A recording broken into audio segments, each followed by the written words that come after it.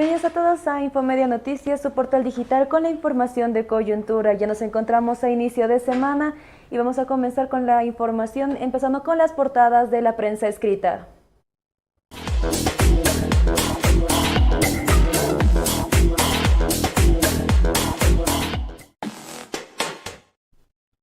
Arrancamos con las portadas, vamos a leer la portada de La Razón porque en el titular principal anuncia que el gobierno se reunirá con las autoridades electas de este país, reunión que acaba de concluir hace par de minutos nada más. El presidente aseguró que se coordinará con totalidad de los alcaldes y los gobernadores, esto en torno al 50-50 en el ámbito deportivo. Y la portada principal, el Tigre abre con éxito en su primer cotejo del año, ganando 1-2 de visitante a Fútbol Club Universitario. Continuamos con las portadas, vamos a leer la de El Día, asegurando que en el título Paz y sus ministros coordinan nuevas leyes, además de la portada y la imagen principal acerca del conteo de votos. Este lunes al mediodía, el TED de Santa Cruz hará el cierre del cómputo de votos de las elecciones subnacionales y entregará los resultados, anunció. Por otro lado, en cuanto a términos internacionales, cubanos hacen milagros para recuperar la crisis energética.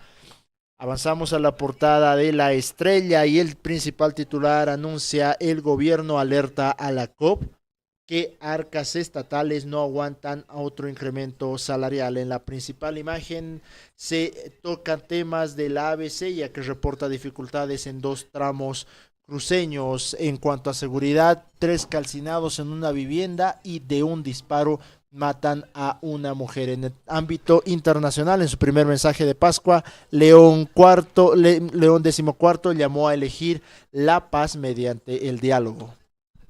Continuamos viendo las portadas. El Mundo asegura que el gobierno rechaza aumento salarial por falta de presupuesto. Paz, el día de hoy anuncia importantes proyectos de ley. En cuanto a los temas de seguridad, se habla de un incendio y encuentran calcinadas a 3 personas. En cuanto al tema de las elecciones, el Tribunal Electoral Departamental de Santa Cruz alista el cierre del cómputo. Y ya finalmente, para culminar con la prensa, se tiene la portada del ámbito deportivo. Nuevamente sufre pero goza. The Strongest vence 2-1 a Fútbol Club Universitario en Cochabamba. El principal titular de este periódico es: la violación es el delito penal más recurrente en Bolivia. Y finalmente, en el ámbito económico, enero fue el mes más bajo para la llegada de las remesas.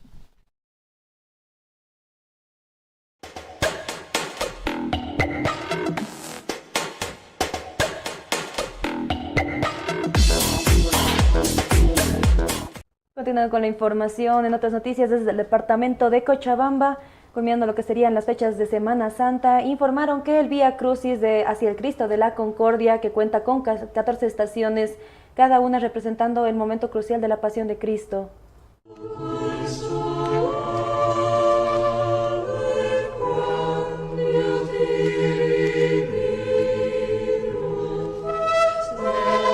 Esta actividad también, que es el Vía Crucis, donde ustedes han podido ver las 14 estaciones hasta la conclusión, la estación número 15, que es la resurrección, donde el tema es la pasión y la muerte, desde la condena hasta la muerte y la resurrección. Han visto ustedes que todas las estaciones están muy lindas, gracias al apoyo de 14 empresas, familias cochabambinas que han apoyado, y que realmente es un ícono en el ámbito religioso.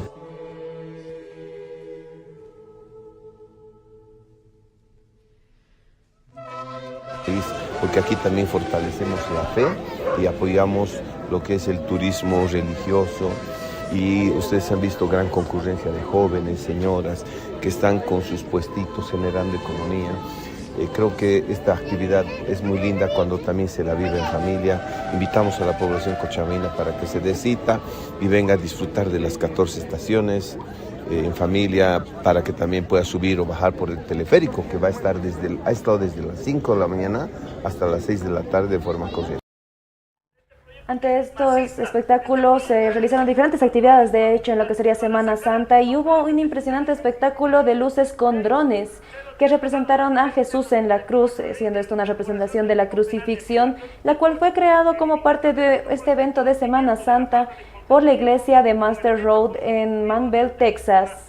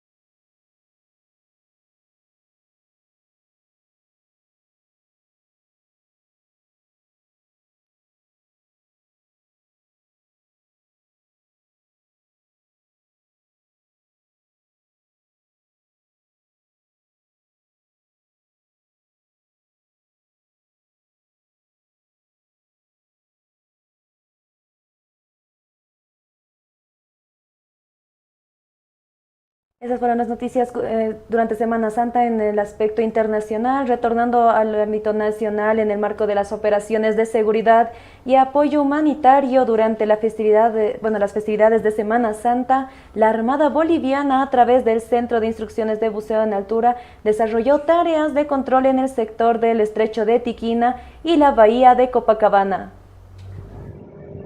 A partir del 2 de abril, iniciamos ejecutando la orden de operaciones Peregrino, que consiste en apoyar al control del sector del Estrecho de Tiquina y la Bahía de Copacabana, ejecutando operaciones de búsqueda, salvamento, rescate y reflotamiento en agua si la situación así lo amerita, con el fin de garantizar la integridad física y la vida de miles de peregrinos y turistas que visitan la zona durante los feriados de Semana Santa.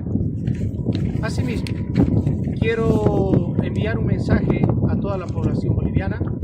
La Armada Boliviana, a través de esta unidad, recomienda que la seguridad es responsabilidad de todos. Disfruten con devoción y alegría estas fiestas y eviten, por favor, consumir bebidas alcohólicas antes y durante el cruce de las barcazas y las lanchas. Usen siempre el chaleco salvavidas y respeten todas las indicaciones que las autoridades navales y el personal de la Capitanía de Puerto.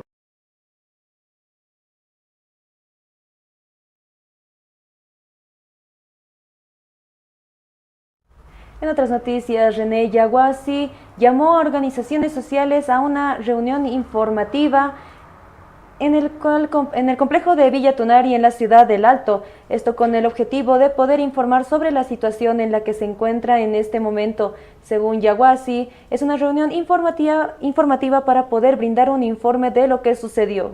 Quiero invitar para este lunes 6 de abril de 2026 a horas 9 de la mañana aquí en el lugar de Mercado Villa Tunari de la ciudad del Alto, que es Mercado Campesino. Entonces, estoy invitando a una reunión informativa a todas las organizaciones sociales vivas, que son la COP, la CETSUTCB, Tupac Katari, Bartolina Sisa, 20 ejecutivos provinciales, ejecutivos seccionales, centrales agrarios, subcentrales, secretarios generales, interculturales, CONAMAC, hermanos mineros, transportistas, gremialistas, juntas vecinales, magisterio urbano y rural, profesionales, juventudes, universitarios, FEJUVES, ADEPCOCA, COFECEI y todas las organizaciones sociales vivas del Departamento de La Paz, y así también a todas las ex autoridades políticas y sindicales para que ese día estén presentes aquí en el mercado campesino de la ciudad del Alto. Así que esta reunión va a ser netamente de carácter informativo para que mi persona pueda dar ese día un informe de la situación que estamos pasando y sobre todo del atentado a la democracia aquí en Departamento de La Paz. Por otro lado, el mismo también afirmó que lo que está en juego es la democracia y advirtió que no se puede permitir como tal la imposición de una dedocracia y que el pueblo ya se expresó en las urnas. Asimismo, también señaló que serán las propias organizaciones sociales las que defiendan las acciones a seguir para poder defender la democracia y exigir el respeto a la segunda vuelta electoral. Acá lo que está en juego es la democracia. Hoy por hoy se está queriendo instaurar dedocracia, no democracia, porque democracia ha sido conquistado con la lucha social y han conquistado nuestros abuelos y abuelas con una lucha social. Así que eso no podemos permitir, justamente eso es lo que nosotros vamos a informar ese día. Es que lo que pasa acá es un atentado, más allá de persona particular o de mi persona, lo que se está atentando es la democracia.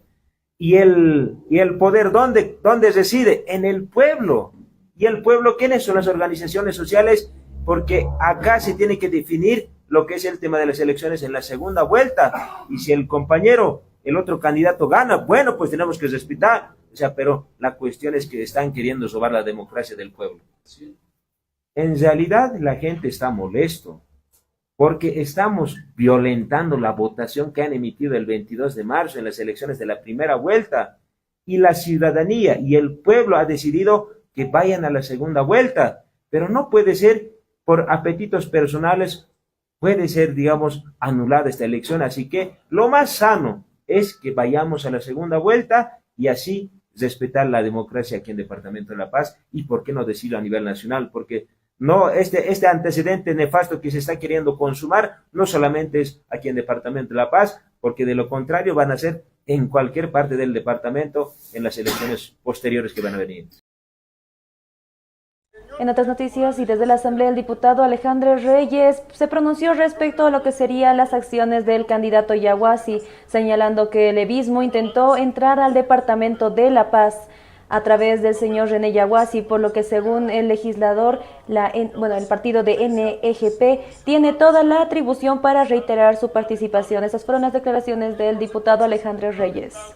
Intentó ingresar por la ventana al departamento de La Paz a través del señor René Yaguasi. Sabiendo ello, por supuesto que NGP tiene toda la atribución para retirar su participación a través de los delegados electorales, se lo atribuye la normativa. En todo caso, el señor René Yaguasi no tiene el por qué insistir primero en convulsionar el departamento y segundo en aliarse con Evo Morales para generar esta división en La Paz. Tiene una legitimidad por debajo del 10%, lo que significa que lo que está buscando él es hacerse del departamento para luego convertir La Paz en una trinchera de guerra. Eso no se lo puede permitir. En ese sentido, creo que el Tribunal Supremo Electoral ha fallado en favor del señor Revilla y ahora lo que se tiene que buscar es el progreso del departamento, no el retroceso a través de la lógica de la convulsión de Evo Morales y Yaguasi.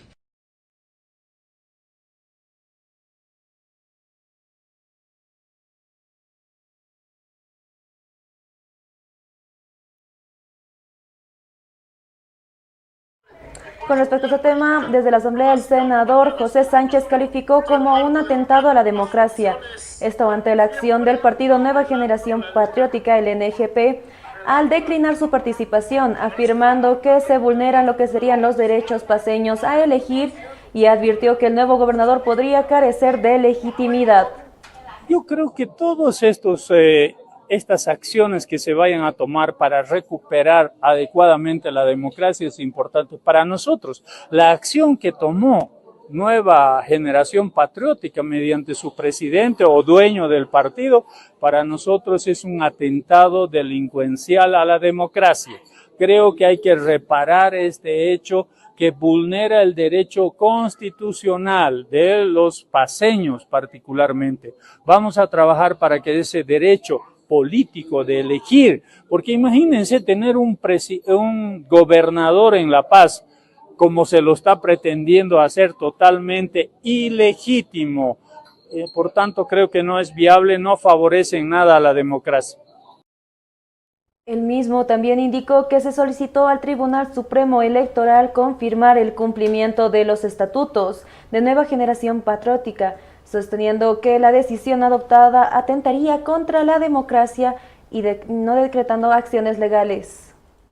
Estamos exigiendo, mediante una petición de informe, que el Tribunal Supremo Electoral nos informe con claridad si realmente en los estatutos de Nueva Generación Patriótica establece esta libertad de solo una persona, porque ustedes saben, es una institución jurídica, por tanto los estatutos deben decir que habrá asamblea o un comité ejecutivo, será aprobado públicamente. Hay una serie de requisitos estatutarios que deben cumplir los partidos. Lo que estamos pidiendo es que nos informe el Tribunal Supremo Electoral si han verificado el cumplimiento de estos requisitos y esperemos que así sea, porque lo que ha hecho el señor Uriona lamentablemente es un atentado delincuencial a la democracia, que esperemos los paceños no permitan este atentado a la democracia, fundamentalmente al derecho de elegir y ser elegido. ¿Por qué al TCP, pero? Porque ellos son los que manejan los estatutos de los partidos políticos y ellos seguramente han verificado estos estatutos al momento de darle la personería jurídica a los partidos políticos, naturalmente que son verificados y constatados y están en manos del Tribunal Supremo Electoral. Por eso se le está haciendo esta petición de informe escrito en principio y luego veremos las acciones legales que correspondan en función de la línea que el ingeniero Tuto Quiroga lo ha dicho el día viernes. Con respecto a este tema, el exmandatario Evo Morales mencionó que con el 13% del voto de La Paz se va a escoger a un nuevo gobernador, mencionando que sería un gobierno de efecto y esto sería que ignoraran a lo que sería el pueblo paceño, mencionando también Morales, además de que mencionó como tal al partido NGP como un aliado del gobierno y que eso no sería gratis, sino que esto se vería con un pago por detrás. Incorporamos el voto blanco nulo para computar, apenas obtuvo 13%. Con 13% va a ser gobernador. Es un gobierno de facto. Yo puedo imaginarme, conociendo al pueblo paceño, va a haber desacato si imponen esto. ¿Con qué autoridad, con qué moral? Con 13%, finalmente el voto nulo, voto blanco, también voto pues, votaron ahí. Han ido, blanco, ¿no? O nulo. Entonces, repito, incorporándolos apenas llegas al 13%. ¿Cómo con 13% va a ser gobernador de un departamento como La Paz? Realmente es ignorar al pueblo paceño, hacer daño al pueblo paceño. No hay democracia. No, eso se ve a simple vista. Pero yo tuve la oportunidad de hablar con NGP, vino a Villatonel, conversamos, era posible aliado. Ahora estamos escuchando que ya es gobierno. Esto no es gratis, es pega o es plata. ¿Para qué vamos a engañarnos? Pues, que digan. Y tarde o temprano se va a saber si es pega o plata de GNP con el gobierno. Pero bueno. Y el gobierno de Rodrigo Paz no gana ni una gobernación en primera vuelta. En segunda vuelta está en 5 departamentos, algunos primero, algunos segundo. Quiere ganar por a este paso, con gasolina de mala calidad, tantos problemas que tiene, sienten que no va a tener ni un gobernador en la segunda vuelta. ¿Qué es eso? ¿Qué clase de gobierno es entonces? Que no tenga ni un gobernador en los. El mismo también afirmó que el gobierno se encontraría como en desesperación por tener un gobernador. y lo que toman sería totalmente ilegalmente, ya que esto sería una autoridad ilegal e ilegítima institucionalmente. Morales aseguró que si ahorita fuera la segunda vuelta, Yaguasi arrasaría en La Paz. Yo creo que la desesperación del gobierno es por lo menos tener un gobernador, aunque ilegalmente, así como estaban explicando, aunque sin segunda vuelta, pero tener gobernador. Ya tiene garantía en La Paz. Pero ¿qué clase de autoridad va a ser? Ilegítimo. Total. Autoridad ilegal, ilegítima, inconstitucional, pero sobre todo sin autoridad, será autoridad, pero sin autoridad. A un animal que va a enfrentar a un corrupto, hay que eliminar. Yo estoy seguro, si ahorita fuera elecciones, la segunda vuelta, hermano, ya va a ser arrasa en La Paz. Arrasa, totalmente, sin campaña. Saben ellos, sin campaña gana hermano Yabasi. Entonces, comprar, pagar, ¿no? Pero con el capítulo que está leyendo, es muy grave para el Tribunal Supremo Electoral. Ahora, para el gobierno, es un problema más La Paz, por Revilla, Revilla, un problema más. Por favor, no está haciendo ese problema ni Evo, ni Yabasi, nadie. Ellos hacen su propio problema. Antes que haya desacato, debían revisar. Yo recomiendo al presidente, a todo ese equipo, no cometan semejante error. Cuidado con una rebelión del pueblo paceño. Entonces, yo repito nuevamente, que no está echando la culpa al evismo, a algunos sectores, porque ellos hacen. Asamblea, la diputada Esther Góngora cuestionó al movimiento al socialismo y al exmandatario Evo Morales, señalando que habría perjudicado al país y a la ciudad del Alto. También criticó que el ex candidato René Yaguasi por su rol en el escenario político. Al poder, pero no vamos a permitir, porque el MAS nos ha hecho daño, ha hecho daño a este país y a la ciudad del Alto, una ciudad empoderada, una ciudad trabajadora, la ciudad que no duerme. ¿Qué ha dado el MAS a la ciudad del Alto? Y quieren usar a la gente alteña ahora. ¿Para qué? Para hacer bloqueos. Sí, él sabe que se está prestando al levismo, ¿no? Pero él debería tener más valores, debería pensar en la ciudad de La Paz. Los valores para esta ciudad de La Paz no se transan. Los valores que necesita la ciudad de La Paz se nace del corazón y se lleva a una calidad de vida para cada paceño. Y tenemos que tener calidad de vida en salud, en educación y en todo el desarrollo, cosa que este gobernador presente ahora y los otros gobernadores nunca han tomado en cuenta. Si quiera La Paz, yo vengo de ser asambleísta y todos los asambleístas se han vendido al gobernador porque nunca ha sido fiscalizado. Jamás él ha comprado con puestos y con dinero a todos los asambleístas del MAS. Lamentablemente ahí está el asambleísta La Noca, el asambleísta Samantha, ellos están peleando contra el gobernador. No hemos podido hacer nada en la gobernación. ¿Por qué? Porque la mayoría. El diputado Alejandro Reyes también criticó al exmandatario Evo Morales y respaldó lo que sería la decisión del Tribunal Supremo Electoral, afirmando que Luis Revilla debe asumir la gobernación tras obtener la mayor votación. La normativa no puede ser atropellada como lo hacía siempre Evo Morales. Evo Morales ha confesado que ha utilizado varios partidos como caballos de Troya, incluido Libre. Él mismo la semana pasada ha dicho que ha tenido un par de candidatos que han ganado por la sigla de Libre. En ese sentido, lo que realmente ha tomado precaución NGP es evitar eso. El propio Uriona ha dicho que ya estaba en camino una especie de manipulación desde el levismo, repartija de pegas y obviamente corrupción, previo a ni siquiera haber llevado una segunda vuelta. Por lo tanto, un problema interno, un conflicto interno no puede ser excusa para atropellar la normativa. Esta decisión del Tribunal Supremo Electoral es completamente legal y en ese sentido el señor Revilla tiene que asumir la gobernación. Se puede cuestionar el 20%, sin embargo es la votación mayor. Ha habido fragmentación. Más bien, ¿con qué derecho una persona que tiene por debajo del 10% quiere convulsionar el departamento? Eso sí es ilegitimidad. Eso sí es generar convulsión. Por lo tanto, yo creo que hoy estamos en el marco en el que estamos, pero obviamente respetando la legalidad y la democracia.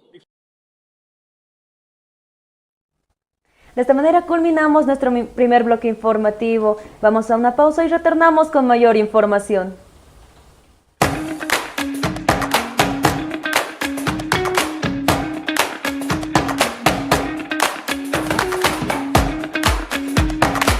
El servicio técnico para drones que buscabas en la ciudad de La Paz. ¿Tu dron necesita una revisión, un repuesto o una reparación urgente? No busques más. Servidrón es el mejor servicio técnico de reparación de drones en la ciudad de La Paz, ofreciéndote soluciones integrales. Confía en los expertos. Para cualquier tipo de arreglo o mantenimiento, o si necesitas repuestos originales y de calidad, garantizamos que tu equipo estará de vuelta en el aire con la máxima eficiencia. Contacta a Servidrón hoy mismo al 7883-3671. Estamos en la conferencia de Chino y Nacho, así es, se viene esta Chino y Nacho manía. Por favor, coméntenos cómo es la expectativa del público de la ciudad de La Paz. ¿Cómo estás? Buenos días. Bueno, hemos terminado la conferencia, la expectativa está increíble. Bueno, agradecemos al público paseño porque hemos tenido una respuesta con el tema de la preventa. Se han agotado el sold out en todos los sectores. Hemos ido agotando primero Mi Niña Bonita, después se agotó el Super VIP, Platea Alta y luego el último sector en agotar ha sido Platea Baja y hemos tenido un sold out. Ahora estamos en...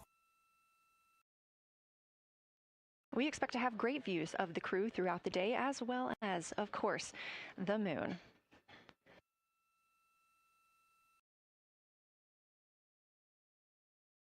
We expect to surpass that Apollo distance record in 55 minutes and 50 seconds. We are now looking live at a camera mounted on one of the spacecraft's solar arrays, pointed to our lunar neighbor. We are currently just 14,200 miles away from the moon and 247,672 miles away from planet Earth.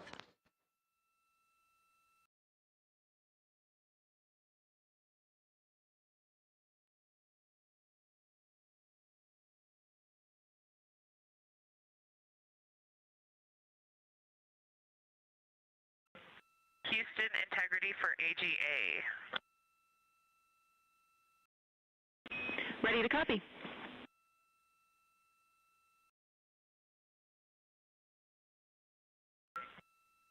Carbon dioxide 2.3, oxygen, which has the alarm 26.3, 73.1 degrees, 10.3 psi.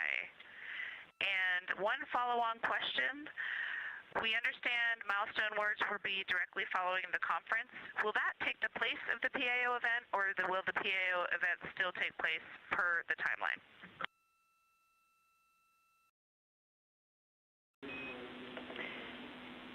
Good question, Christina.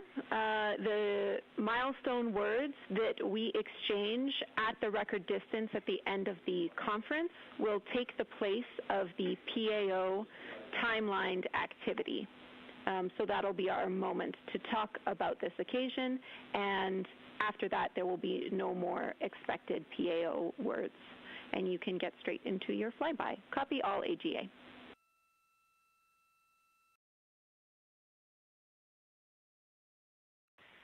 Okay, thank you. And final clarification, even though it's taking the place of it, it will all just be on OE1 with HHP camera, no additional video. Is that right?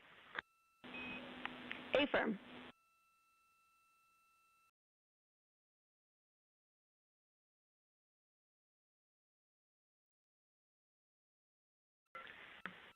Okay, thank you. Yep, some of us had already heard that. Sorry about the second question. We appreciate it. Talk to you soon. No problem.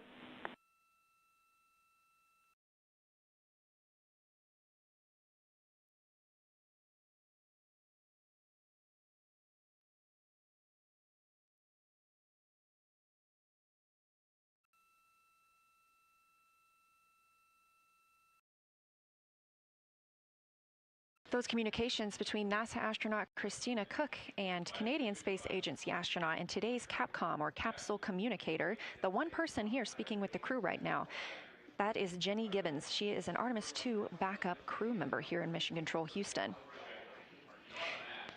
We are now 4 days, 18 hours, and 30 minutes into the flight of Orion for Artemis II. The Artemis II crew inside Orion lifted off atop the Space Launch System rocket on Wednesday, April 1st from NASA's Kennedy Space Center in Florida.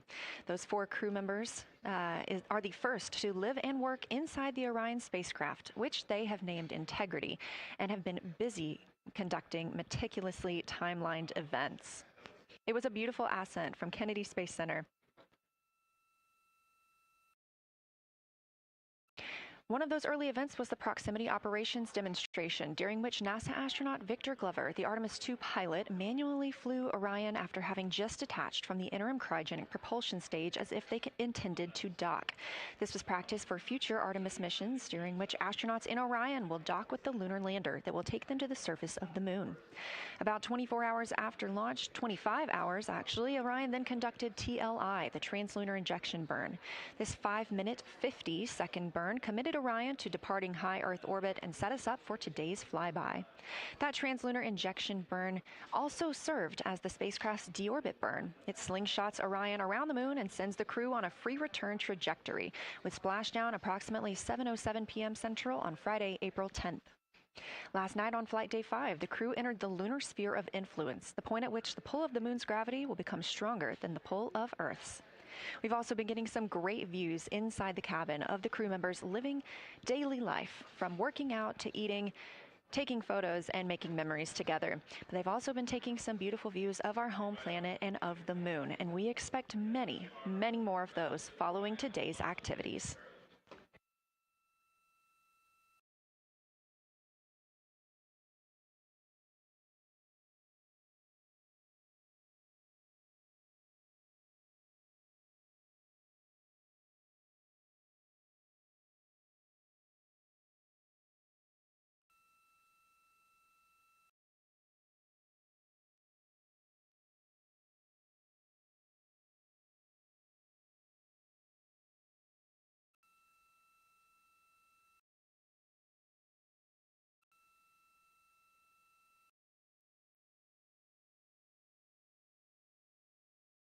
These live views back inside the cabin of Orion, but before we get into flyby, let's take a minute to get reacquainted with our crew. Reed Wiseman is the Artemis II commander and a Baltimore native. He's been in space once before. I think there was going to be some families heading into the viewing room today. If they end up showing up, could you just give us a heads up when they're there so we can just wave to them on the camera? Absolutely.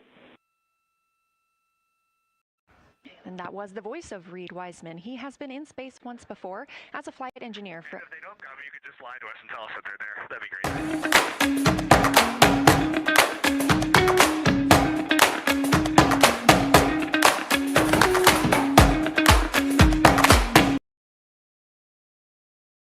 Y como pudimos ver en imágenes, esas fueron se pudo ver en vivo las imágenes de cómo estaban preparando el grupo que irá en el Artemis II, en el cual la NASA mostró las imágenes que se podrán ver de la Luna desde de más de 50 años, y la Luna también que fue captada por la tripulación de la misión Artemis II, que se encuentra a poco de llegar con el objetivo para convertirse en la primera misión tripulada en alcanzar la órbita del satélite natural en más de medio siglo.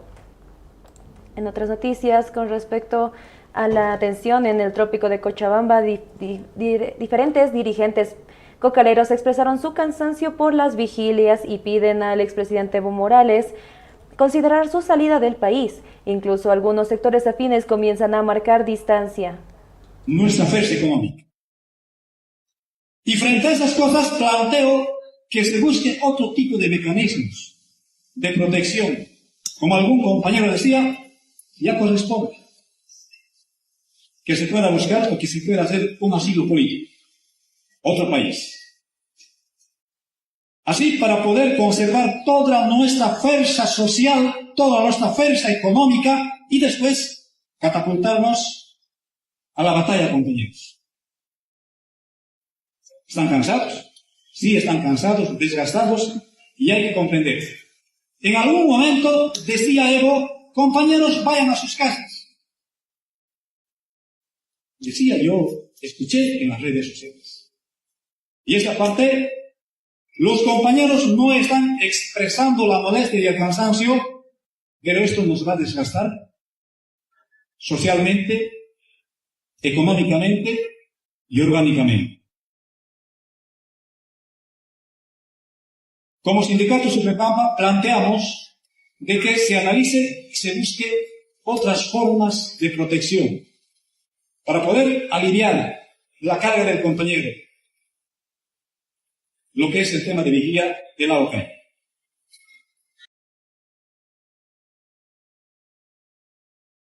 Estamos concentrando toda la fuerza económica en una vigilia. Ante esta información, desde la Asamblea, el diputado Alejandro Reyes afirmó que el expresidente Evo Morales debería ser aprehendido y extraditado, señalando que sus acciones afectarían lo que sería la democracia. También sostuvo que el exmandatario estaría pidiendo respaldo político. Evo Morales tiene los días contados, tiene muchos procesos a nivel internacional y se tiene que ir cerrando el cerco. Está más que claro que el único perjuicio para la democracia es Evo Morales. Por eso está movilizando gente, por eso está convulsionando y por eso intenta recuperar capital político que ya no lo tiene. Está más que claro que más temprano que tarde tiene que ser aprehendido y además extraditado al lado y en la misma celda que Maduro. En este punto no va a haber ningún país que le dé asilo político. Nadie estaría tan mal de la cabeza como para darle asilo político a un personaje político tan nefasto, porque lo que va a hacer es destruir pues la democracia, va a destruir las instituciones donde vaya, así sea México, así sea Brasil. Evo Morales es el cáncer de la democracia a nivel mundial. Están más que cansadas sus bases, imagínense, están en vigilia, creo que están durmiendo todos en las mismas camas. La realidad es que hoy Evo Morales logró cansar a su misma gente. En ese punto de desgaste está Evo Morales, por lo tanto, más temprano que tarde lo vamos a tener seguramente aprehendido y extraditado. En otras noticias, el representante de los gremiales del Alto Toño Signani expresó lo que sería su rechazo a la propuesta de la Central Obrera Boliviana al incremento del 20%, argumentando que la medida no beneficiaría a lo que sería la mayoría de la población y lo cual podría generar una mayor inflación al país. Hay que decir bien claro, como Central de Trabajos de Bolivia, como ejecutivo de los gremiales del Alto, realmente es una pena que la Central Obrera Boliviana pida pues un incremento salarial al 20%, ya que estamos viendo que hay una crisis total a nivel nacional. Este 20%, ¿a quiénes va a servir? Solamente va a ser al 14% a nivel nacional. En cambio, el 85% del pueblo boliviano somos cuenta propias. ¿Quiénes son cuenta propias? Los gremiales, los transportistas, los conamipes, cocaleros, varios sectores que hoy en día no gozamos del Estado. Por eso muy preocupados con la Central Obrera Boliviana que quiera pedir un incremento salarial del 20%. Como gremiales a nivel nacional de la ciudad de la C3B, rechazamos contundentemente a la petición de la COP del aumento salarial del 20%, porque eso directamente sería pues una inflación para todo el pueblo boliviano. Los mayoristas ya están queriendo hacer subir sus precios. ¿Quiénes sufren? Somos los minoristas. Por eso hay que decir bien claro a la COP, son bolivianos, todo está bien, pero también piensen en el pueblo boliviano y no puedan pedir el aumento salarial del 20% porque automáticamente es una inflación y un costo va a ser a nivel nacional. El mismo también planteó que cualquier medida de reducción salarial debe aplicarse de forma equitativa a todas las instituciones y sectores que perciben ingresos del Estado, esto exigiendo que no se cuenten con privilegios ni exclusiones. A ver, en la reducción de salarios, ministros, viceministros, presidentes, alcaldes, gobernadores, tiene que dárselo, pero no solo para ellos, tiene que ser para los mineros, tiene que ser para Bencomín, tiene que ser para el tema de la Caja Nacional que gana fuertes montos, temas de YPB, o sea, tiene que ser para todos. Así es que la COP, si está pidiendo reducción de salarios, también tiene que ser para los mineros porque gozan del Estado. Por eso nosotros estamos de acuerdo, pero tiene que ser la ley para todos, no para unos cuantos sí y para otros no. Como el compañero ejecutivo de la COP, ¿cuánto gana? Tiene que reducir al 50%. Y así claro dirán las cosas. Si queremos una reducción de salarios, tiene que ser para todos, incluso para los mineros. A ver, En la reducción de salarios, ministros, viceministros, presidentes, alcaldes, gobernadores, tiene que dárselo, pero no solo para ellos, tiene que ser para los mineros, tiene que ser para Fencomín, tiene que ser para el tema de la Caja Nacional que gana fuertes montos, temas de YPV, o sea, tiene que ser para todos, así es que la COP se está pidiendo. Por otro lado, en otras noticias, Toto Quiroga manifestó que el 1 de mayo La Paz se convertirá en lo que será un mochordomo y pide que el gobierno debe manejar con cuidado lo que sería la gobernación de La Paz, porque se puede acumular las demandas que pueden afectar al gobierno. Sabemos la dinámica, camino al 1 de mayo, La Paz va a ser un marchódromo. Y además de eso, no nos dejan votar en la gobernación y la gasolina sigue podrida. Por eso el gobierno debe manejar con cuidado el tema de la gobernación de La Paz, porque se pueden acumular demandas, frustraciones e indignaciones que puede ser grave para el gobierno. Lo digo de buena fe para dar consejos. Lo dije un par de veces. ¿Por qué están esperando tanto a iniciar la negociación salarial? Pensaban, ahí decían, no, tú quieres hacer oposición, criticar. No, era un consejo sano. Y van a ver en abril cómo el tiempo va a dar la razón de que aquí vamos a tener un marchódromo con una demanda cuya base es el incremento que ya dieron en el decreto. Ellos pusieron 20% en el decreto, nadie les pidió, nadie los obligó. Han fijado un parámetro, que es el que va a usar la COP para las negociaciones salariales, que ellos expliquen por qué pusieron eso en el decreto, para dar ese argumento. El mismo también señaló que Evo Morales debería guardar silencio, a quien también calificó como responsable de haber vulnerado la Constitución en busca de un tercer mandato. Asimismo, también lanzó un cuestionamiento al presidente Rodrigo Paz y a su aliado Samuel Doria Medina, instalándolos a pronunciarse públicamente sobre las recientes acciones del titular del NGP. Yo quiero hacer unos pedidos. Primero, a don Evo Morales, ten la dignidad de quedarte callado. Tú eres el campeón del fraude y el fraudulento más asqueroso de la historia. Te robaste el tercer mandato violando la Constitución. Buscaste el cuarto volviendo a violar la Constitución y con fraude. Tú no hables de respeto a la Constitución ni a las elecciones. No tienes la autoridad moral. Eres el hombre más fraudulento de la historia de Bolivia, Evo Morales. Y si vas a llamar a que en La Paz la gente se movilice, ven pues tú, Ewa. ¿Cuándo vas a venir? Aquí estoy yo, mira, llegando de Cochabamba. Toma este avión igual que yo. ¿Cuándo vas a venir? Mejor guardar discreto silencio, fraudulento Ewa. A él dejémoslo de lado. A los que manejan la Alianza Patria, al presidente Rodrigo Paz, con todo respeto. Yo sé que usted quería ganar y quiere ganar una gobernación del eje. Gánela en cancha, con votos. No la ganen en mesa con maniobras. Presidente Paz, sobre una situación como esta, uno, ¿está con la democracia y con los votantes paceños o está con la maniobra artera del señor Uriola? Yo la repudio, la rechazo. El que guarda silencio la avala y respalda a la maniobra para apoderarse de la gobernación de La Paz a espaldas de los votantes paceños. Le pido al presidente, al señor Samuel Doria Medina, que también son de patria, que repudien esta maniobra del señor Uriola. El que calla otorga. Si no la rechazan, va a quedar la sospecha de que ha habido un contubernio, que ha habido una... Con respecto a la pedida del incremento salarial de la Central Obrera Boliviana, la diputada Claudia Bilbao rechazó este pedido, afirmando que la mayoría de los bolivianos son cuentapropistas y advirtió que una subida generaría más problemas económicos. No, la Central Obrera Boliviana hoy día, del 100% de los bolivianos, 15% nomás están dentro de una Central Obrera Boliviana. El 85% somos cuentapropistas. ¿Nos van a subir el salario a nosotros? Ahora, ha pasado como en ningún año. El presidente de entrada ha incrementado el salario mínimo. Hay que ser conscientes. Hoy día, si tocamos eso, hoy día nosotros vamos a arreglar el tema del dólar. Estamos ahí. La economía se está arreglando. Pero si subimos, el hecho nomás de subir algo, nos va a causar problemas a todos los bolivianos. No solo a ese 15% que hoy día podría tener un mejor salario. ¿A quiénes les van a aumentar? ¿A los funcionarios que critican? ¿A las empresas? ¿A quiénes van a aumentar? ¿Los empresarios van a poder aumentar?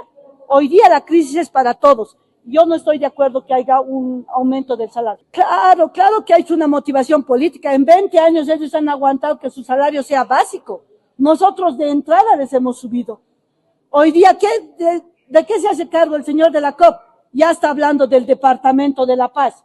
No tiene gente y quiere jalar al Departamento de la Paz con el tema electoral. O sea, se usan de todo y eso está mal. Hoy día todos deberíamos ponernos la camiseta del presidente para sacar este país adelante. Si no, con bloqueos, queridos periodistas, queridos bolivianos, no vamos a salir. 20 años nos han bloqueado este país, 20 años no nos han dicho la verdad, por eso hoy día también nos está costando salir en el tema económico.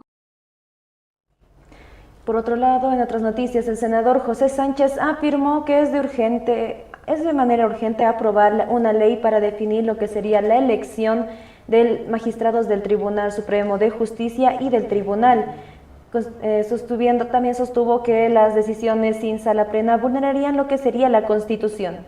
Hay varias leyes respecto al Tribunal Constitucional y al Tribunal Supremo de Justicia. Nosotros creemos que debe llevarse adelante de una vez la aprobación de este proyecto de ley porque fija ya tiempos para la elección. Se tienen que elegir, se tiene que completar el Tribunal Supremo de Justicia y sobre todo el Tribunal Constitucional. Ustedes saben, la anterior semana han sacado 4 sentencias constitucionales que se las llaman avocaciones, que realmente vulneran la Constitución, vulneran las leyes, y para nosotros esas leyes, esas sentencias constitucionales deben ser tratadas en sala plena. Ellos no tienen sala plena, eso tiene que entender el país. Ellos no pueden resolver, no pueden tomarse atribuciones que no les corresponden. Nosotros como bancada de Libre lo hemos dicho con claridad. No existe sala plena en el Tribunal Constitucional, por tanto, la presidenta supuestamente electa es una presidente ilegal, porque la ley establece con claridad de que es una sala plena.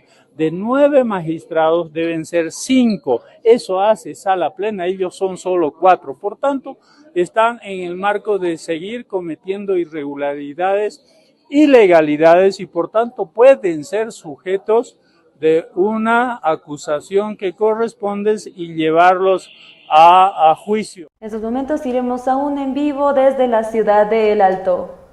Aquí arriba, Felipe Quispe, hermanos y hermanas.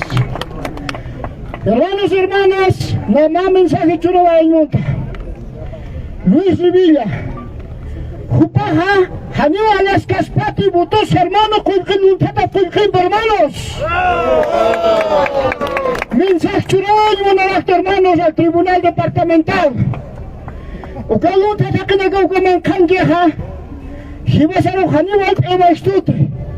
Hichay puto Janiga Ukha, si vas a Kanstestan, argumentin bite hermanos. Kupano que renuncio Waspan, abandona Waspan, uka lugar hermanos. Bien, hermanos y hermanas, de 20 provincias, Ciudad del Alto, Ucamaraki, hermanos autoridades, de diferentes lugares, hermanos y hermanas, y a Nate Siñane. ¡Jalá el Departamento de la Paz! ¡Jalá la 20 provincias! Gracias, querido hermano. ¡Jalá los Pechos Rojos! El día miércoles, a la cabeza del Cantón San Roque, provincia de Masuyos, va a encabezar, hermanos. Provincia de Masuyos tiene 39 centrales agrarias. Por eso convocamos, si las cabezas no están, centrales agrarias, vamos a encabezar, queridos hermanos, con sector Guarizate, hermanos. Subcentrales, secretarios generales, a sumarse a este noble causa, hermanos. A continuación tendremos la palabra de la provincia Pacajes. Fuertes aplausos, por favor. Bien. Gualiquía, hermanos ex autoridades, hermano nacional, hermanos departamental, hermanos mineros, hermanas batulinas, Tacpacha, ex autoridades, población o Departamento de La Paz. Tengan muy buenas tardes, hermanos y hermanas. Eso fue lo que podemos ver en vivo desde la ciudad del Alto. En instantes retornaremos con este en vivo. En otras noticias, Roberto de la Cruz, ex dirigente de El Alto, cuestionó lo que sería la presunta injerencia al expresidente Evo Morales en el proceso electoral subnacional, en el cual se planteó la necesidad de revisar lo que sería la normativa vigente, esto con el objetivo de garantizar la certidumbre en futuras elecciones. Si Revilla es político partidario, créanme, porque si el señor Evo Morales no se hubiera metido en esto, yo creo que la segunda vuelta se hubieran aguantado en ir y en aceptar. Pero al haberse introducido, señor Evo Morales, en esta segunda vuelta, donde dice todos apoyar a Yahuasí, ahí se ha distorsionado, se ha politizado lamentablemente la segunda vuelta. Y consecuencias lamentables hoy que vive el país. Ante esta situación, la ley del régimen electoral que ha sido redactado a gusto y sabor de Evo Morales amerita modificación. Ahora hay que plantear que se haga urgente modificación de esta ley para que las próximas elecciones se lleve con certidumbre y con seguridad jurídica, no así a patadas como las que hemos visto. Dentro del marco democrático, la solución es siempre velando la legalidad, velando la legalidad. Para eso era importante el Tribunal Constitucional Plurinacional. Se hubiera pronunciado de manera urgente si es que presentaba. Pero como no hay quórum, consecuencia de lo que hoy estamos viviendo.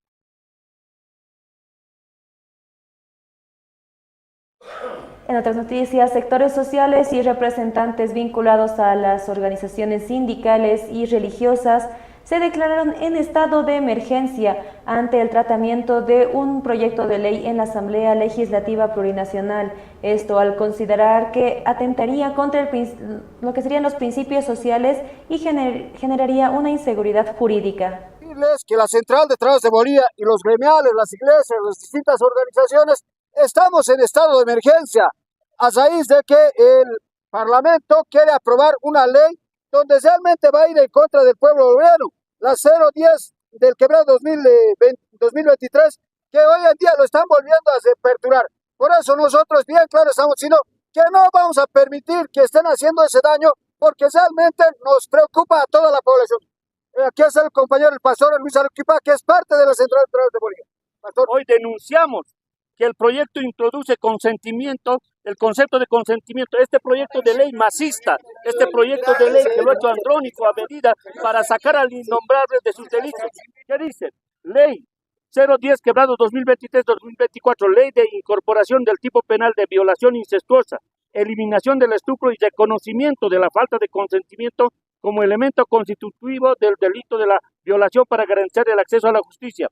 Denunciamos que este proyecto desdibuja los límites del delito sexual, genera inseguridad jurídica. Como representantes de las iglesias, hoy rechazamos este proyecto de ley, como les dije, que es ambigua, que es inconstitucional y carente de toda legalidad.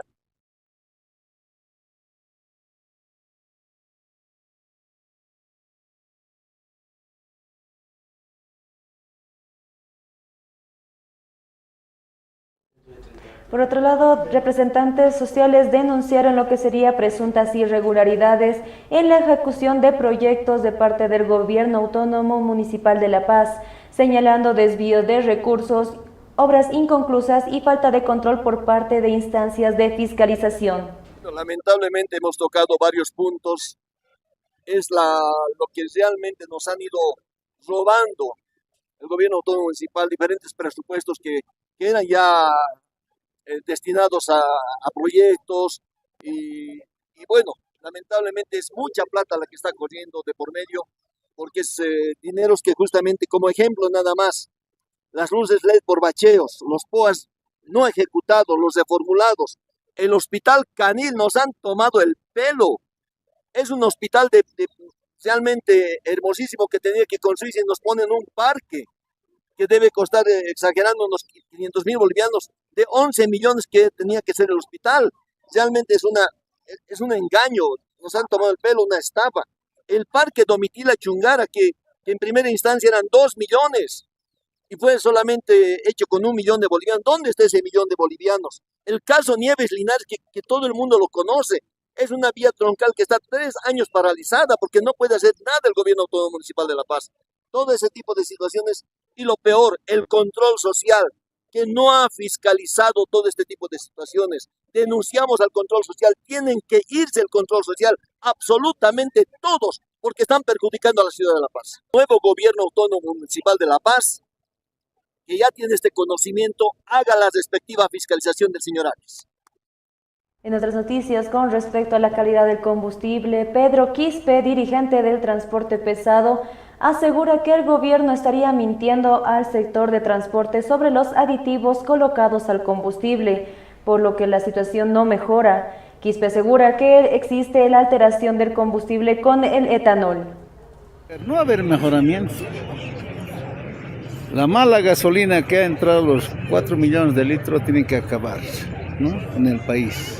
Están alterando con etanol, que es alcohol, y sin echar ningún aditivo. Una mentira que han importado, que han traído totalmente falso. Le están malogrando acá, en Sencata, cambiando de color, echando el alcohol. Esa es la falla, un error grande que han cometido. ¿Quién crees que es responsable? El importador, el maleante que ha traído esta basura. Nos ha querido engañar. Transfigura Vitol. No debe traer de 90 a 95 octanos, como siempre han traído. ¿Para qué traer una gasolina liviana de 80 octanajes? ¿Para qué sirve esta gasolina? Solamente sirve para lavarse. Necesitan industrias, plantas, para eso sirve, no para el automóvil. Con esta información culminamos nuestro segundo bloque informativo, iremos a un corte y retornaremos con mayor información.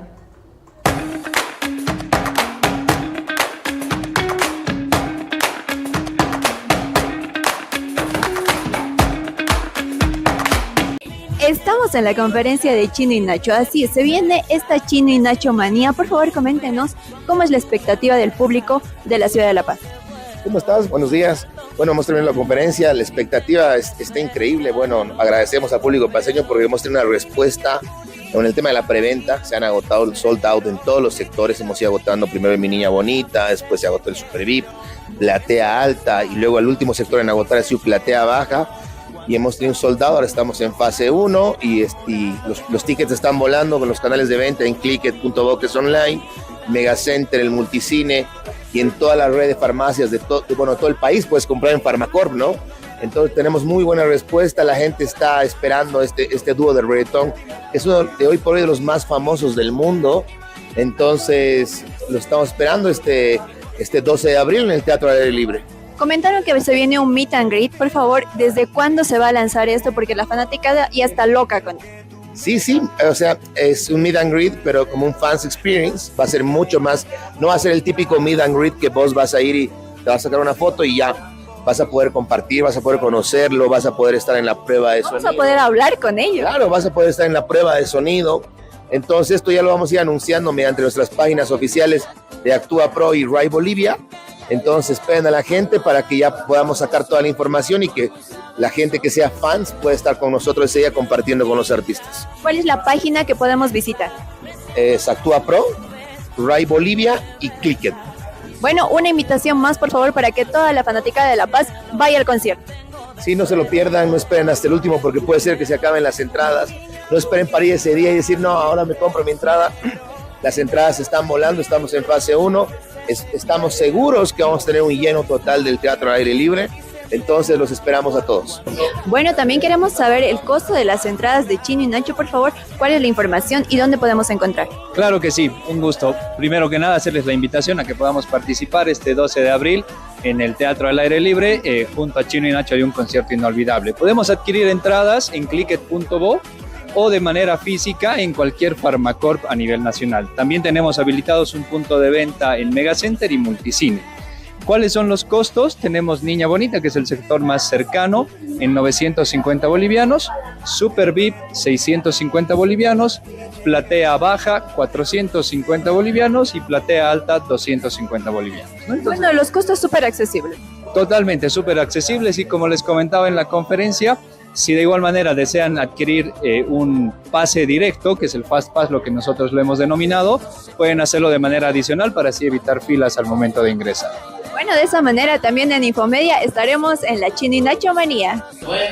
Yo creo que es idóneo cantar un pedacito de la canción que fue la llave, definitivamente, que abrió las puertas y que rompió el celofán para Chino y Nacho, que es: mi niña bonita, mi dulce princesa, me siento en las nubes cuando tú me besas y siento que vuelo más alto que el cielo. Si tengo de cerca el olor de tu pelo, aquí hay amor. Que siempre, siempre prevalezca el amor antes de cualquier cosa.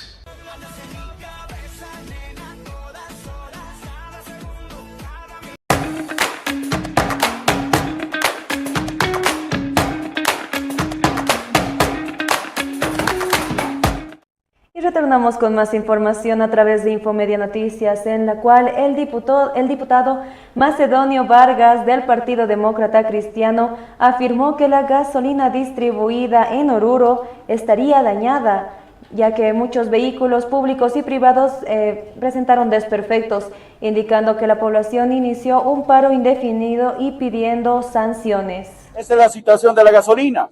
Imagínense, esta clase de gasolina nos están vendiendo en la ciudad de Oruro. Esta es la clase de gasolina que nos están vendiendo en la ciudad de Oruro. Ustedes pueden ver el nivel de gasolina. Y esta gasolina era anteriormente, compañeros de la prensa. Y es por eso que la ciudad de Oruro se está pronunciando y está entrando en un paro general indefinido para solucionar este producto que les estoy mostrando. Yo he consumido el día viernes 3, aquí está la factura. Por eso la ciudadanía de Oruro se está pronunciando y está entrando en un paro absolutamente indefinido hasta la solución que se tenga, compañeros. Los responsables de estos que caigan de una sola vez. No podemos permitir. Antes traían esta gasolina, ahora nos traen estos y se arruina todos los vehículos, no simplemente de los particulares. Hay también vehículos que se están arruinando del sistema público, de los centros de salud, de la misma asamblea, de la misma vicepresidencia. Y bueno, están subsanando con el dinero de cada ciudadano, pero los responsables de esto no hay hasta el momento. Exigimos que de una sola vez caiga quien caiga, y que se responsabilice del daño económico que ha hecho a mi Bolivia. Por otro lado, la diputada Claudia Bilbao afirmó que la Agencia Nacional de Hidrocarburos y Yacimientos Petrolíferos Fiscales Bolivianos actuaron tarde en lo que sería el control y la calidad del combustible, señalando que el resto generó daños a vehículos y aseguró que el Estado ya habría pagado 6 millones por las afectaciones. Hoy día estamos viendo que el combustible llegue mejor. No sé si ustedes han visto en algunas estaciones de servicio, antes de cargarte, ahora ya te muestran. Y te están mostrando, están diciendo, este color te estoy cargando. Eso ha pedido la NH, pero lo ha hecho muy tarde. Realmente la NH y el presidente de Yacimientos nos ha perjudicado en ese tema. Hay que decir la verdad. Este señor de la NH y toda su gente nos ha perjudicado. Nosotros hace un mes atrás le hemos ido a molestar. Le hemos dicho, váyase a las estaciones de servicio, chequee cómo llegan las cisternas, porque usted es el fiscalizador. Y no nos han entendido. Hoy día lo están haciendo con este retraso, y hoy día, gracias a ese retraso que ha tenido tanto la NH como el presidente de Yacimientos, nos están ocasionando algunos problemas, pero que me parece que poco a poco se están solucionando, porque ustedes ya no van a escuchar que se estén pagando muchos los autos. Se ha pagado hasta ayer 6 millones, se está pagando de las movilidades destrozadas. Ahora, ¿quién está asumiendo? El pueblo boliviano, pues. ¿O qué queremos? Como en 20 años nos han mentido. La plata está ahí. La plata se estaban prestando para subvencionar. Nosotros estamos siendo de frente y le estamos hablando al pueblo de frente. Hoy día, eso también lo está pagando el Estado y todos los bolivianos. La misma diputada también afirmó que el ministro de Hidrocarburos, Mauricio Medina Celi, asistiría a su interpelación, además que también cuestionó lo que sería la falta de señales del ministro de Economía y pidió que el tratamiento sea técnico y no político. Sí, yo pienso que va a estar, ¿no? Pero hoy día el que más problemas que el ministro de Hidrocarburos, que es el ministro de Economía, El ministro de Economía no está dando señales claras y nos está metiendo en problemas. Este tema de impuestos nosotros como diputados hemos tenido que gestionar. Él ha tardado mucho y está tardando mucho. El tema del BCP, del Banco Nacional, ese problema igual nos ha traído. Y el ministro de Economía nos está tardando un poco en algunos problemas, ¿no? Yo pienso que el ministro de Hidrocarburos, si lo han llamado, basta de la interpelación. Pienso que hoy día las bancadas hasta de oposición tienen que entender que él está haciendo esos proyectos necesarios que en estos 20 años no se ha hecho. Yo espero que no sea un tema político, sino que tenga que ser un tema técnico, porque el ministro de Hidrocarburos es de todos los ministros, el más técnico que tenemos. Y hoy día es complicado que se vaya y nos deje con algún tema a medias, ¿no? Por otro lado, también la senadora Ana Crispín advirtió que el uso de aditivos a la gasolina podría ocultar lo que serían los problemas de la calidad, señalando que se desconoce la composición, al igual que pidió tratar un proyecto de ley para sancionar el uso irresponsable de químicos.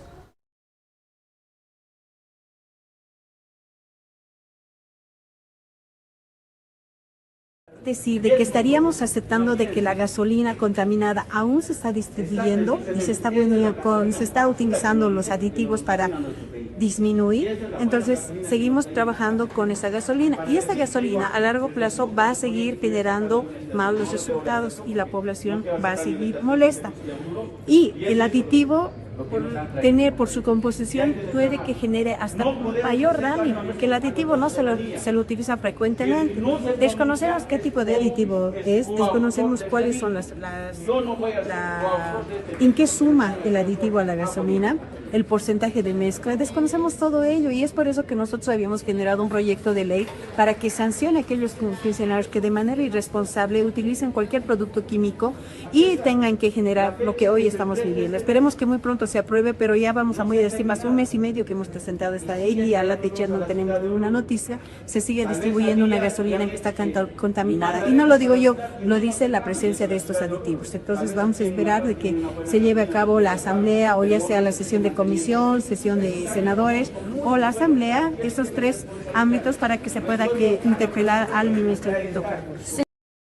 La misma también afirmó que la interpelación al ministro Mauricio Medinaceli en el mismo se va a exigir que se aclare la distribución de los combustibles con aditivos, al igual que también se observó la ausencia de sanciones. Lavarse las manos, creo que es muy tarde su reacción. Lo hubiera hecho en su momento presentando todos los informes técnicos correspondientes y mañana si se lleva a la asamblea va a saltar bastante el tema de la gasolina, el tema de los aditivos, porque se sigue distribuyendo una gasolina contaminada que está generando daño aún en diferentes departamentos. La autoridad no ha podido manejar su cargo de acuerdo al rol que le corresponde.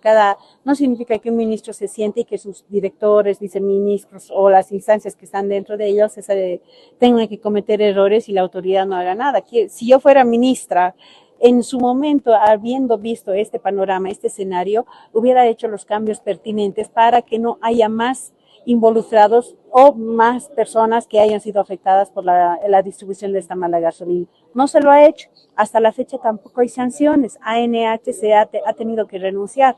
El presidente de YPFB ha tenido que renunciar. ¿Qué dice eso?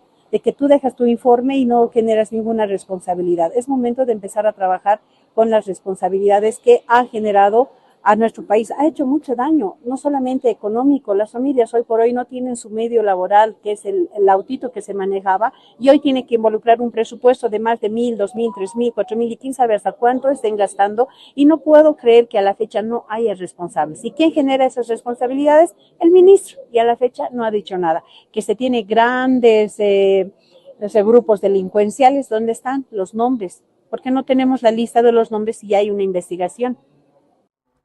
En otras noticias, el gerente de la Asociación Departamental de Porcicultores, la ADEPOR, Henry Chávez, afirmó que existe lo que sería un incremento en la producción de carne de cerdo, está siendo de un 5 a un 10%. Fíjese usted, el crecimiento en la producción de cerdo se viene incrementando mes a mes. Estamos en un incremento entre el 5 y el 10%. Hay más productores. El consumo se ha incrementado también. Nuestras visitas que hacemos a este departamento precisamente también es motivo de ello.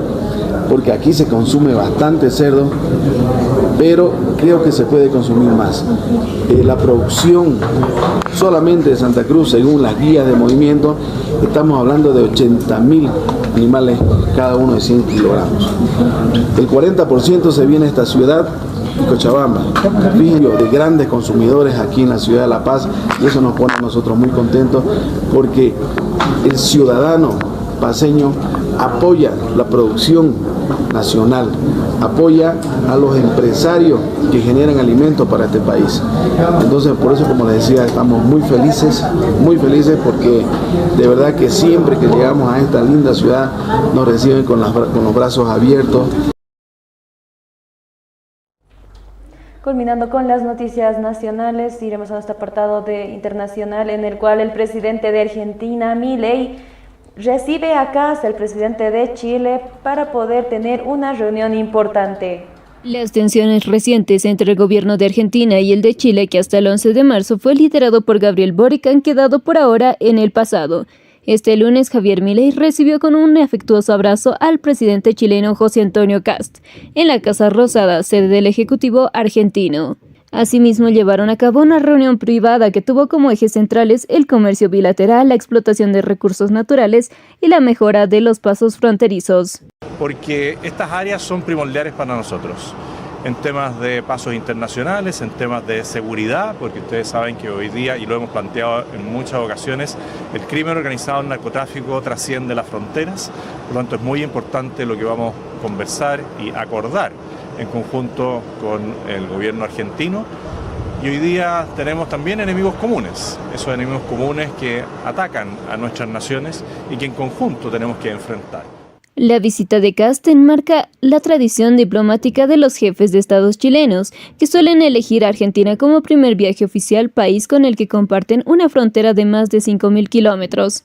A su vez, el presidente de Chile, José Antonio Kast, resaltó las relaciones que se estaría teniendo con el gobierno chileno para poder trabajar conjuntamente a futuro. Por otro lado, Daniel Villanueva Colina ha hecho historia al quedar como finalista en lo que sería el concurso de la NASA para la misión Artemis II. Su personaje Corey nació de una idea poderosa del ADN que nos une a todos los humanos, esto siendo en la ciudad de Perú. Hola, mi nombre es Daniela y soy una de las ganadoras en el top 5 del concurso Moon Mascot realizado por la NASA para la misión Artemis II. Sobre qué elementos caracterizan mejor a mi diseño en relación a Artemis II, es que Cory fue creado en base al concepto del ADN, algo que la tripulación de Artemis II hizo y bastante énfasis fue en que querían ver alguna manera en la que pudieran representar a toda la humanidad y llevarlos consigo al espacio a esta misión. Es así que nace la idea de usar el ADN, que es algo que nos une a todos los seres humanos por igual, y Cory vendría a ser una representación amigable de toda la humanidad. Sobre qué sentí al enterarme que había quedado en el top 5, fue muy emocionante, no me lo esperaba para nada y bueno, fue muy bonito poder compartirlo con mi familia y poder celebrarlo juntos. Y bueno, esto también es un poco un mensaje para animar a todas las personas interesadas en el mundo del STEM o en el mundo del espacio o ya sea cualquier cosa que quieras proponerte. Yo diría que es nada más lanzarse a intentarlo, porque uno nunca sabe qué es lo que puede pasar. Gracias. De esta manera concluimos con las noticias por hoy. Muchas gracias por sintonizarnos y quédense atentos a las diferentes redes sociales, siendo Facebook, X, TikTok y YouTube, para continuar al tanto de las noticias.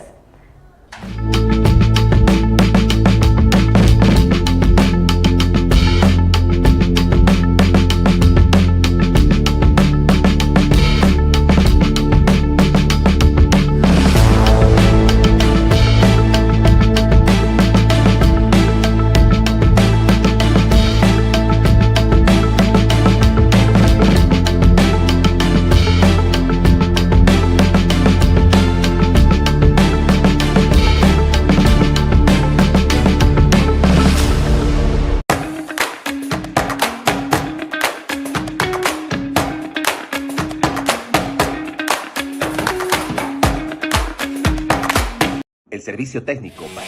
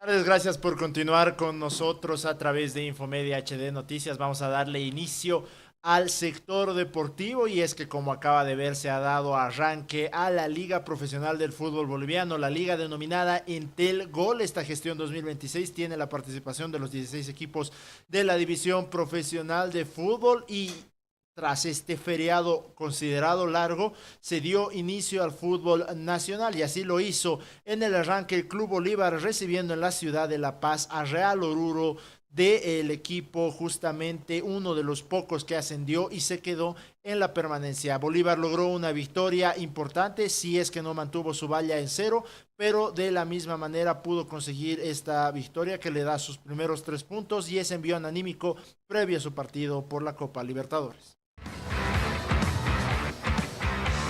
Bueno, vamos a ver el resumen de esta victoria, esta goleada de Bolívar, que podía haber sido y tenido números mucho más altos, pero bueno, de esta manera consiguen las 3 primeras unidades con el arbitraje de Jordi Alemán. Aquí vemos el primero, José Sagredo, que jugó en la mitad de la cancha, para arriba, no de lateral, porque fue mucho más funcional en este partido, en una buena lectura del director técnico Robato en ese sentido. Ahí está el tanto de Sagredo, se equivoca también Guanacota, si no puede contener o no puede rechazar aquello. Y vamos a un segundo tanto, gracias a esta intervención del Papu Velázquez, que comienza una jugada con Sagredo y va a terminar en el primer gol de Cauterucho en el partido, en una habilitación precisa, en una asistencia del Papu que fue precisa para que justamente el delantero ingrese ganando la espalda del lateral. Cauterucho, que simplemente tiene que tocar esa pelota, y esa muestra también de juego en conjunto de Bolívar y en las salidas y en esas transiciones rápidas, y el gol lo muestra de esta manera. Cauterucho, que deja pasar esa pelota, espera que le devuelvan el balón y en la media vuelta para definir, creo, en el gol más lindo de este hat-trick que tuvo el delantero. Oyola había recibido esta pelota con permiso de Cauterucho y por supuesto definiendo de esta manera. Sí, Alemán estaba en posición adelantada, pero no interviene absolutamente en nada de la jugada. Hasta esto Bolívar consiguió la tranquilidad necesaria de estar arriba en el marcador, y va a llegar este tanto con una jugada del Papu Velázquez, donde comienza Alemán, donde encuentra la sociedad, una muy buena sociedad con Sagredo. Llegó una gran definición del Papu para colocarse bien en el podio de mejores hombres, de mejores jugadores. A partir de ese momento, Bolívar se le entrega la pelota a Real Oruro, o por lo menos baja esas revoluciones de incidencia, de presión, de juego, se relaja un poco y va a llegar el tanto del descuento gracias a Carlos Rivera, que ya había buscado el pórtico de Carlos Lampes, sobre todo en la primera parte, y el volante de contención también tiene el premio para poder descontar en el marcador. Y pensábamos que Bolívar podía tener mucho más en el partido. Otra viveza del Papu Quiñones, que no tiene otra que trabar al jugador de la academia, y el lanzamiento penal donde Cauterucho es especialista y donde no se equivoca, marcando su primer hat-trick vistiendo la casaca de Bolívar. La alegría de la gente, que esperaba mucho más goles y que Bolívar le sobró oportunidades para hacer todavía más tantos. Hubo variantes, ingresó Tolino, ingresó Rosso, pero también ingresó Jerko Vallejos, pero también ingresó Montenegro, y artífice de esta jugada el ex Guavirá y el ex Oriente Petrolero traba Freitas, y aquí va a llegar desde los 12 pasos el jugador Poroso, tal vez el que más luchó adelante del equipo visitante, anotando el segundo descuento. Y con esto Bolívar consigue sus 3 primeras unidades antes de jugar la Copa Libertadores de América. De esa manera logró Era Real Oruro por 5 tantos contra 2, una goleada en la que el equipo orureño tampoco dejó escapar la oportunidad de anotarle 2 tantos en la ciudad de La Paz al equipo celeste. Una importante victoria previo a su debut en la Copa Libertadores para el Club Bolívar, pero vamos a escuchar qué es lo que decían los protagonistas, porque en la conferencia de prensa posterior al encuentro, Marcelo Robledo hizo el énfasis en que sí se tuvieron errores puntuales, pero que al tratarse de la primera fecha se pueden corregir. Mala toma de decisiones, estábamos teniendo, si veníamos perdiendo a 0 por un error nuestro, rápidamente tuvimos 2 errores más y estamos hablando de que tenemos al frente unos de los equipos más grandes del fútbol boliviano, que lamentablemente es un error muy grande que cometemos, de un remate tan lejos, y después soltamos marcas porque nosotros nunca trabajamos en hacer jugadas de offside. El primer tiempo terminó en 3-0, el segundo tiempo 2-2, como quieras llamarle, ponerle ahí, empatada. Pero bueno, hay que corregir la toma de decisiones. Acá el único problema que tuvo el equipo, toma de decisiones, por momentos jugó bien, por momentos lo apretamos, por momentos no nos dejamos jugar. Un switch de partidos con rivales, entre comillas, lo más grande del fútbol boliviano. Pero bueno, creo que también es bueno también sacártelos de encima, jugar con un equipo como el que jugamos hoy. Son errores individuales que se puede corregir, en la toma de decisiones de cada uno hay que trabajar, hay que hablarlo con chicos. Uno puede empatear y hacer el problema que hacen, la toma de decisiones. Palabras del Loco Robledo tras su primera derrota en esta liga de la gestión 2026 y del equipo visitante. Vamos a hablar ahora del equipo local, y quien también habló fue Flavio Robato, el director técnico del Club Bolívar, quien hizo referencia al encuentro asegurando que se cumplió la idea de juego por lo menos hasta el minuto 60 y que la mayoría de sus jugadores estaría pensando ya en el debut de la Copa Libertadores. En ese marco también hizo énfasis en que no fue un rival fácil el que enfrentaron, como se decía por ahí. Los primeros 60 minutos del partido que los chicos cumplieron el plan a la perfección. No enfrentamos un rival fácil, como por ahí lo sugiere el resultado. Defensivamente el equipo estuvo muy bien. Creo que en los últimos 30 minutos un poco de relajación inconsciente hizo que la diferencia no fuera mayor, pero para hacer el debut y para ser un rival difícil, estoy muy feliz. No mucho de lo táctico, sino desde la continuidad que debemos tener cuando estamos dominando el partido. Dominamos mucho, por ahí nos relajamos un poquito, eso a corregir, y sabiendo que inconscientemente en la cabeza de muchos de los jugadores está el partido del martes. Bien el resultado de los partidos, que no fueron como los manifestás, porque fuimos con 2 grupos. Entonces también es importante que ustedes que están cerca nuestro y transmiten al hincha la información, la transmitan de la mejor manera. Después muchos minutos que seguramente con el correr de este torneo, con el correr de los partidos y cuando se junten, sobre todo abril y mayo, que vamos a tener muchos partidos seguidos, podrán mostrar lo importante que van a ser para el... Lo cierto es que se consiguió la victoria, los primeros 3 puntos, y ahora el Club Bolívar debe enfocarse en su partido debut en la Copa Libertadores del día de mañana. Y de la ciudad de La Paz vamos a trasladarnos hasta la capital Sucre, porque en el estadio de Independiente el equipo capitalino cayó en su primera fecha lamentablemente frente a Nacional Potosí. Así arrancaba esto con Gildo Quenta liderando el ingreso de los equipos, dando inicio al partido. Rivas de cabeza casi adelanta al local. Fue de lo poco que hizo este delantero colombiano, que parecía que se iba a convertir, decíamos, en una pesadilla, pero se fue diluyendo. Aquí Villavicencio, uno de los jugadores interesantes que mostró Independiente en la primera etapa, también cerca del gol. Pero empezaba a reaccionar también Nacional Potosí. Ahí el ecuatoriano Solís, que desaprovechaba esta gran ocasión tras un buen centro de Maxi Núñez. Cabeceo desviado, solo. Otra chance para Independiente. Y aparece el arquero Galindo, que fue importante en el primer tiempo porque tuvo este tipo de atajadas para mantener el 0. Acá va a cambiar el partido, centro pasado de Miquel, la pelota que vuelve, Villalba, otro rebote y aparece Josué Hoyos para poner en ventaja a la visita.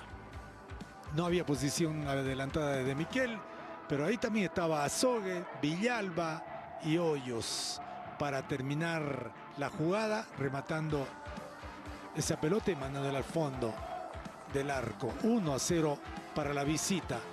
Pelota atrás de Navarro, se equivoca, no llega Palma, sí Rojas con esa velocidad que tiene, roba el balón, gambetea al arquero Gutiérrez y pone acto seguido el 2-0.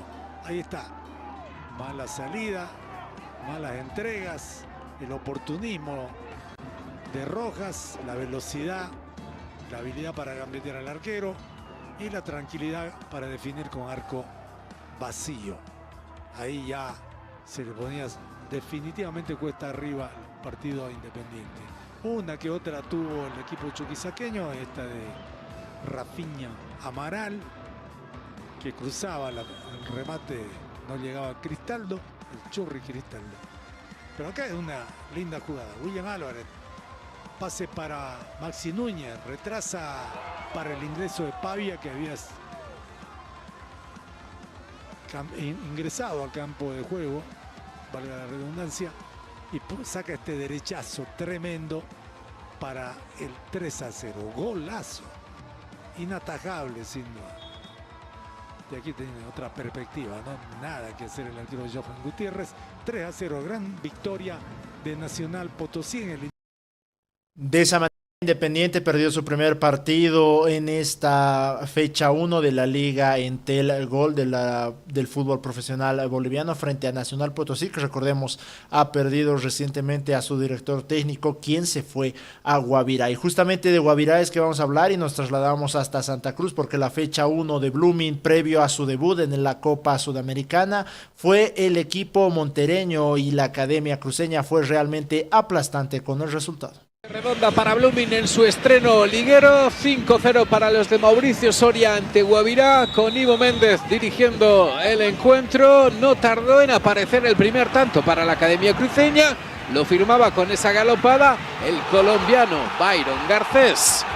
Fíjense cómo define el futbolista cafetero, que en el minuto 6 ponía ya el primero para Blooming, allanando el camino a la Academia Cruceño.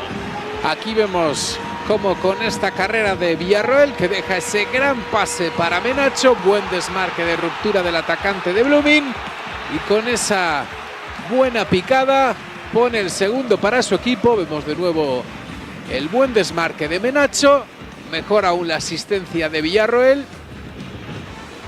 y aquí aparecía también a la carrera el tercero para la Academia Cruceña. Melgar, que cruzaba esa pelota, no consigue conectar Garcés, rescata el balón Menacho, que pone una asistencia de lujo para Byron Garcés, que en ese momento firmaba el segundo en su cuenta particular y el tercero para Blooming, ante un Guavirá que no podía frenar en ningún momento al equipo de Mauricio Soria. Aquí es donde resulta expulsado Ronaldo Sánchez. A partir de ahí se quedaría con 10 Guavirá por esa acción de Ronaldo Sánchez ante Avisado. Ya en la segunda mitad lo intentaba Villarroel con este disparo y aparecía el Chila Gómez, el arquero de Guavirá, que pese a la goleada tuvo momentos destacados, como esta volada a mano cambiada. Otra opción para Moisés Villarroel, el capitán, que se reincorporaba a Blooming tras su pase con la selección boliviana en el repechaje de México, y aquí intentaba con este disparo con la zurda a media distancia. Se gustaba Blooming y buscaba también a balón parado que llegase más. Así lo hizo Byron Garcés tras ese saque de córner de Hinojosa, conexión colombiana, y Garcés, que anotaba su primer hat-trick de la temporada. Hubo momentos para más, se le escapa el control a Roberto Melgar, que completó una gran noche, pero finalmente supo rectificar y anotar el quinto para Blooming en un inicio en el que Blooming se divirtió y goleó ante Guavirá.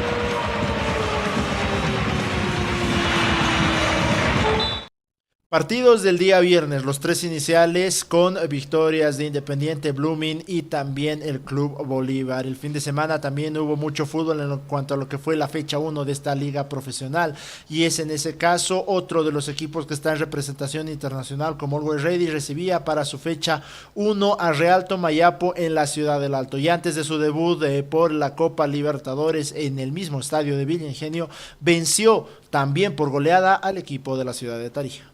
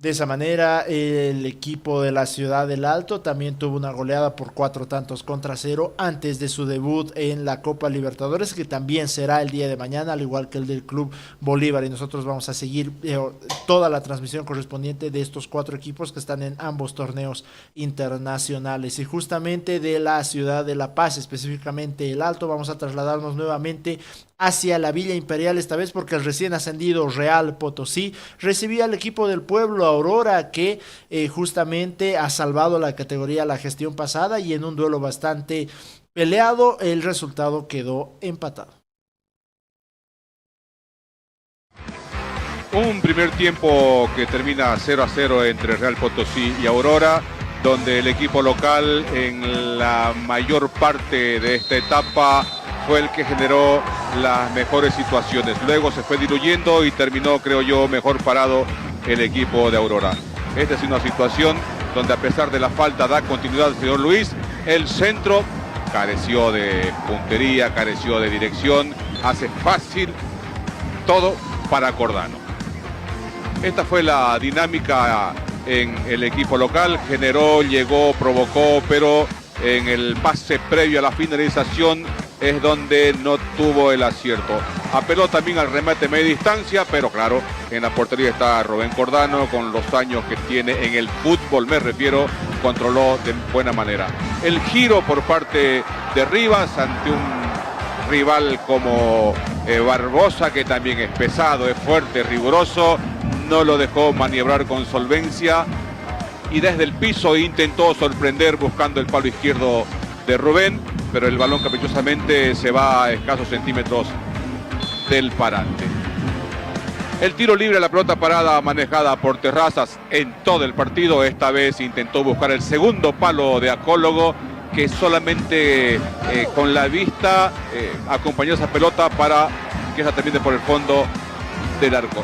El desborde de Añasgo, centro hacia atrás, el remate frontal con mucha peligrosidad, pero apareció la humanidad de Amarilla, también de Ortiz, impidieron que el balón tenga rumbo de portería. Aquí la pifia de Castellón evita una situación también comprometida para la portería del equipo visitante. La combinación, apertura por izquierda para el lateral Añasgo, centro entre el último hombre y el portero, ese centro que generalmente lastima. Esta vez Rivas no pudo conectar y es otra situación más que se diluye. La gente, claro, entraba en nerviosismo, más teniendo en cuenta lo que hacía Aurora en el aspecto individual. desborde con mucha picardía, centro buscando a Olivera, también que no calcula el tiempo y distancia, llega una fracción de segundos tarde, nada complicado para el portero Acolón. La gente en las tribunas estaba un poco incómoda, nerviosa, empezó a silbar, pero bueno, esperemos de que en el segundo tiempo esto mejore y hayan goles.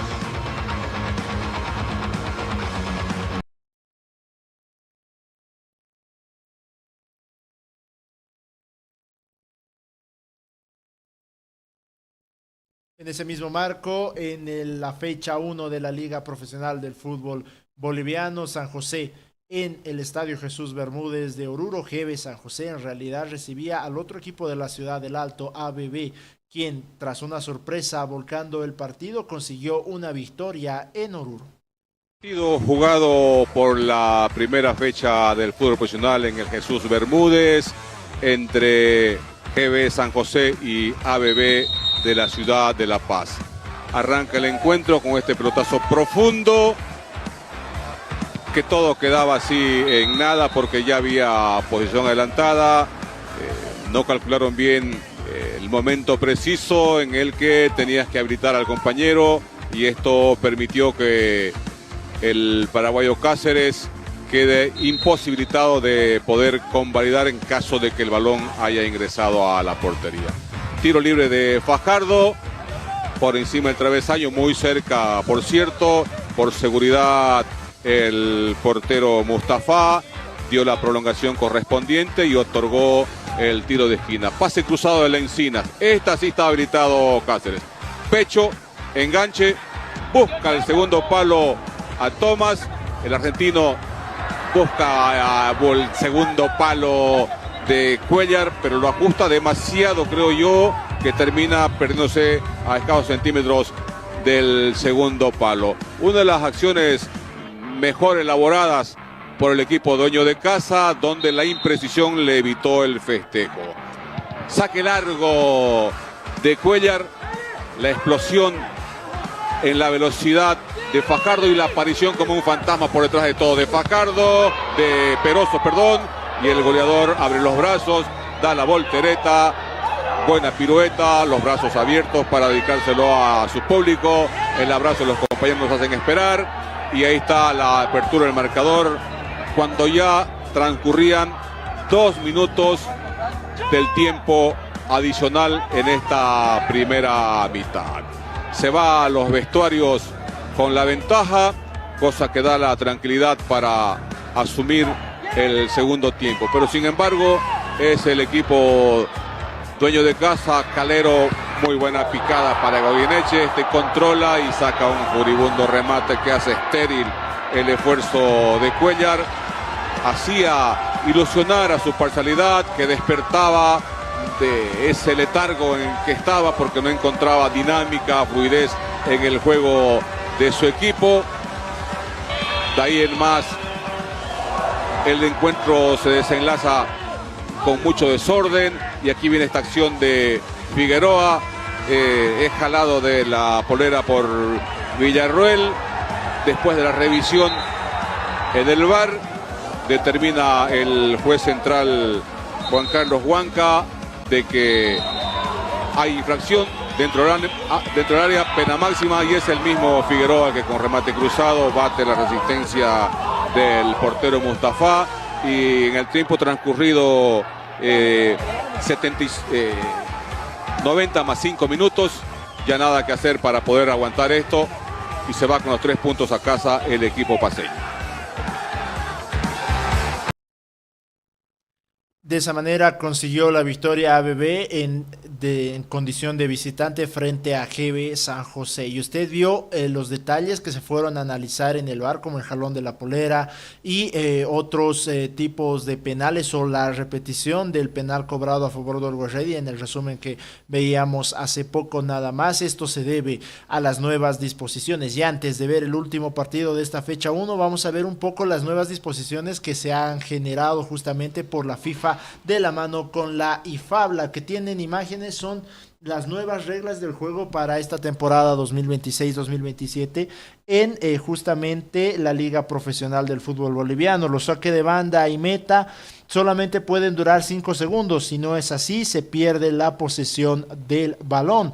Para el arquero se tiene una posesión de 8 segundos con el balón. Si es que tarda más de este tiempo, la sanción será un córner para el equipo rival. En cuanto a las sustituciones para cambio de jugadores en todos los equipos, se tiene 10 segundos exactos para que los jugadores puedan salir. Si es que no se da este aspecto, no entra el jugador, el sustituto que iba a formar parte del encuentro durante 1 minuto. En cuanto a las lesiones, si es que algún jugador se hace atender por el cuerpo médico, tiene que cumplirse 1 minuto fuera del campo después de su revisión. Y en cuanto a las nuevas intervenciones que tendrá el video arbitraje, ya se puede intervenir en cuanto a una segunda amarilla errónea. Recordemos que el VAR solamente determinaba las tarjetas rojas directas, si es que eran válidas o no. En cuanto a revisión, ahora se puede revisar si es que el árbitro comete una equivocación al sacar la segunda tarjeta amarilla, que deriva en una expulsión. Asimismo, la identidad equivocada y el error al cobrar córner. Si es que el juez de línea y el juez central se equivocan al cobrar los tiros de esquina, el VAR ahora podrá tener intervención en ese mismo sentido. Además, se promete más control disciplinario en cuanto a protestas, demoras y simulaciones de lesiones para poder agilizar el juego. Las nuevas herramientas que se han implementado en base a esto son las cámaras corporales para el árbitro, las cuentas regresivas de manera visual con los dedos y la mayor transparencia posible. El objetivo, como dice bien en la imagen, es generar más juego y menos interrupciones en lo que significa esta nueva división del fútbol profesional boliviano. Y de esa manera retornamos con el último partido, como se lo habíamos anticipado. Estas nuevas disposiciones hacen referencia justamente a los nuevos cobros que se vieron en esta fecha 1. Y de esa manera vamos a ver ahora sí el resumen del último encuentro, porque The Strongest visitaba Fútbol Club Universitario y en un encuentro bastante parejo y disputado, que tuvo incluso expulsiones de por medio. The Strongest consiguió una victoria. Partido completo, goles, expulsiones, ida y vuelta, un encuentro para cerrar esta primera fecha en el que FC Universitario y The Strongest estuvieron con un encuentro de ida y vuelta y que arrancaría con este gran gol de Fabricio Quaglio. Y vemos cómo el extremo de The Strongest, hoy actuando por derecha, a pierna cambiada, era el encargado de abrir el marcador. Vemos con ese disparo con la izquierda, un lanzamiento imposible para la estirada de Bruno Poveda y que permitía al Tigre ponerse por delante en el marcador. La igualada no fue menos espectacular. Ahí vemos como Gider Cuellar amaga con irse por fuera para después entrar por la zona interior y con ese disparo con la zurda a pierna cambiada igualaba el partido. Vemos de nuevo ese gran disparo de Cuellar con el que nada puede hacer Vanegas. Ya en la segunda mitad empieza el movimiento con esta expulsión de Marchinciati, el defensor del Tigre, que era sancionado con roja directa tras esa acción sobre Lasarte. Ya con los cambios tuvo esta oportunidad y Strong. Está anulado, eso sí, por posición antirreglamentaria de Lom, pero lo evitaba Poveda, que fue uno de los destacados del encuentro. Ahí estaba Estaquio, que en esa carrera conseguía arrancar otra expulsión, en este caso la de Pinto. Fue necesaria la intervención de la Salabor, le indicaron a Dilio Rodríguez que fuera a revisar esa jugada y finalmente el árbitro decidió expulsar a Pinto. Se quedaban con 10 ambos equipos. La decisión, otra más para The Strongest, forzando la expulsión de Jara. Ahí veíamos cómo se quedaba con 9 el equipo manzanero tras esa acción sobre William Saucedo. Y cuando parecía que el partido se iba a quedar en empate, aparece este gran disparo, fíjense, porque Arce con este bombazo daba los 3 puntos a The Strongest.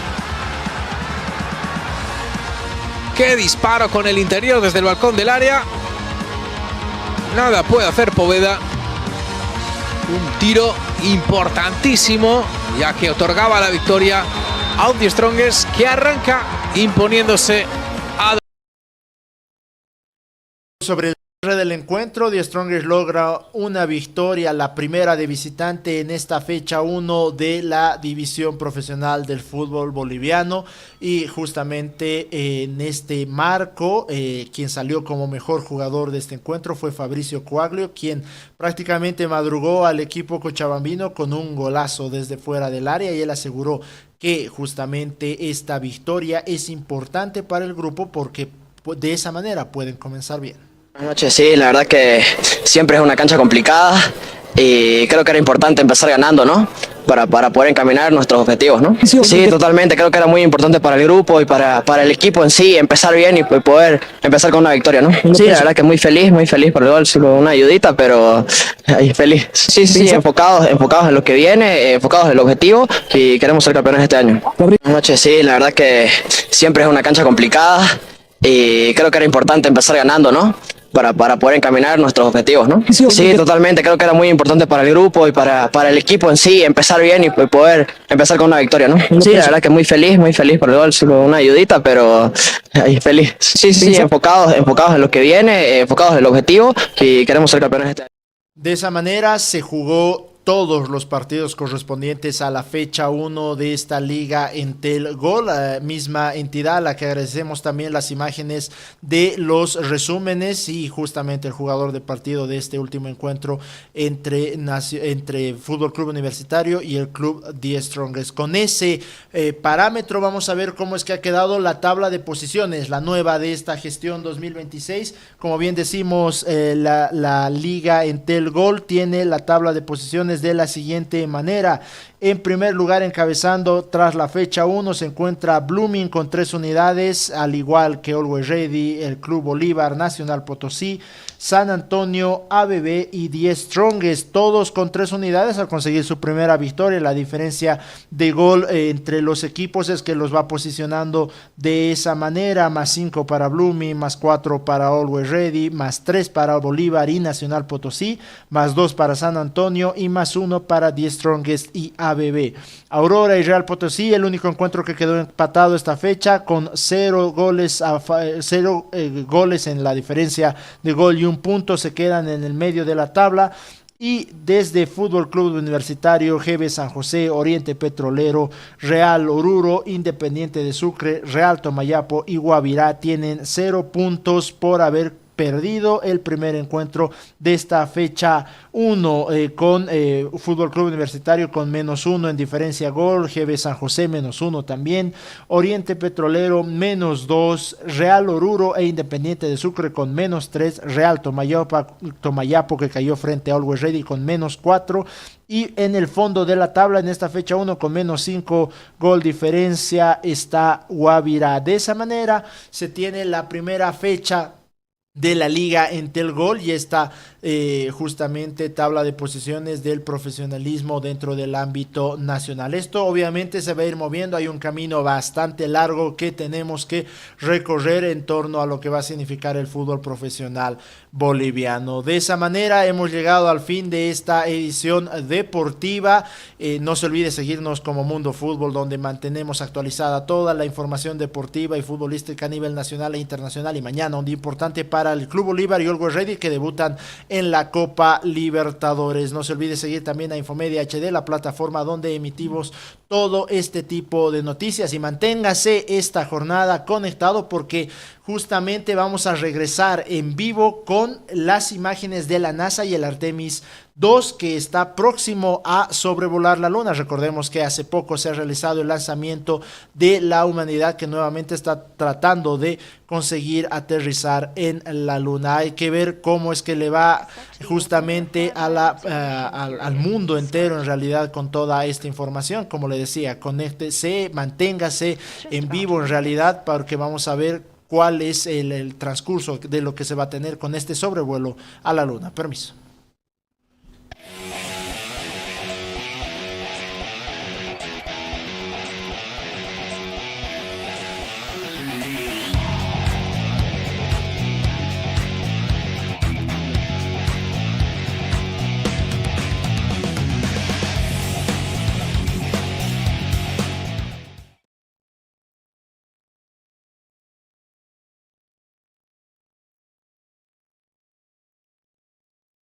and continuing to grow closer. At close today, the spacecraft will be just about 4,070 miles away from the lunar surface. This will be during our loss of signal with the crew as they travel behind the moon, and we will await their return to get the official number for you for how close they come to our lunar neighbor.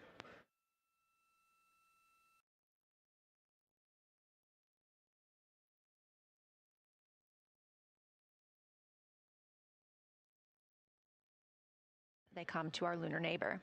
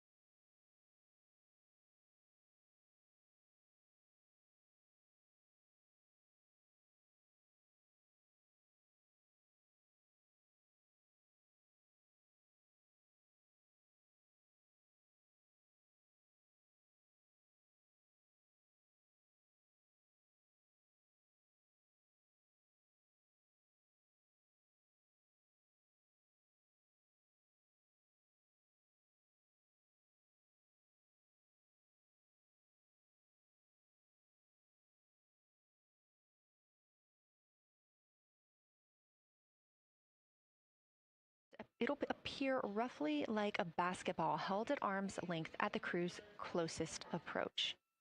That reinforces the need for careful planning and practiced observation techniques.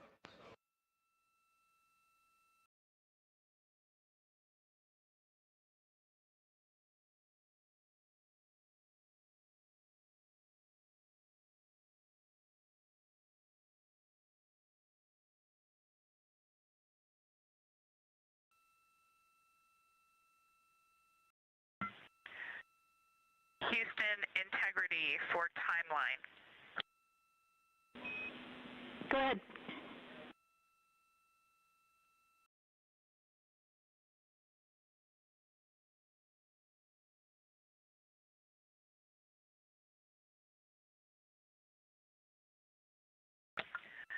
Hey Jenny, just to make absolutely sure that we start observations when expected, we are showing in Optimus that observation time starts in about 15 minutes, and in LTP that our first target, discussion 1, starts in about 29 minutes. Can you confirm you'd like us to start discussion 1 in 29 minutes at 1900 GMT?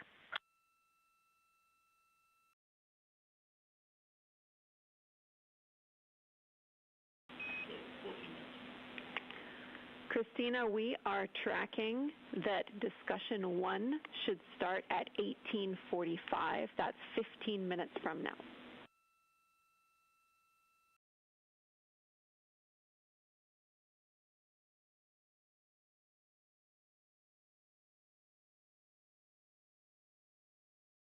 Okay, copy all. It may be a granularity issue with LTP, but understand that we start that observation in 15 minutes, and I bet when we get there, the green line in LTP will match the start of the white band for discussion 1. I think it's just a matter of the labeling and the granularity. Thanks for confirming. Copy, and we'll look into that a little bit more on our side as well.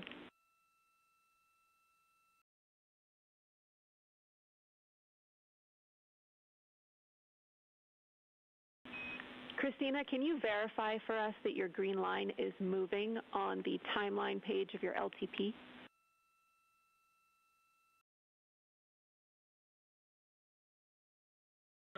Affirm.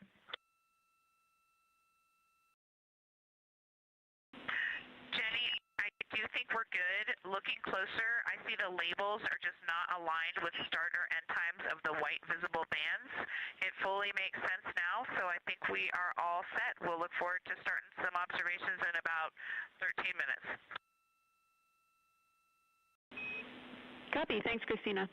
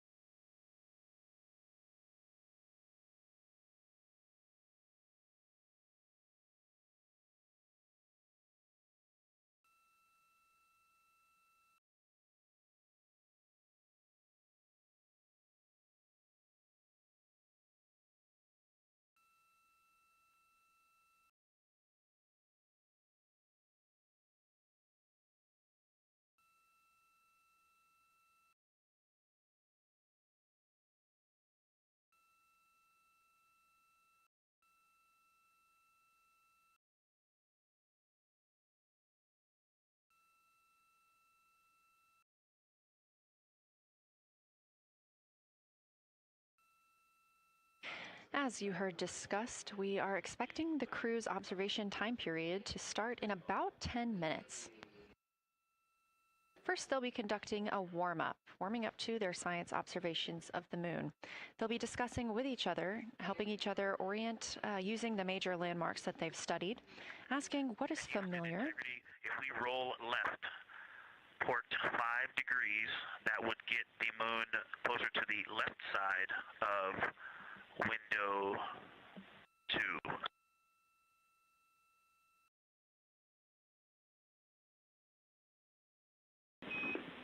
Copy, Victor. We'd like to know if it's pitch and roll or one or the other.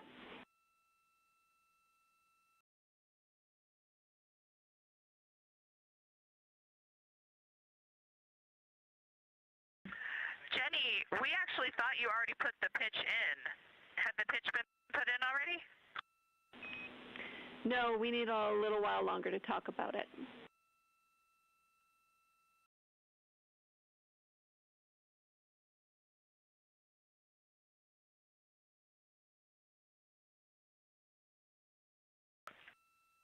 So Jenny, I guess what's happening is just as our orbit's changing, where it is in the window is changing, so maybe these fancy little adjustments aren't worth it. It's going to continue to move in the window. Or is the spacecraft going to keep the moon at the same point of the window if we adjust the attitude? I assume the previous.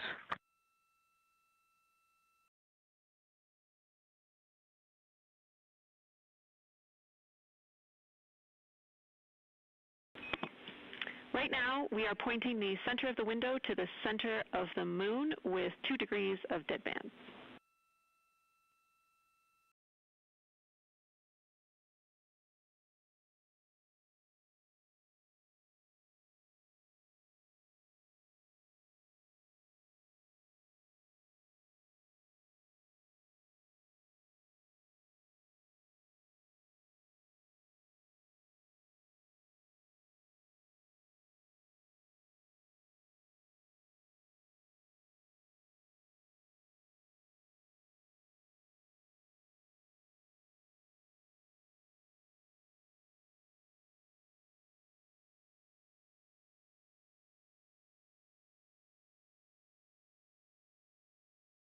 The conversation you hear happening now between the astronauts aboard Orion and Artemis Mission Control here at Johnson Space Center in Houston, Texas. They are in the center of your screen, seated at the Capcom, or Capsule Communicator Console.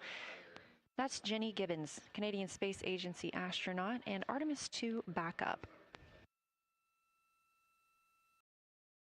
She was also the lead Capcom for Expedition 63 aboard the International Space Station.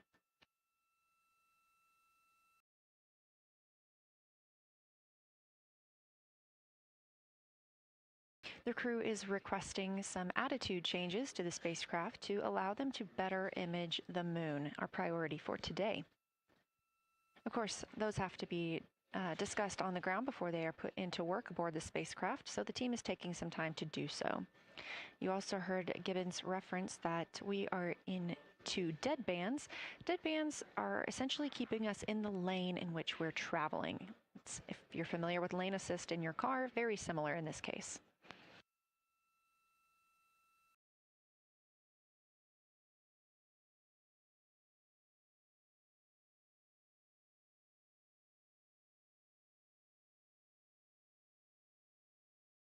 We are now 10,870 miles away from the moon, traveling 1,066 miles per hour and 249,390 miles away from Earth.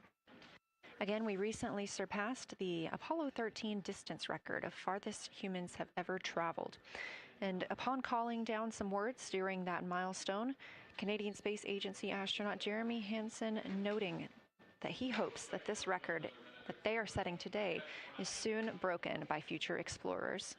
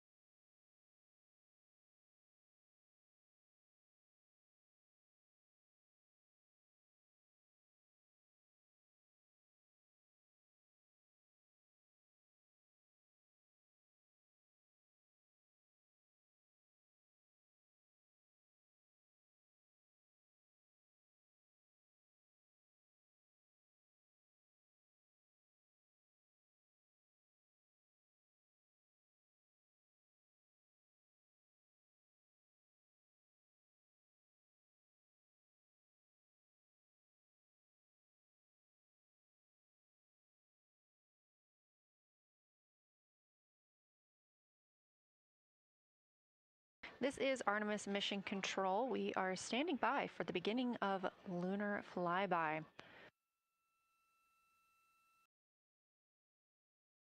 Expecting that to start in just a few minutes when the crew will begin a warm-up discussion preparing for the day. They will be capturing images along while discussing what they find familiar about the moon and what looks unexpected to them.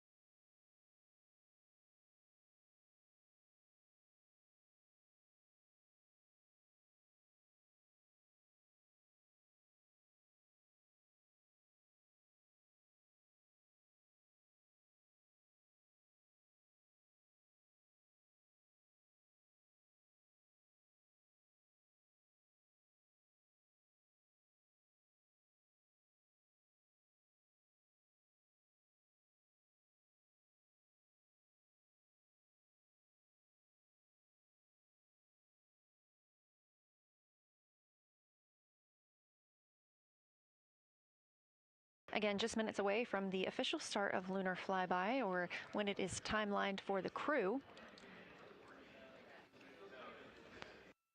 We are currently 10,726 miles away from the moon. This view on the left side of your screen coming from the camera on one of Orion's solar arrays.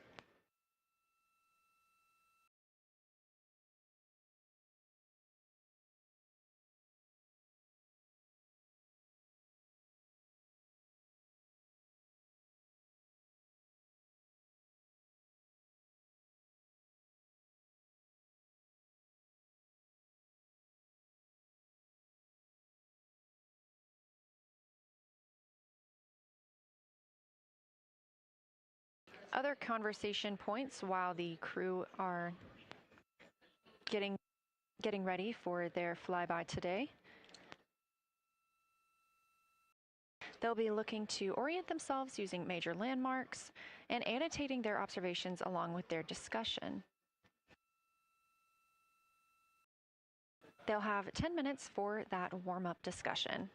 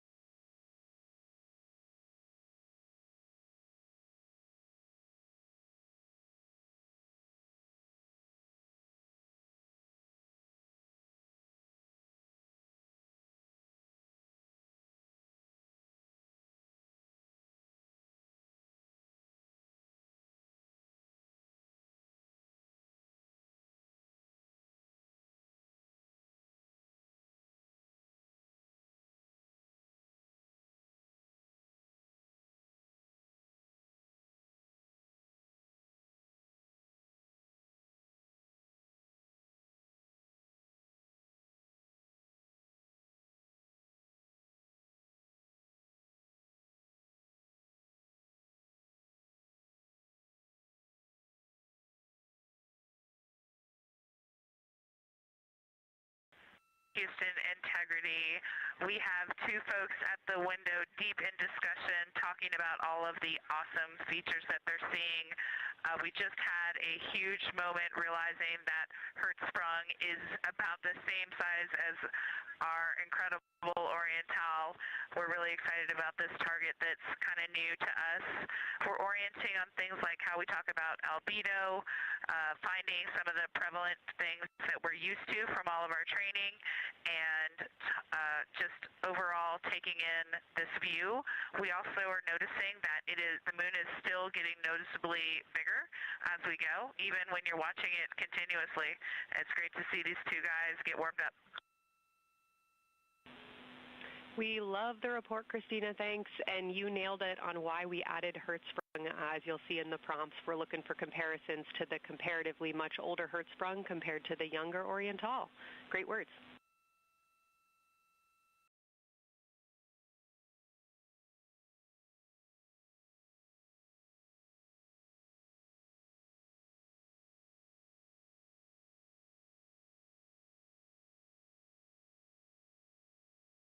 This is Artemis Mission Control. That was the voice of Dr. Kelsey Young speaking with the astronauts aboard Orion as they begin their observation period and lunar flyby. NASA astronaut Christina Cook reporting their view of Hertzsprung Basin. The team here is looking for centered images of the basin at a full zoom, and they're hoping that the astronauts can image and describe the inner and outer rings.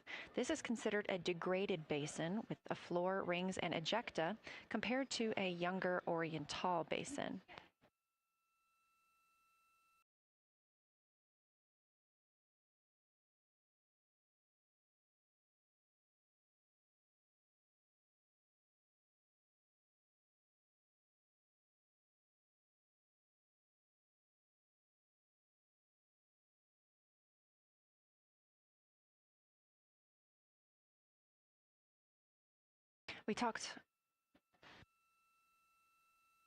We spoke earlier with Julian Gross, the Artemis curation lead, about some of the terms we will hear the crew use today. One of those just called out, that's albedo, looking at surface brightness, or the amount of light a surface reflects.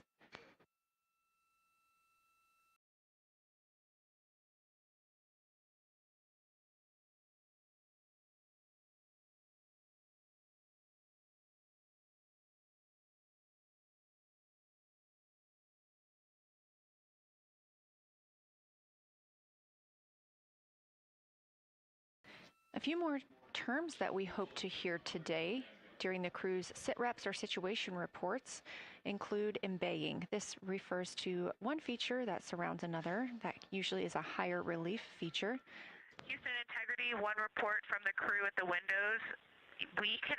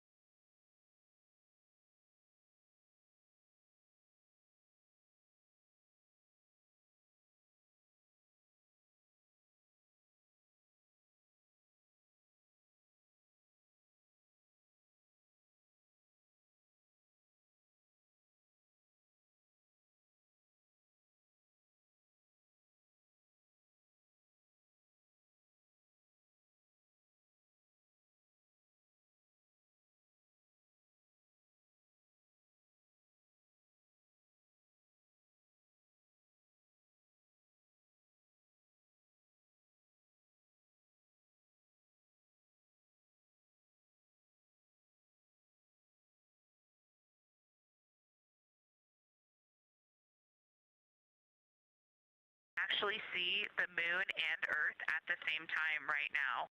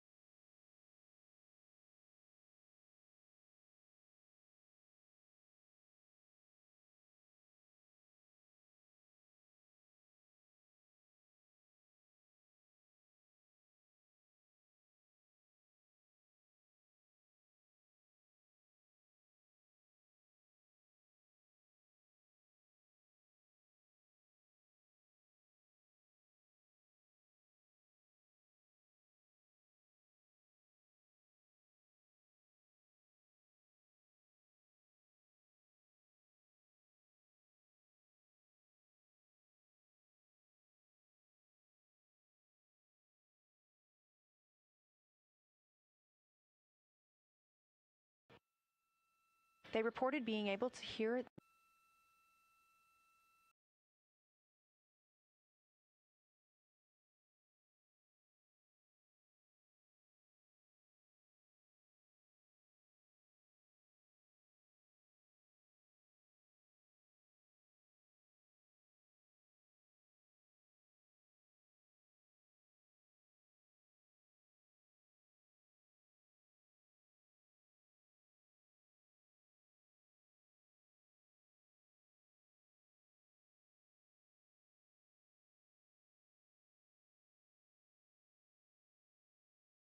The team continues their warm-up discussion. I should say the crew members aboard Orion continue their warm-up discussion. However, they are about to be prompted to move on to discussion number 2, which is near side and far side.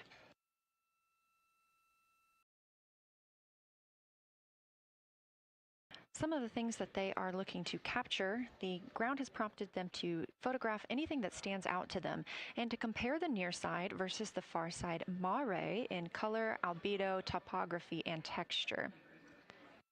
They also want the crew to compare the appearance of rayed craters in the near side mare versus in the far side highlands.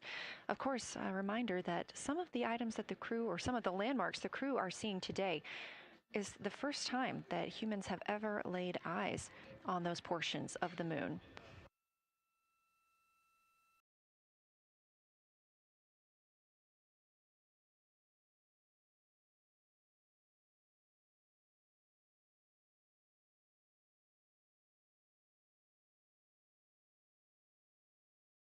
In the targeting package, there are a few reminders of the crew. For the crew, there are time-sensitive observation reminders and science sit-rep reminders. Integrity. We have a sit-rep. The targets that are being discussed right now, it's the far side, near side comparison, and hearing some great discussion of browns and greens in the Aristarchus Plateau and how those disappear as you go toward the North Pole, and then over to the far side, you lose the color. You've got Jeremy in window 2, Reed in window 1, having a great discussion. Christina's under window, I'm sorry, Reed is in window 3. Christina's under window 1, documenting the discussion. And we've got the lights completely off in the cabin. There are some LEDs that we cannot put out that do provide some light scatter. But we have all of the internal lights off. And are letting our eyes adjust as best we can. The window 4 view, you only get about a third of the moon. Tycho is going to go over the horizon soon, and you can see Aristarchus, and then you start to lose the view as you go to the west in Oceanus and Procellarum.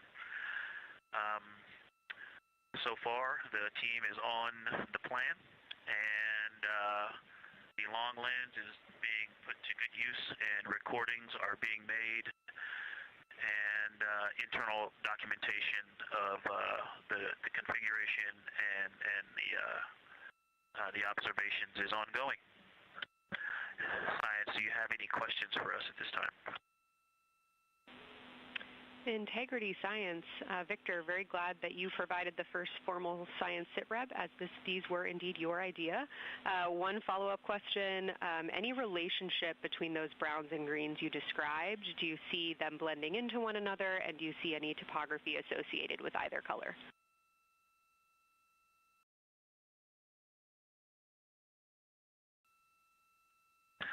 I don't want to bother the window team. I just heard that, overheard that, and so I'm sorry I don't have that detail yet. I will eavesdrop and see if I can pick that up. I will try to answer that at some point. I also heard a comparison of the albedo in Aristarchus, that crater, the very high albedo spot you can see on the near side. There is a feature called, I believe, Burgess Alpha, that is equally or maybe higher albedo.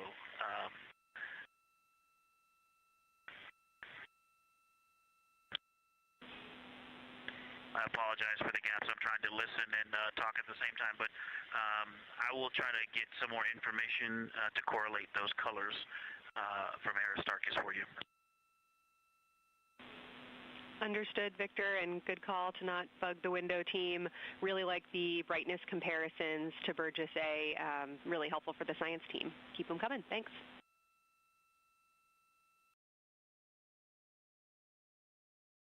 I also heard a discussion about the albedo of Grimaldi being a 10, and how many of us, when we were a little further away, saw that as the darkest albedo, and that the bigger Mare off to the west, sorry, to the east was still dark, but maybe a 7-8. We still think that, but you are seeing color variation, albedo variation inside of Grimaldi as well, and that even on the west side, there's still a very dark part of it. But it is still the darkest. It is just not as uniform as it looked when we were farther away. We're starting to differentiate the striations of albedo inside of Grimaldi. Copy all, Victor, and you read our mind. Superlatives like darkest, biggest are really, really helpful for us, so keep those coming.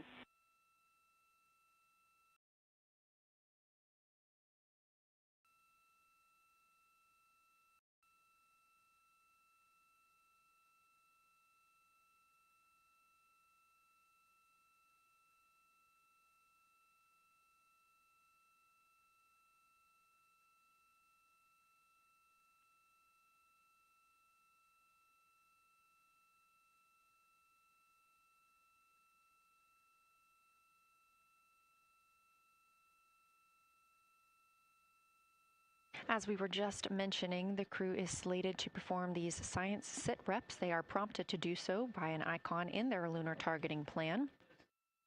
That one coming down from NASA astronaut and pilot of Artemis II, Victor Glover.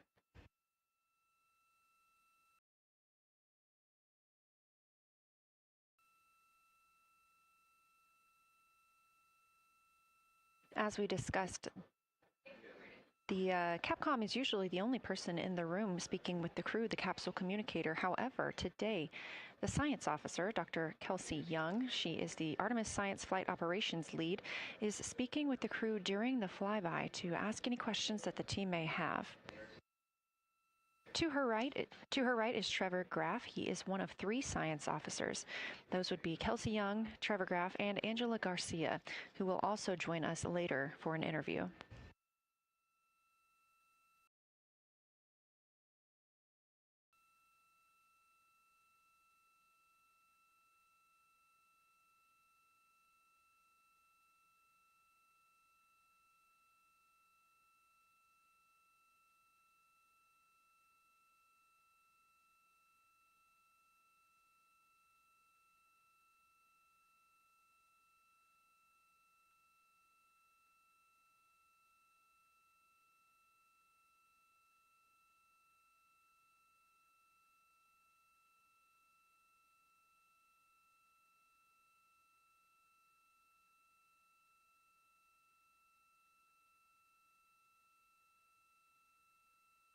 And Houston Integrity was able to, Science Integrity was able to get a view out of window 1, which is a beautiful view. I can see the entire moon that they're looking at.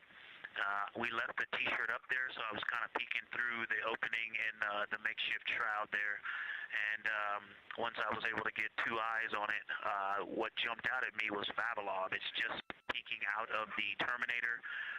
It's clear of the Terminator now, but it just really jumps out because it's still got the low light, the low sun angle. And so where the, Vavilov has that impact over the top of another crater, where the 2 craters intersect on the eastern edge. So on the side closest to Oriental, where the 2 crater rings intersect, the shadow there is the highest peak in the interior of Vavilov, and so you can see that terrain is, there's some real variation in the terrain there, that there's a nice peak where those peaks intersect, where those rings intersect, and we'll get a picture of that.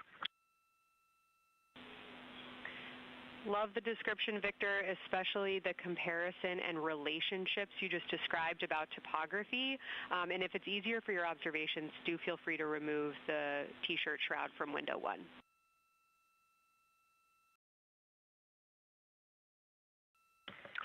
Absolutely, we will do. Thank you.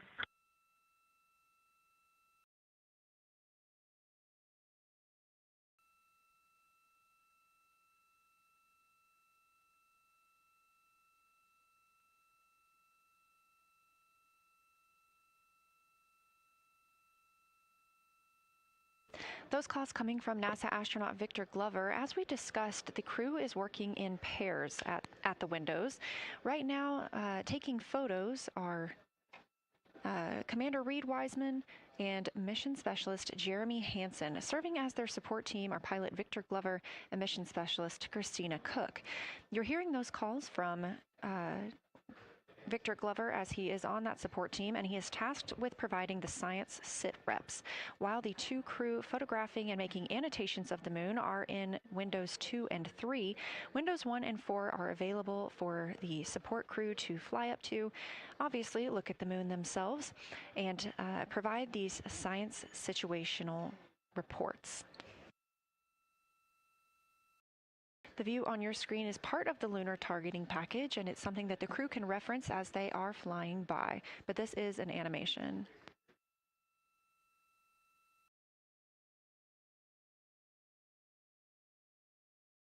You also heard Glover mention Oriental. Oriental is a major feature that the team is interested in today, and it's known as the Grand Canyon of the Moon.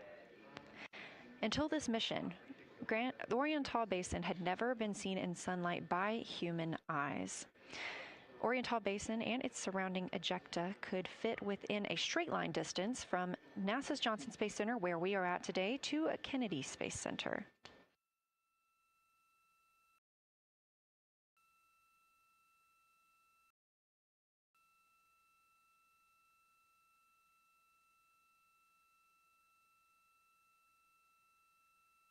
This a live view in Artemis Mission Control in Houston, Texas, where the teams are monitoring all systems, not just for today's flyby, but on the spacecraft themselves. Again, this is a test flight, our very first flight of humans on the Orion spacecraft. This team has been this team has been monitoring the entire time of the mission, as well as we have been live the entirety of the mission, and we will be continuing to do so all the way through splashdown and crew recovery from the Pacific.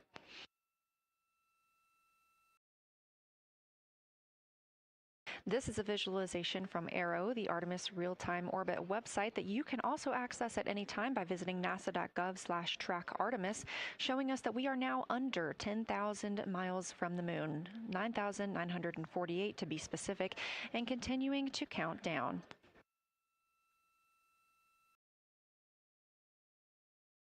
Again, our closest approach to the moon today should come about 6:02 p.m. Central, 7:02 p.m. Eastern. However, we will be out of contact with the crew at this time as they begin transiting behind the moon. At that time of closest approach, the distance from Orion to the lunar surface will be about 4,070 miles. Of course, these are estimates at this time, and we'll be sure to provide you with the official numbers once that closest approach has been reached.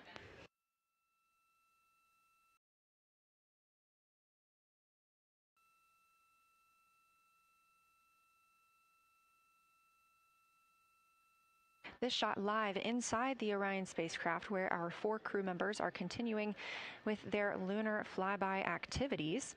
They have just begun those activities really about 20 minutes ago, so we've got several hours of moon view opportunities. This is still a live view inside that capsule. However, you can see just how dark they have turned down the lights. Actually, they've turned them all the way off. There are a few LEDs that they cannot power off, but turning down these lights gives them better views outside of the spacecraft's windows while they photograph the moon. This also prevents any reflections from inside the spacecraft bouncing up on the windows and interfering with their photography.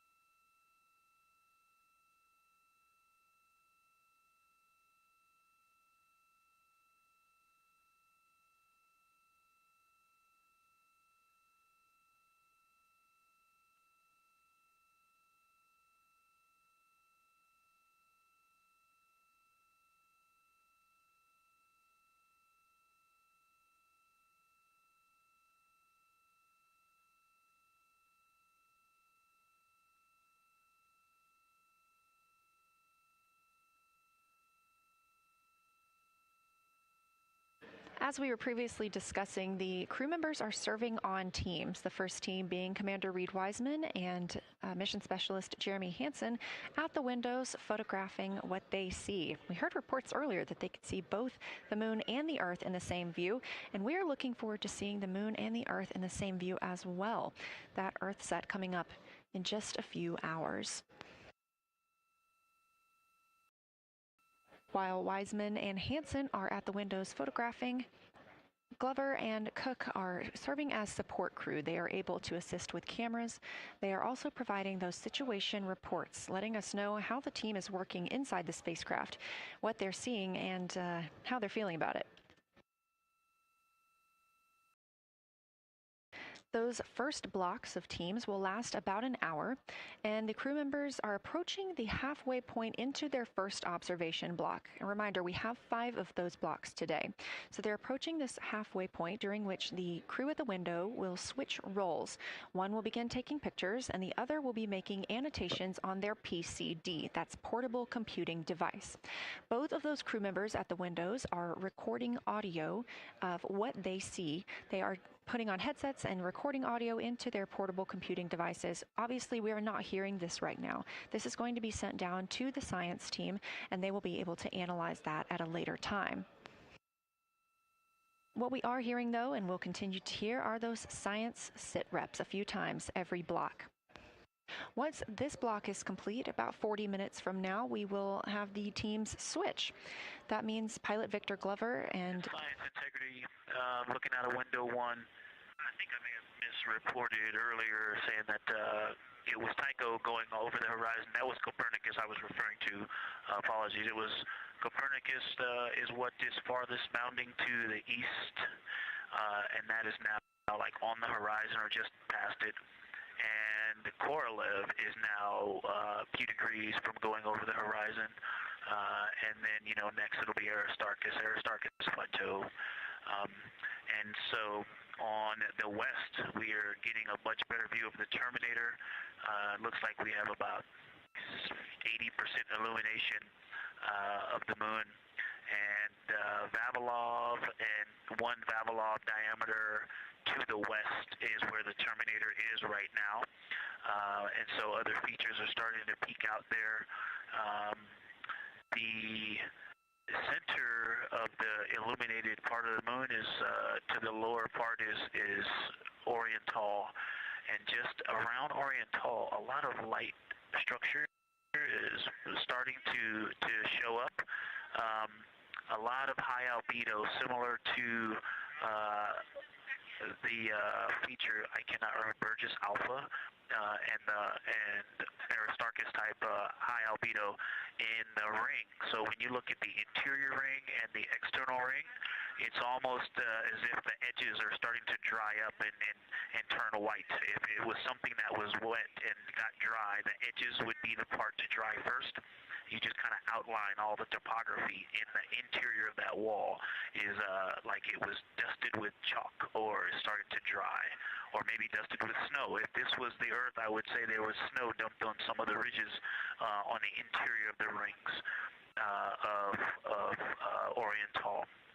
Also, an interesting part of the discussion that I heard between Reed and Jeremy is that from Glushko to Grimaldi, there are 2 dark features there that look like commas, but in the wrong direction. But there's also a lot of interestingness, just a lot of geometry and squiggles and dots and lines that are starting to stand out as more small features come into view.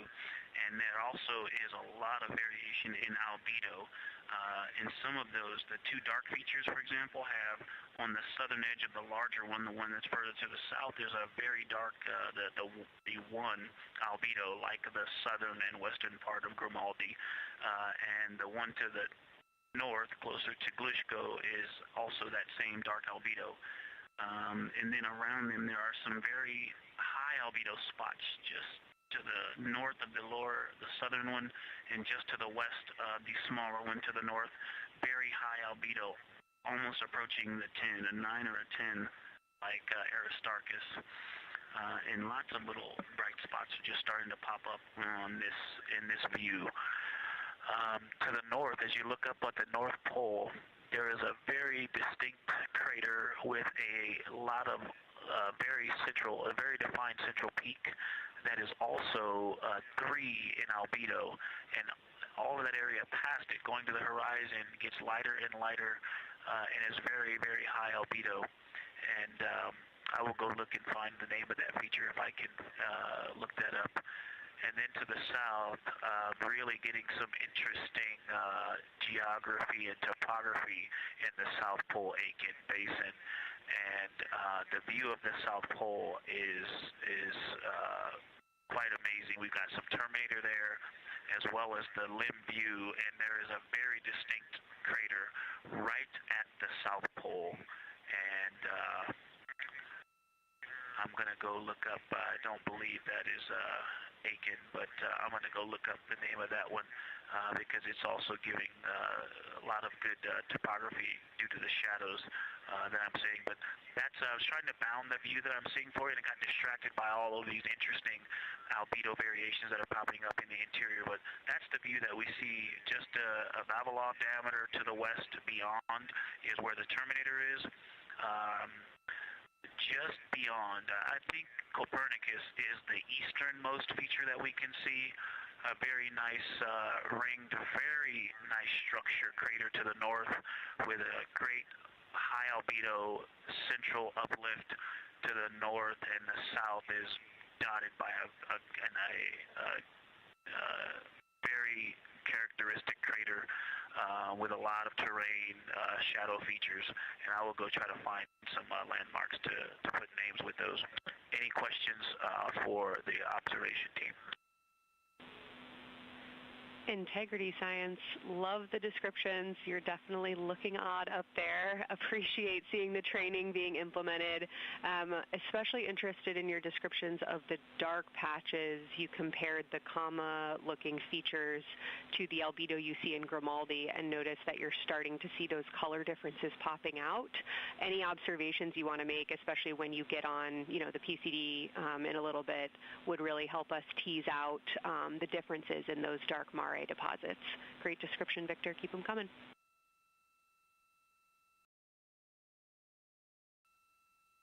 Absolutely will do, and I know you've got descriptions on both of the window observers right now as well. Keep them coming.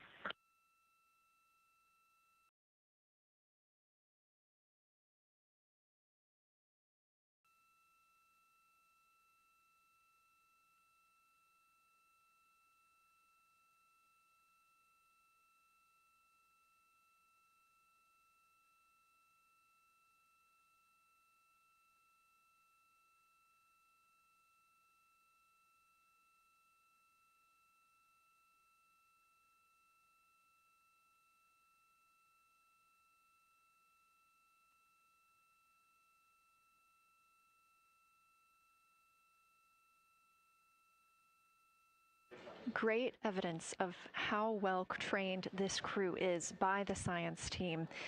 NASA astronaut and pilot of the Artemis II mission, Victor Glover, calling down a situation report, noting several different features on the moon and such descriptions, even saying that it looks like snow on some of the peaks. Obviously, we do not expect that to be snow, but referencing that as some of the lighting on how it looks to the Artemis II crew from their current position.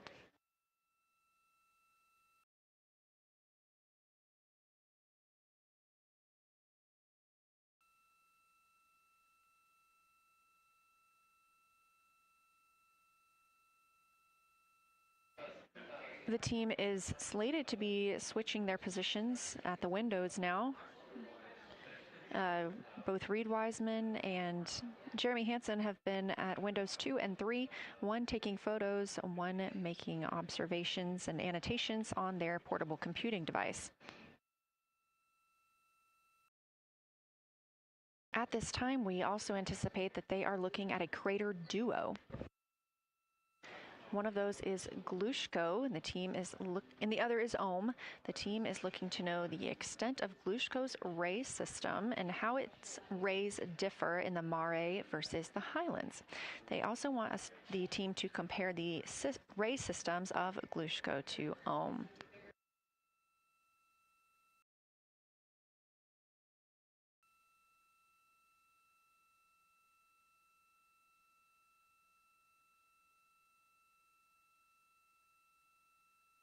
Ohm is considered a young crater. And if you've ever seen a photo of the Richat structure, it's also known as the Eye of the Sahara. It's 40 kilometers in diameter, and that could fit within Ohm's interior.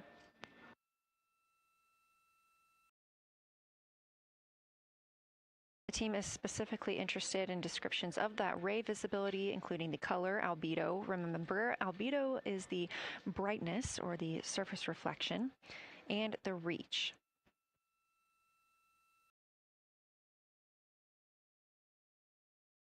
Again, I am using the same lunar targeting package that the crew is referencing on board right now. This helps keep them on time as well as prompt them for when they need to make a call down to the science team and report what they're saying. It also gives them reminders of when they need to swap positions at the windows. Additionally, I'm using the Artemis II Lunar Science Passport developed by Amber Turner and the Artemis II Lunar Science team. Now, this passport did not fly with the crew, but they used it extensively as a study guide here on Earth. So a lot of the descriptions and comparisons you hear today are developed directly by the science team.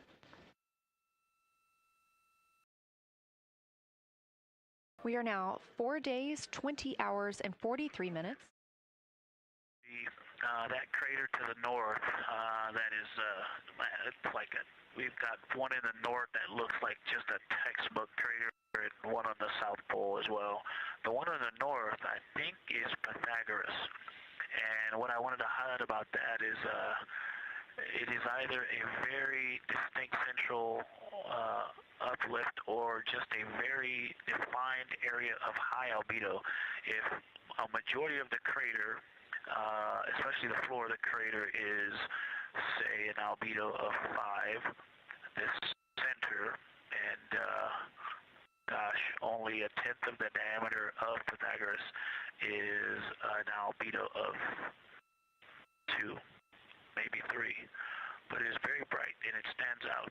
And then between that crater and the actual what is the horizon from here, there seems to be another crater right on the horizon, and right on the edge of that is another patch of that albedo. It seems to be between the two craters. It's hard to tell from this grazing angle, but there is another spot just further north beyond Pythagoras.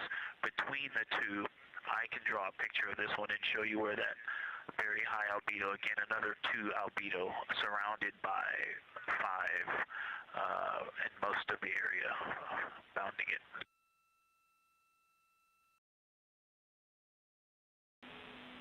Integrity Science, thanks for that. We agree with the Pythagoras assessment. And as a follow-up to your previous report, the SIR had questions about topography comparisons between the North Pole and the South Pole of the Moon, if you're willing to provide words on that.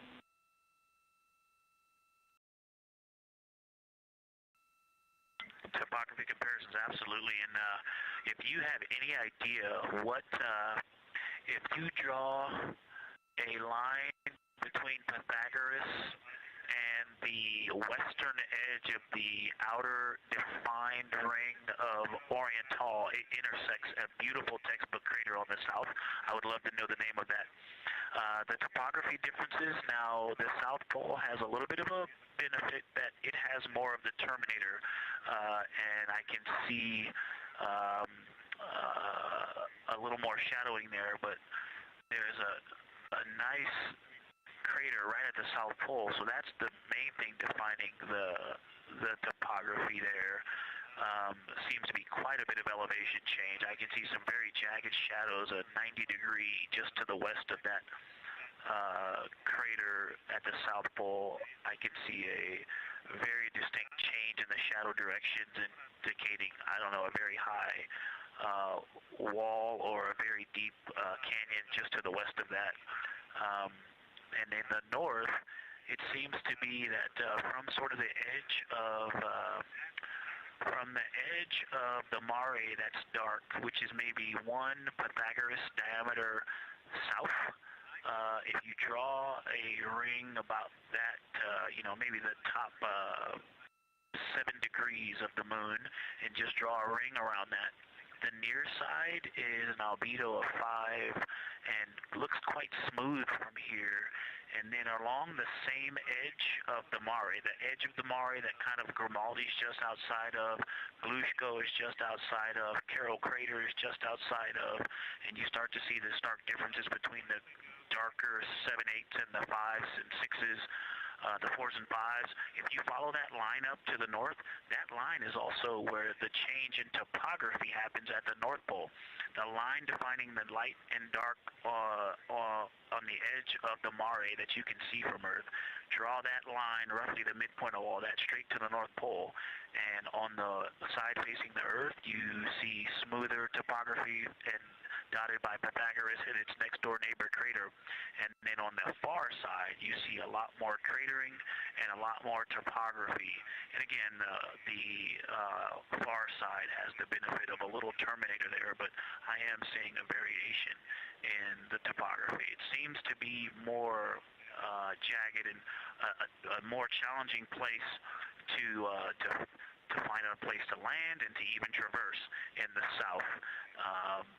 All around the South Pole, and at the North Pole, it seems to be it would be more challenging to translate on the far side of the North Pole compared to the near side of the North Pole around Pythagoras. Copy all, Victor. You really help paint a contextual picture of what you're looking at. We really appreciate the way that you're guiding us into the areas you're seeing by drawing comparisons between recognizable features. Thanks for that.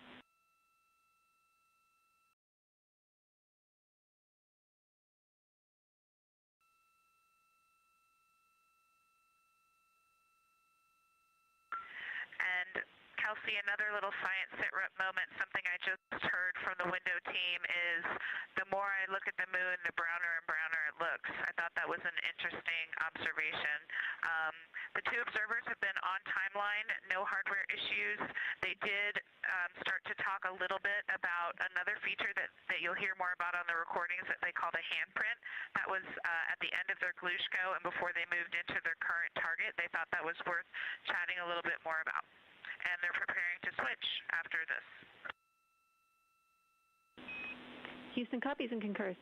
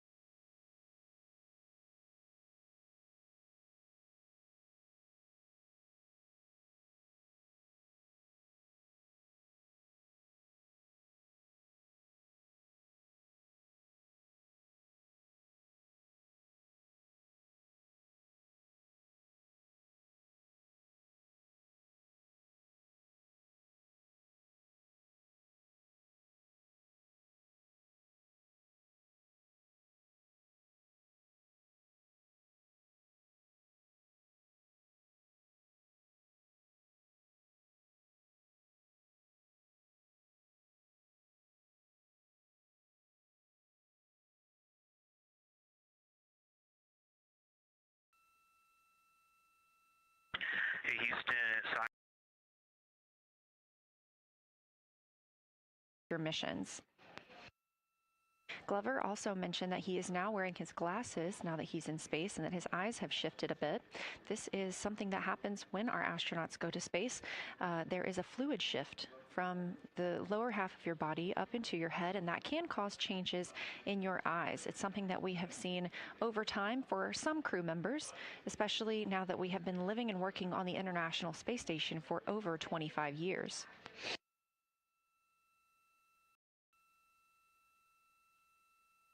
Again, it's clear that these Artemis II astronauts have undergone extensive lunar science training, including classroom instruction, fieldwork, and high-fidelity simulations. Training expeditions even took place in analog environments like the Icelandic Highlands and the Kemasassen impact crater in Labrador, where crews practiced identifying and describing geologic features under varying conditions.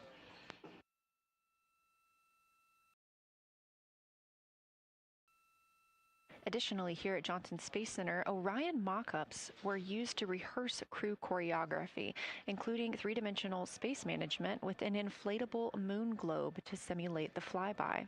And while on Earth, the crew also used that small lunar passport that I mentioned with descriptions, photos, and prompts to help them study the features we hope they'll see. Now, this is a view from their lunar targeting package at this time, helping them determine what they're seeing on the moon, as well as on the left, keep up with what their next target will be. As you can see, we have got a long list and an exciting day ahead of us.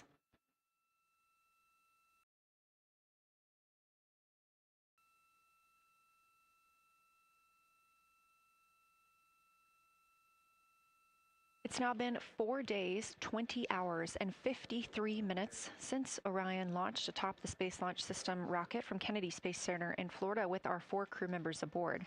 NASA astronauts Reed Wiseman, Victor Glover, and Christina Cook, and Canadian Space Agency astronaut Jeremy Hansen.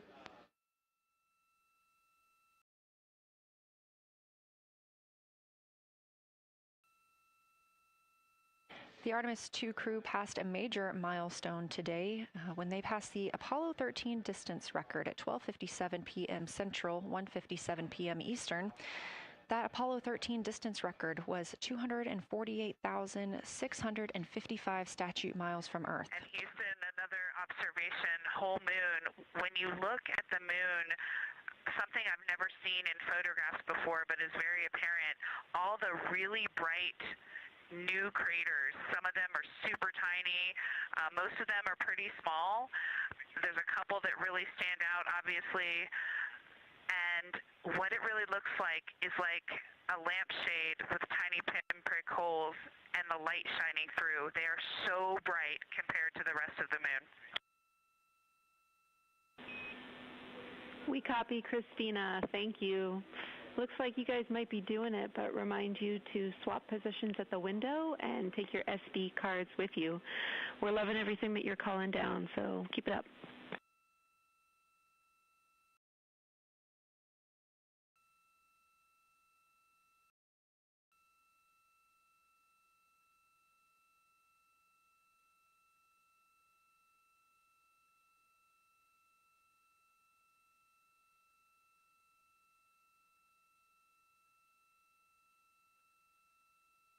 Again, Orion previously surpassed that the Apollo 13 greatest distance from Earth by humans. That was 248,655 statute miles from Earth, and Orion now 250,294 miles away from our home planet. The spacecraft is 9,033 miles away from the moon and growing ever closer. At its closest approach, it'll be about 4,070 miles away, and we will make sure we confirm what that distance ends up being. This is an approximation and an estimate ahead of that moment. We're anticipating them to make that closest approach at 6:02 p.m. Central, 7:02 Eastern, when they are in a loss of signal, transiting behind the moon. They will be the first humans in over 50 years to fly behind the moon and lose contact with Earth.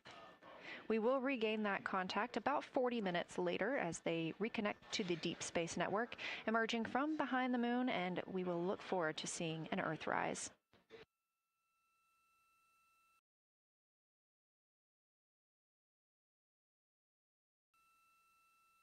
Again, the crew is currently in their position swap portion on their timeline.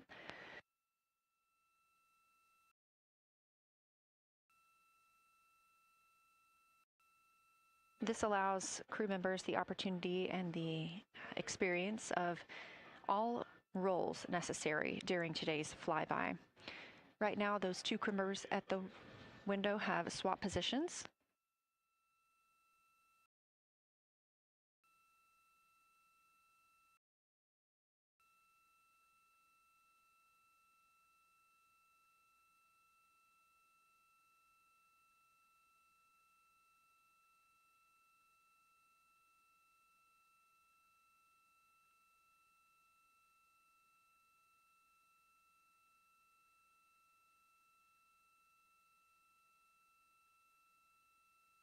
Again, the crew at the windows swapping positions. Right now, that crew is Commander Reed Wiseman and Mission Specialist Jeremy Hansen, while Victor Glover and Christina Cook serve as their support flyby crew members. That's why you are hearing Victor and Christina during those science situation reports. Those voices will change in about 30 minutes when they take a turn, taking photos and making annotations while at the window.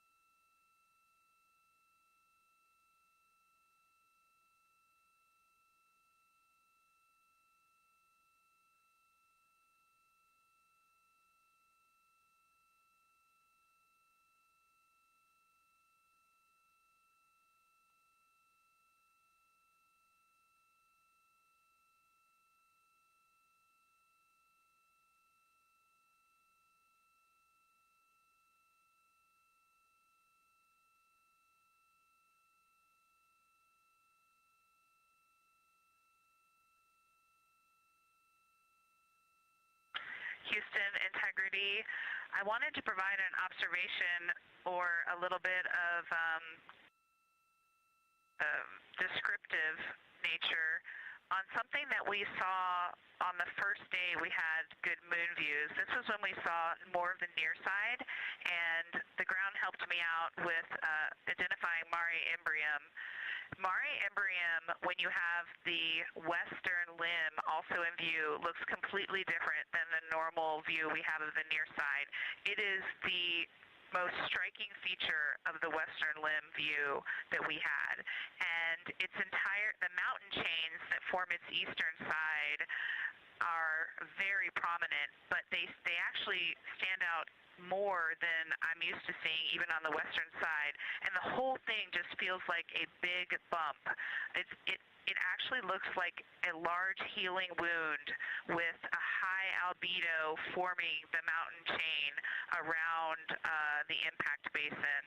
And I just don't think I had enough chance to describe how striking it was on that western limb view as we were coming in a couple days ago. Christina, science, absolutely love that, especially since that's a feature that all of us here on Earth can observe from home. So I'm sure tonight everyone's going to be going out and looking for evidence of that beautiful topography you just said. Thanks for those words.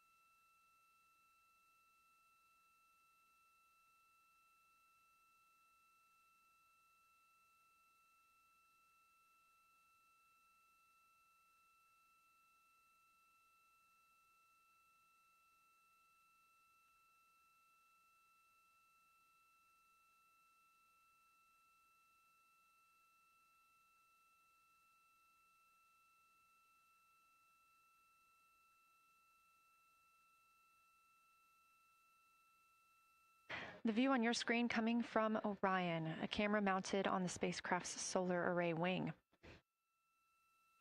Toward the right of your screen, the near side is the hemisphere we see from Earth. That is identifiable by those dark splotches, which are ancient lava flows. Science integrity. A question and a comment. Question is it possible that we're seeing a Schrödinger basin from this vantage point in the Terminator at the South Pole? And the comment is Ohm. The rays coming out of Ohm are less distinct. We are not seeing the bright rays coming out of it, but the sort of 9 o'clock wedge that is formed by the change in albedo from the interior portion that is to the northeast to the surrounding lighter mare that's 270 degrees to the west. That 90 is very distinct and interior. You got some great descriptions from the two at the window about the colors in there, but in that darker part, in that wedge, you've got some really interesting color, even though the rays, the distinct difference in the albedo almost look like rays, but it's not the rays coming out. It's the just change in that albedo. Integrity science, that is very intriguing, those color rays coming out of Ohm rather than sort of albedo. And as answer to your question, we do not think you can see Schrödinger. It's in darkness as of now. But thanks for that Ohm description, and it sounds like the pair at the window's got great descriptions that we're definitely going to dive into tonight.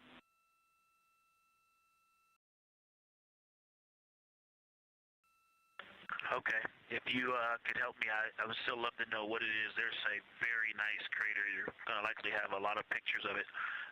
What would be right in the Terminator at the South Pole or close to the South Pole where it's intersecting the Terminator right now? Yeah, Victor, we're assuming you're talking about, kind of if you're looking at the Terminator, it's basically like 70% down from the North Pole. Is that where you're looking?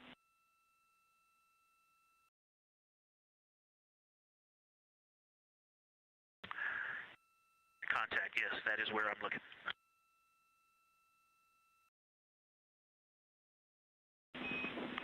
Integrity Houston, that is an enabled caution for wastewater dump required. We have hit our limit. As expected, no crew action.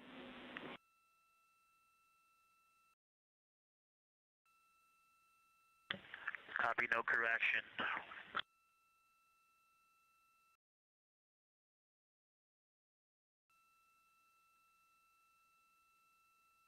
You are. And integrity science, we're trying to figure out what you're looking at there. Is it like right on the Terminator, or is it in the eliminated portion next to the Terminator?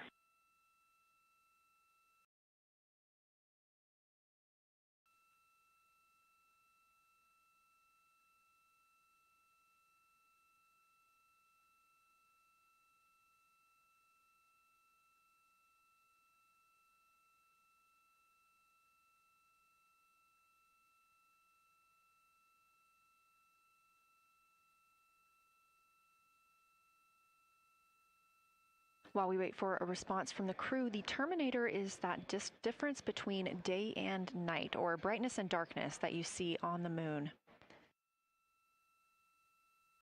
We see this from the International Space Station as well, looking down at Earth. And science from integrity, excuse my space orientation adaptation. If you draw a line between Glushko through the center of Oriental, and then another line from Glushko through the southern tangent of Oriental, that line would almost perfectly intersect tangentially the crater that I'm talking about, and it is on the Terminator. So yeah, I think I'm not looking at the South Pole. I was a little twisted. That line description was really helpful. I have eyes on the SIR right now, and they are actively discussing lunar geography. We will be back with you shortly.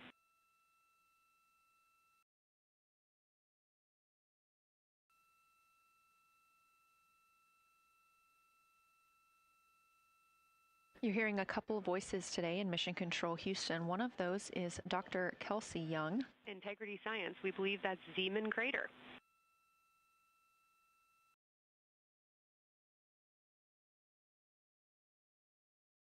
Oh, I pulled it away from the speaker. Say it again, please. We believe that that is Zeeman crater.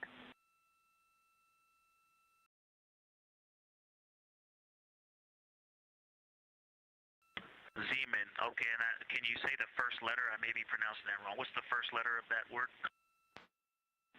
Zulu. It's Z-E-E-M-A-N.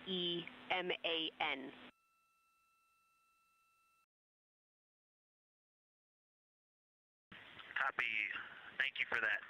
Yes, we've got a great view of that. And when I went back to the window just now, the view has completely changed. Our trajectory is taking us to a new view, and I'm looking more into Vavilov. I've got a nice, great view into Vavilov.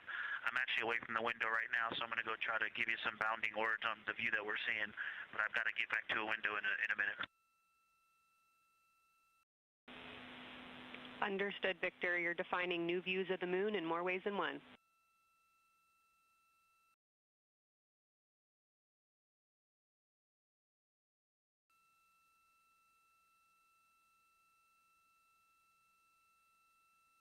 Again, when you hear calls down to science or from science, that's Dr. Kelsey Young, the Artemis Science Flight Operations Lead here at a console in Mission Control.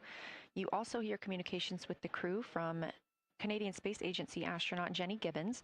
She is the Capcom for today. She is a backup Artemis II crew member. Those calls from pilot Victor Glover asking about a feature he was seeing, specifically a crater on the moon. Meanwhile, the team here in the science evaluation room was actively working together to determine what feature he was describing.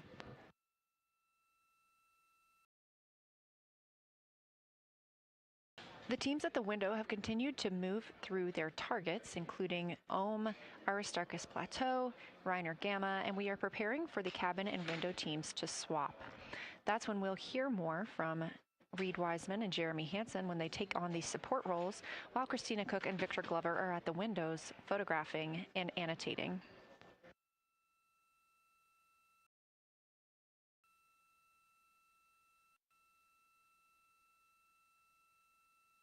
As we briefly mentioned, if you look towards the right side of the moon, essentially,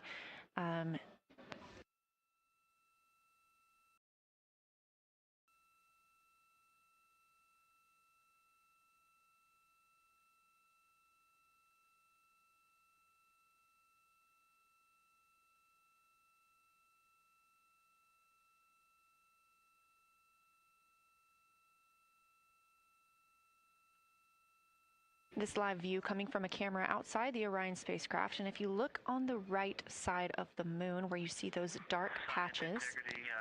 Wow, yeah, I wish I had some more time to just sit here and describe what I'm seeing, but the Terminator right now is just fantastic. It is the most rugged that I've seen it. From a lighting perspective, there are little islands. There are islands of terrain out there that are completely surrounded by darkness, which indicates some real variation in terrain. Up to the north, there is a very nice double crater. It looks like a snowman sitting there. In the 5-10 degrees below the pole in the Terminator, and then on the southern edge there's almost like a hole. Looks like a hole, and it's the diameter of Vavilov size, just blackness, and then a wall of bright, and then it goes back to the black beyond the Terminator. So there's it looks like there's just a gigantic hole right there. 1 Vavilov diameter east of the Terminator, and as you go south, the Terminator is not a nice smooth arc. It's just jagged. There's almost a 110-degree turn in the shadow as opposed to the nice smooth arc, again indicating some really interesting variations, and I'm sure we'll get some photos of that. And then one of the craters further to the south of Vavilov, maybe halfway down to the South Pole, is not only looks like just a deep hole, and then there's like two island rays pointing off to the west and north that indicate very high ridges and very deep canyons coming up out of that crater. So again, just some really interesting visual illusions going on with the shadows there. Like I said, there look to be islands out beyond the terminator because some of the things, maybe even a Vavilov diameter into the terminator are catching sunlight on the peaks up to the north and to the south. It's very, very interesting to see. Integrity Science, oh my gosh, that was an amazing picture you just painted. I glanced over at the SIR video and I literally saw fist pumps in the air. Those types of observations are things that humans are uniquely able to contribute, and you just really brought us along with you, so thanks for that.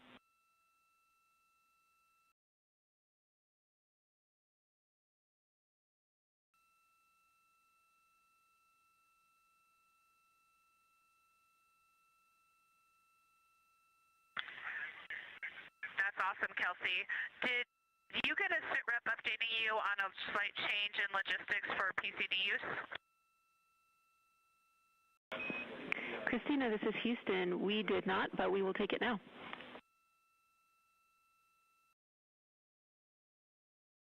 We slightly changed the PCD plan for the window observers. The two window observers kept their PCD.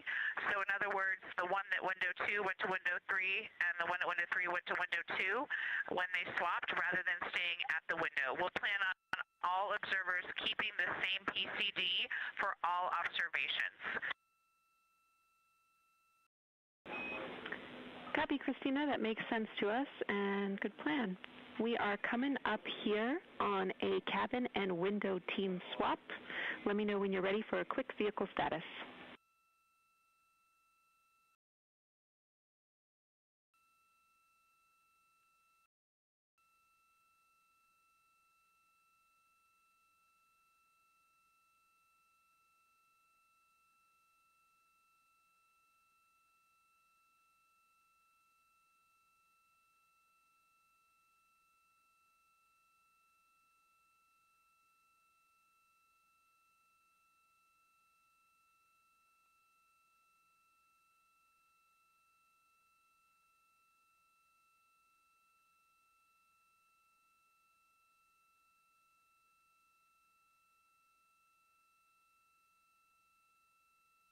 As you heard, Science. Houston, go for the vehicle system update. Howdy, Reed. We don't have much for you. We just wanted to let you know that toilet right now is no-go for use as we stick with the predetermined limit for now. All crew members, please use CCUs. Otherwise, Orion is looking very good. And you have 15 minutes in this handover time where we expect Victor and Christina to switch to the windows and you and Jeremy to be in the cabin assisting. Let us know if you have any questions.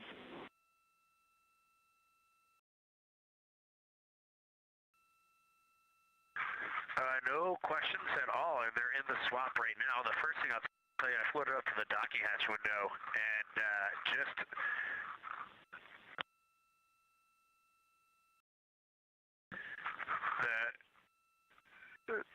what I'm going to call the Mari around Oriental just looks so different out the docking hatch right now. It's quite a bit darker. It's the same darkness, if not a little darker than Grimaldi, but it's cool after just being in the 400 mil for the last half hour. Looking up close, I got pictures of everything Ike was just describing on the Terminator. It really is a fascinating Terminator. And then Oriental just looks so dynamic right now. It's very three-dimensional out the docking hatch compared to what I was just looking at through the 400 mil. We love it. We are getting a sneak preview from one of our SAW cameras at what you're looking at, and we see some of what you're describing. We cannot wait to see your photos. Thanks.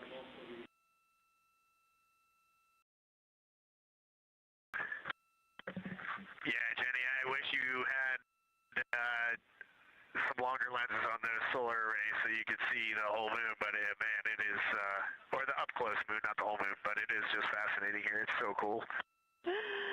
All right, MPO and INCO, take notes. We want a zoom lens on those saws next time. Thanks, Reed.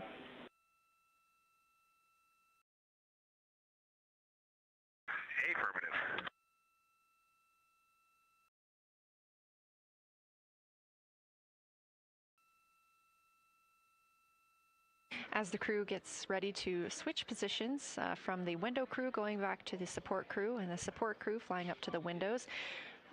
This view inside the room, Capcom Jenny Gibbons speaking with the crew, Canadian Space Agency astronaut. The crew has continued to provide excellent descriptions of what they are seeing on the lunar surface. In this picture, or in this live view actually, from Orion and a camera mounted on its solar array wing, if you look at the dark portion on the right side of the screen, those are visible from Earth. That's considered the near side. Those are ancient lava flows from a time early in the moon's history when it was volcanically active.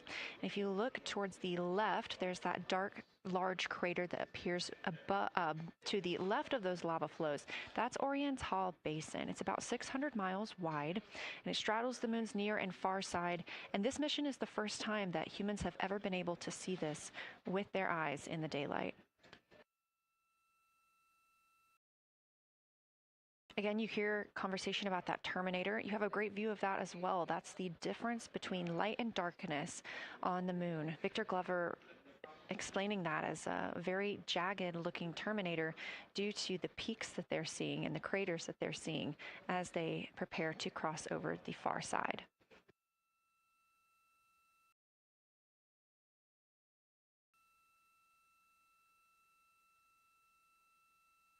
You also heard science officer, the Dr. Kelsey Young, Artemis Science Flight Operations lead, sharing with Victor Glover that his responses are truly something that only human eyes can discern or provide. So we've previously discussed how having humans observing the moon on this mission is being combined with lunar robotic data to help us maximize what we know about the moon. So part of that data comes from the Lunar Reconnaissance Orbiter, or LRO.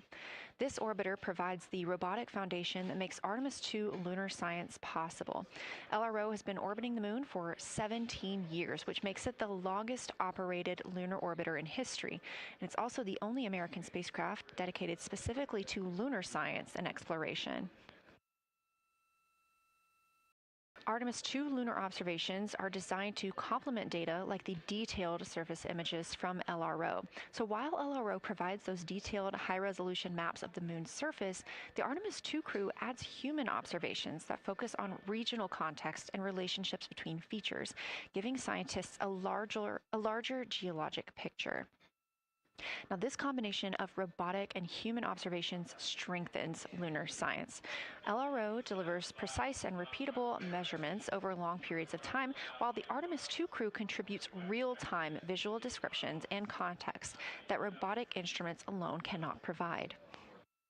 The best description I've heard while preparing for this mission is to compare the difference in looking at the moon with your own eyes on Earth and trying to take a picture with a camera.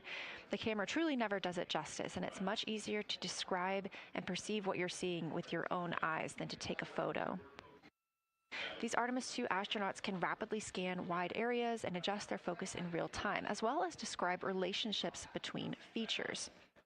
The crew will also observe the same regions multiple times under changing lighting conditions during the flyby and provide perspectives that would take robotic missions years to accumulate. During the Artemis II mission, LRO is also attempting to observe some of the same lunar features that the astronauts are studying. Collecting this data simultaneously highlights how different instruments and human eyes provide complementary information about the moon. This LRO data plays a direct role in preparing for future Artemis missions. Its measurements of topography, surface temperature, composition, radiation, and lighting conditions are used to assess hazards, identify safe landing sites, and locate potential resources such as water ice near the lunar South Pole. This mission, Artemis II, represents the point where years of robotic preparation are paired with human exploration for the first time in the Artemis era. So together, LRO, the Lunar Reconnaissance Orbiter, and Artemis II are demonstrating how NASA moves from mapping the moon robotically to exploring it with humans. We are laying the groundwork for future Artemis missions and sustained lunar operations. A check-in with Orion. We are now 4 days, 21 hours, and 22 minutes into the flight of Artemis II. our crew aboard the Orion spacecraft. We are now 8,153 miles away from the moon, 250,742 miles away from Earth. The spacecraft is traveling at 1,030 miles per hour.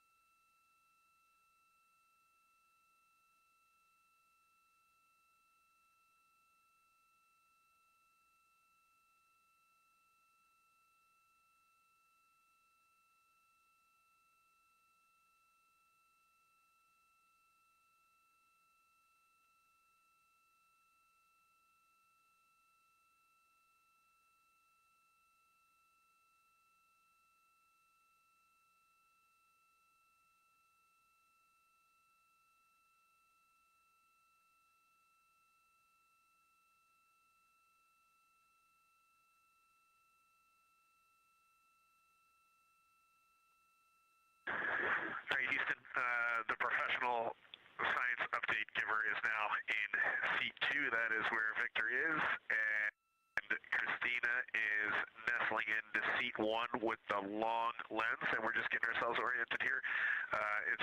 It's a cool view in the cabin. It's actually a cool view to be off the camera now and looking at my crewmates getting up to their observation post and looking in. It's super fun.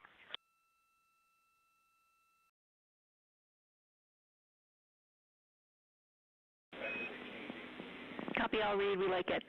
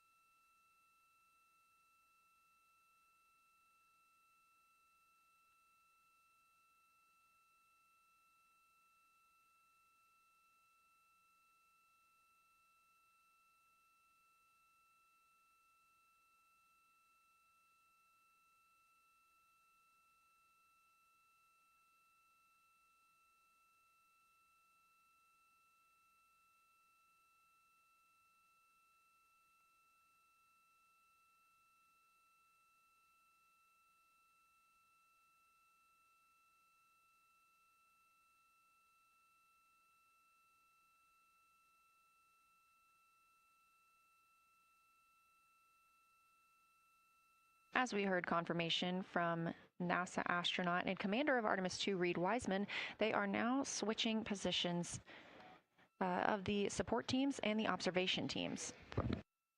So initially, Reed Wiseman and Jeremy Hansen were at windows 2 and 3 in the Orion spacecraft, taking photos and making annotations in their PCDs, portable computing devices. They were also giving audible descriptions into their PCDs, wearing headsets with microphones and providing recordings that the science team will be able to listen to later. We were hearing from NASA astronauts Christina Cook and Victor Glover as they made observations as part of the support team. Now, as these teams are swapping, we anticipate hearing more from Reed and Jeremy as they'll be on the support team, while Victor and Christina will be at the windows taking photos and making annotations.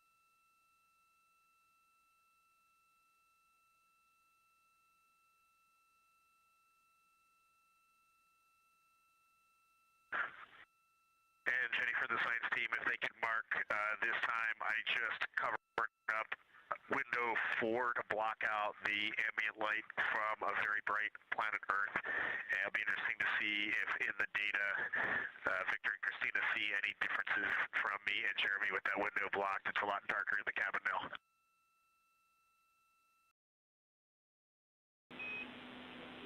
Copy, Reed. We're taking note, and we'd be curious too.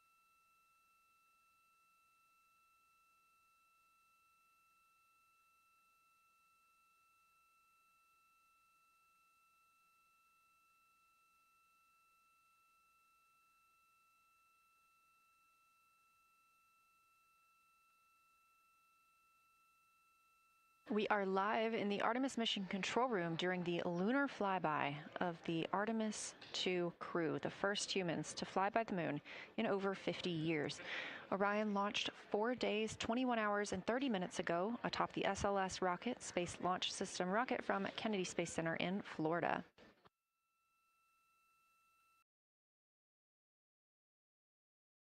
Our 4 crew members inside the spacecraft are transitioning their positions. The cabin and window teams have swapped. Currently at the window, we have Victor Glover and Christina Cook, NASA astronauts, and serving as support, Reed Wiseman and Jeremy Hansen.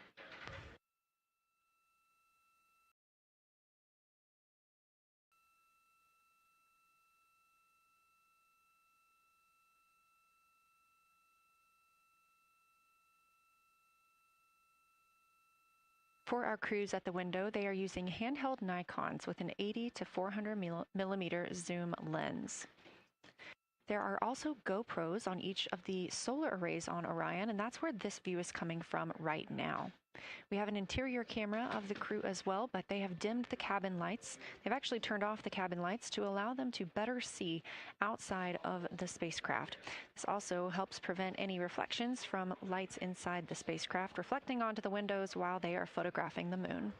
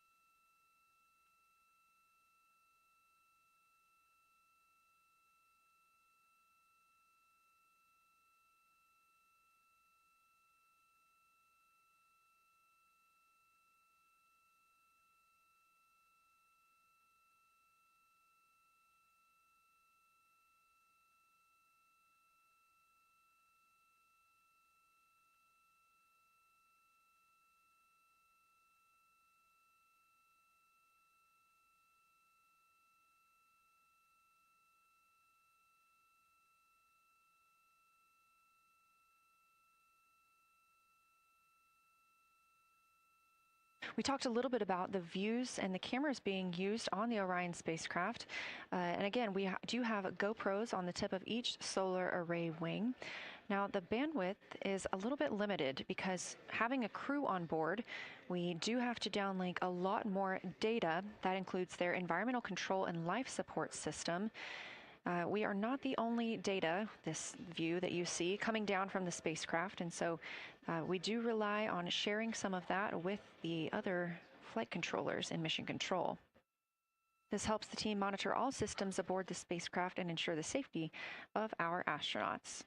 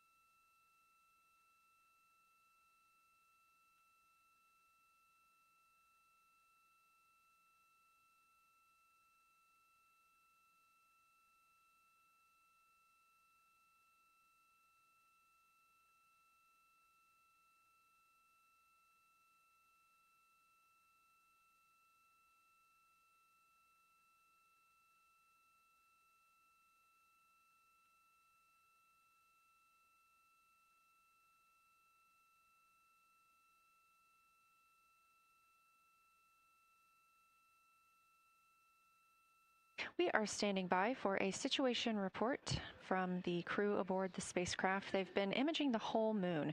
There is now a new crew at the window. That would be Victor Glover and Christina Cook. And so being it's their first time since they have moved up to the window positions, they have a chance to orient themselves and describe and take pictures of any color or albedo variations across the surface. Reminder, albedo is the brightness or reflectiveness. Integrity science for a science sit rep when you're ready.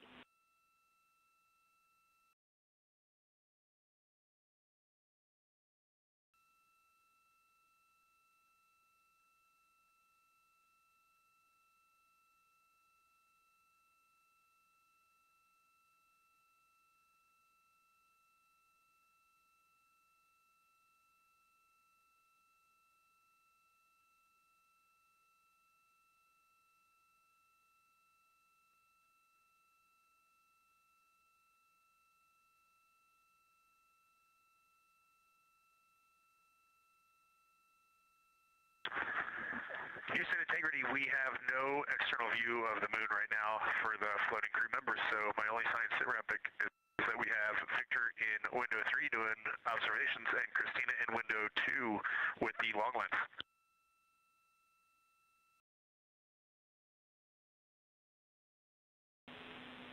Integrity, we copy. Are the shrouds still on windows 1 and 4? And if so, would you consider trying to get a view through one of those windows?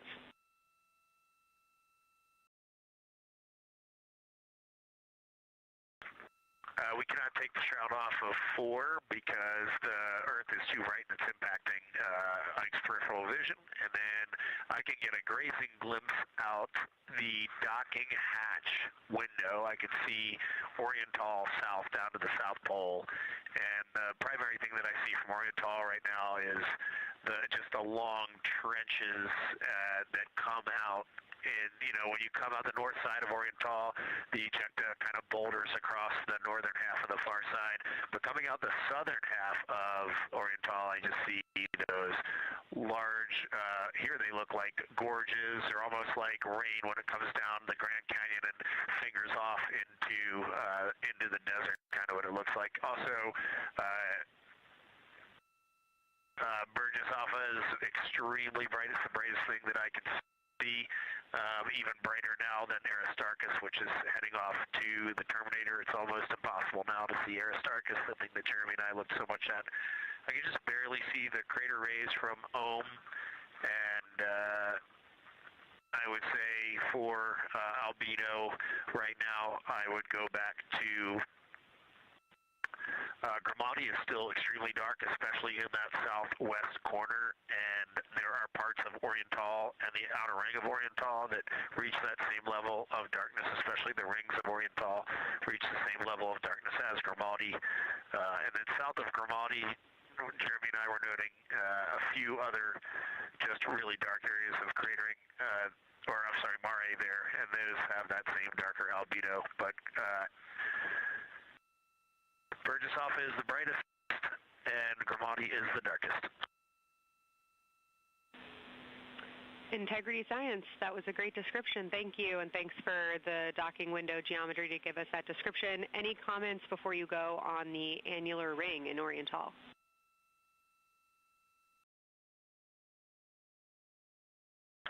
The annular ring, which I think everybody kind of describes as like a pair of lips or a kiss on the far side of the moon from here, is very circular in nature. The northern part of it is wider, darker. The southern part is much lighter.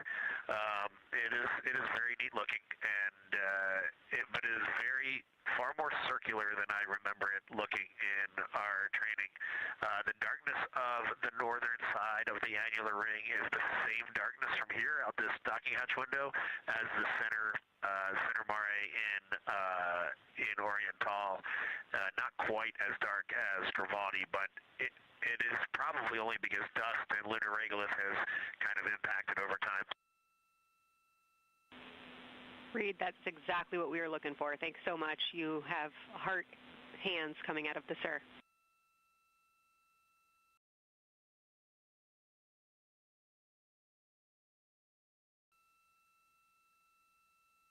Say that again, Kelsey. Just saying that the SIR was really excited about that. That annular ring was something we were really eager to hear about, so thanks.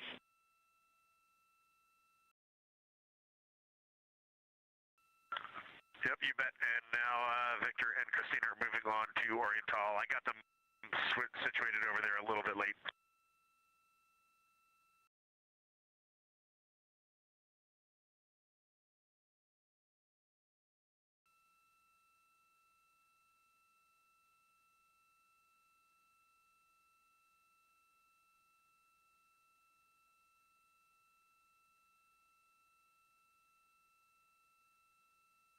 That was NASA astronaut Reed Wiseman, now providing a science sit rep as he is away from the windows most of the time. He is working as the support person along with Jeremy Hansen in the spacecraft, as Victor Glover and Christina Cook are now at windows 2 and 3, able to photograph the moon.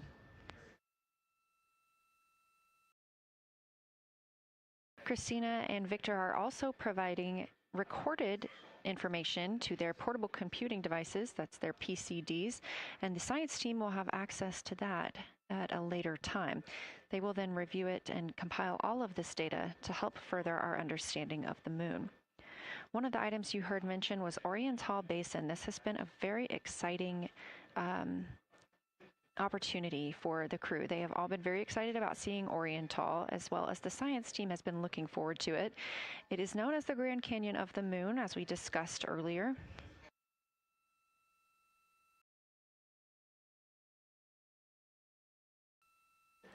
From the pictures, the science team is hoping that the crew will take centered images of the entire basin and surrounding craters in a single frame, but also use those 80 to 400 millimeter zoom lenses to create a mosaic entire basin.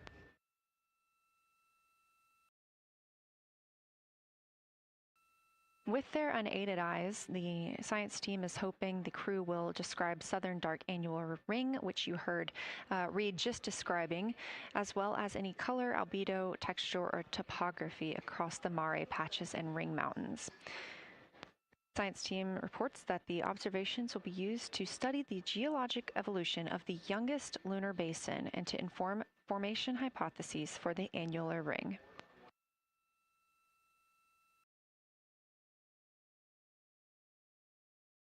And again, another fun fact about Oriental is the diameter is the same distance between Johnson Space Center, where we are today, and Kennedy Space Center, where the crew launched on April 1st.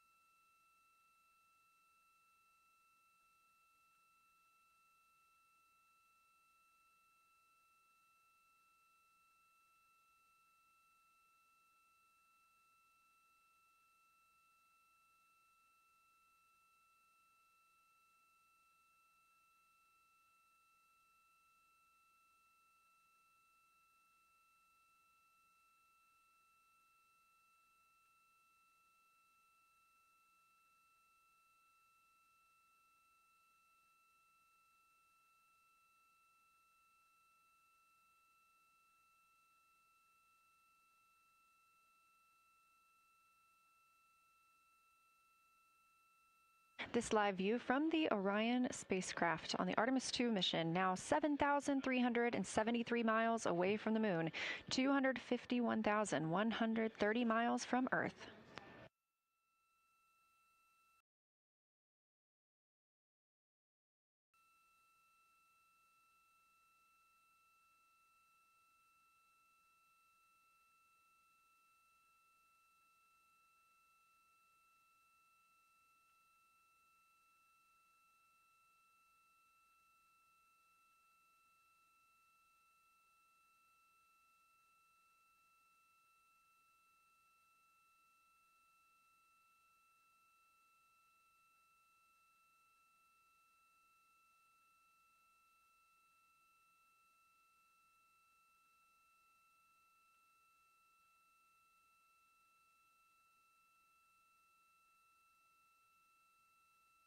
Again, the Artemis II crew passed the Apollo 13 record of the humans farthest from the Earth today at 12:57 p.m. Central Time, 1:57 p.m. Eastern Time.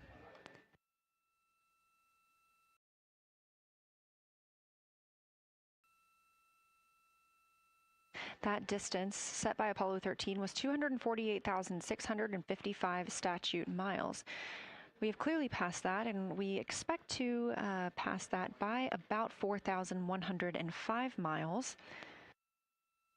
That will be when the spacecraft reaches its farthest distance from the Earth. It could be around 252,760 miles, but again, these are approximations and our targets, and we will make sure to report back the final numbers once we have them.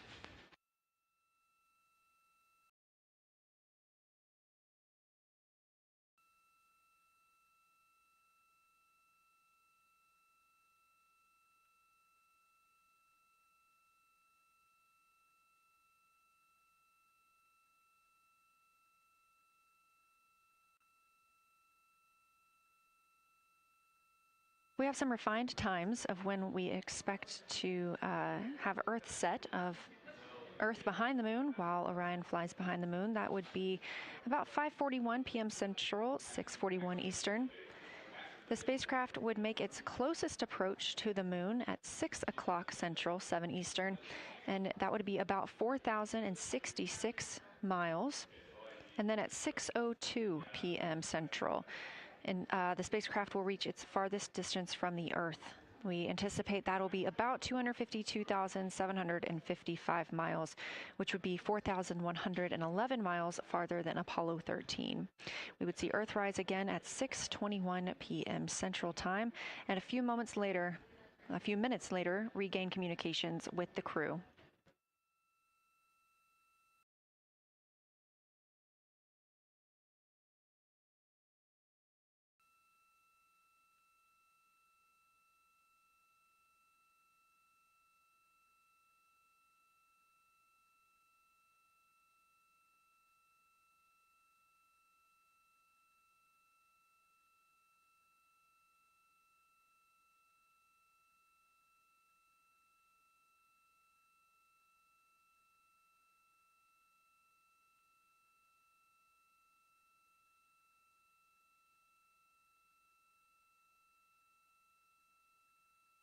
Currently aboard Orion, Victor Glover and Christina Cook are the two team members conducting lunar flyby observations, meaning they are using the Nikon cameras to photograph the moon, and their PCD, or the portable computing device, to conduct annotations.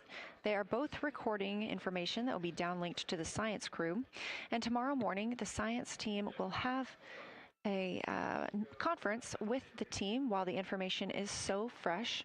They'll be speaking with the crew about their observations and their data collection.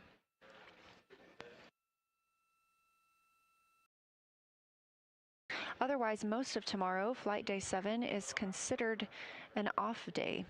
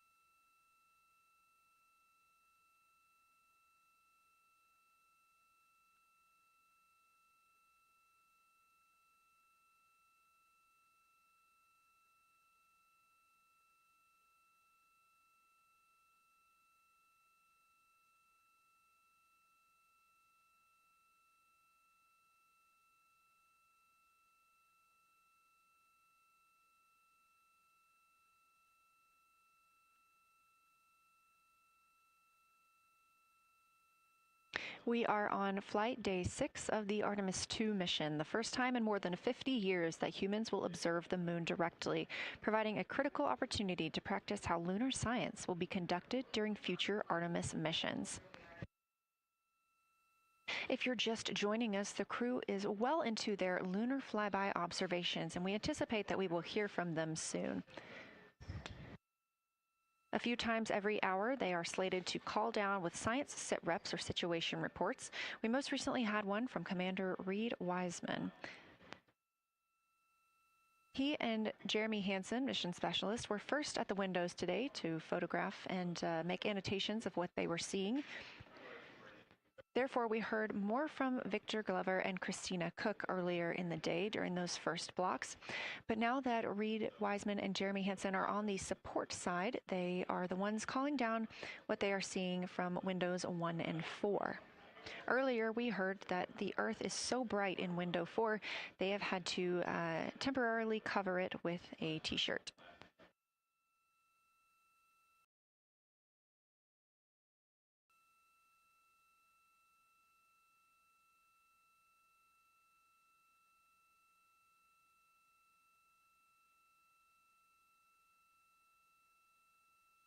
The moon preserves a near-continuous record of solar system history that has been erased on Earth because the moon doesn't have an atmosphere. So things that we experience on Earth, like weather or plate tectonics, don't really apply.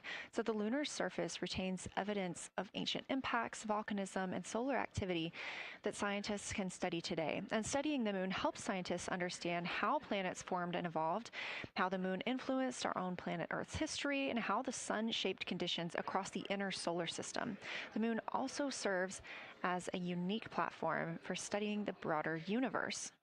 Artemis science is designed around questions best answered by humans, working alongside robotic systems, combining decades of robotic lunar data with real-time judgment, context, and adaptability that only humans can provide.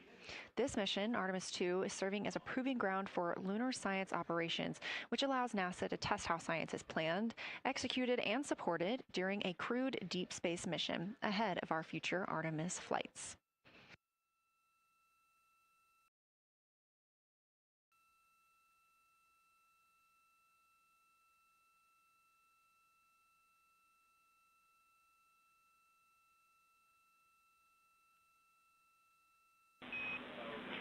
Integrity, time for a window team position swap.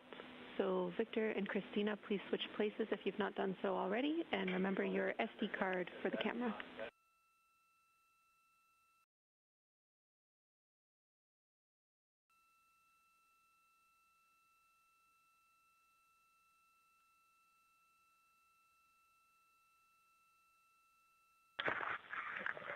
We're in the swap right now. They're wrapping up their last comments, and they'll switch over and change cards from the long lens. Copy.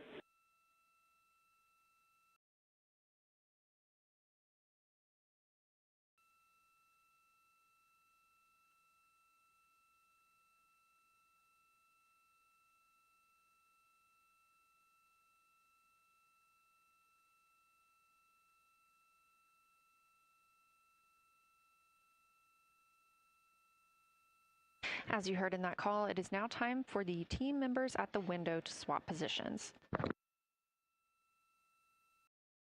That means Victor Glover and Christina Cook will be switching roles. One of them has been photographing the moon with a Nikon with an 80 to 400 millimeter zoom lens, while the other was making annotations on their portable computing device.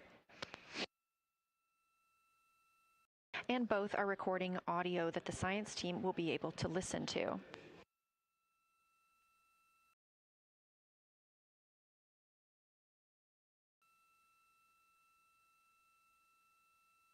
We are now 2 hours and 10 minutes until we expect to lose signal with the spacecraft as they fly behind the moon. And the next target for the crew is considered a crew choice event. They have the option to focus on any regions or patterns or features that interest them. The science team has asked the crew to capture pictures that illustrate their choice, as well as at different zoom levels, and to describe why those certain features or regions caught their eye.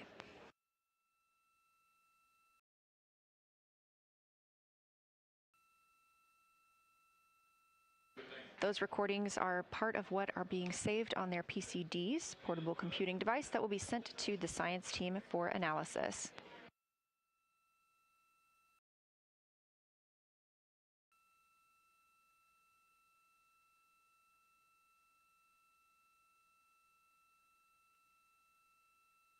The crew has been allotted 8 minutes for this crew choice event, and it's also a time for a scheduled sit rep or situation report. So we expect to hear them calling down what they are seeing soon.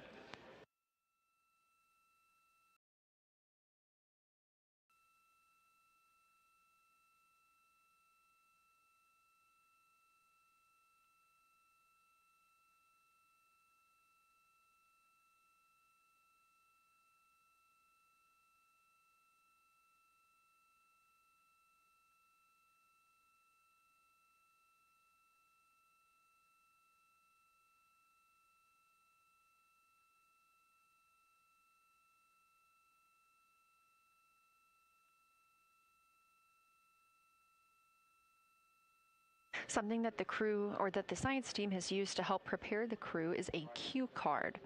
These ask for a feature ID if they happen to know the type or name, and if it is a target. Of course, in this situation, when they have a crew choice, they do not need to, it may or may not be a target. They want to know the location and the observation style. They've also asked for the geometry of what's being captured, the size, shape, boundary, and preservation, as well as the color and shadow. So the color tone, the albedo, that reflection or brightness, and any shadows or illumination. Next, they're interested in structure and texture. That includes slopes, structures, and textures, of course, and geologic relations, like association to other features, any contact to those features, and of course, their thoughts, impressions, or interpretations. They are interested even in emotions and excitement that the crew may be having.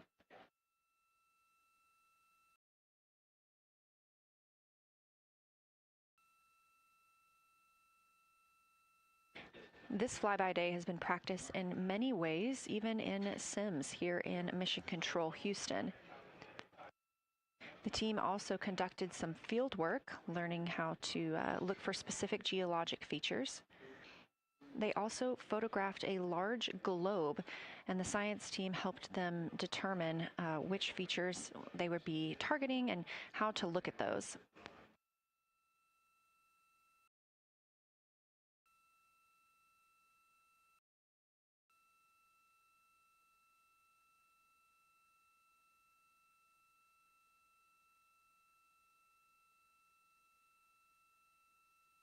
We have a few more minutes that the crew would be photographing their crew choice. Again, this is NASA astronauts Victor Glover and Christina Cook at the windows.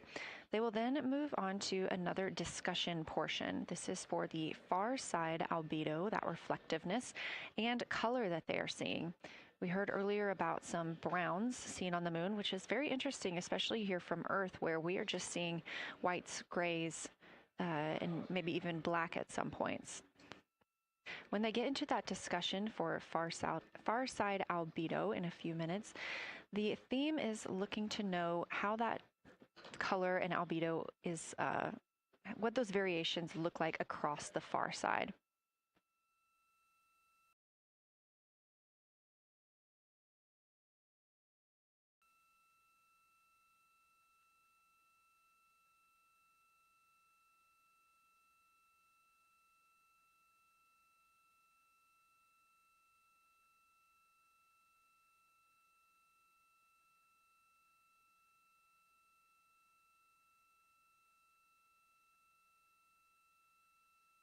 On the right side of your screen, the Science Evaluation Room, or SIR, where team members are looking real time at what the crew is seeing. And even earlier, we're... Houston Integrity, you ready for science zero? We'll take it.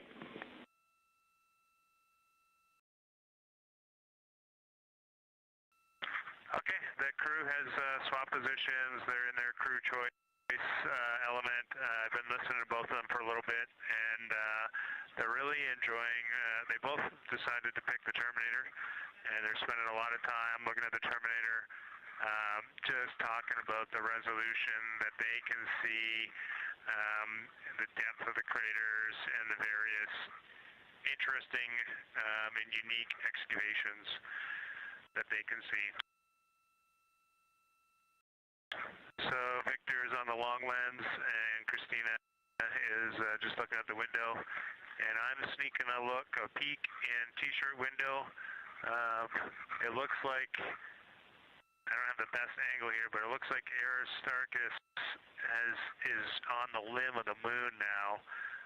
It's amazing how quickly it changes as we speed around the far side of the moon, stuff that's leaving our field of view, and now we have a lot of the dark side of the moon that, you know, it's missing for us right now, but it would be in view if it was lit at all.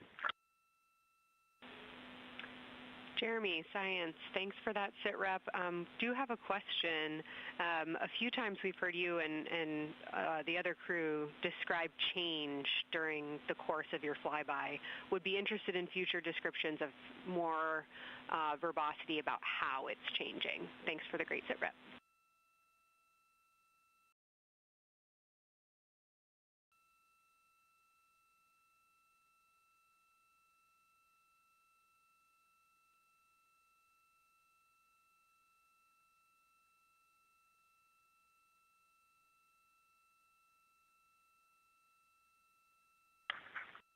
Yeah, Kelsey, sounds good. We are definitely keeping an eye on that.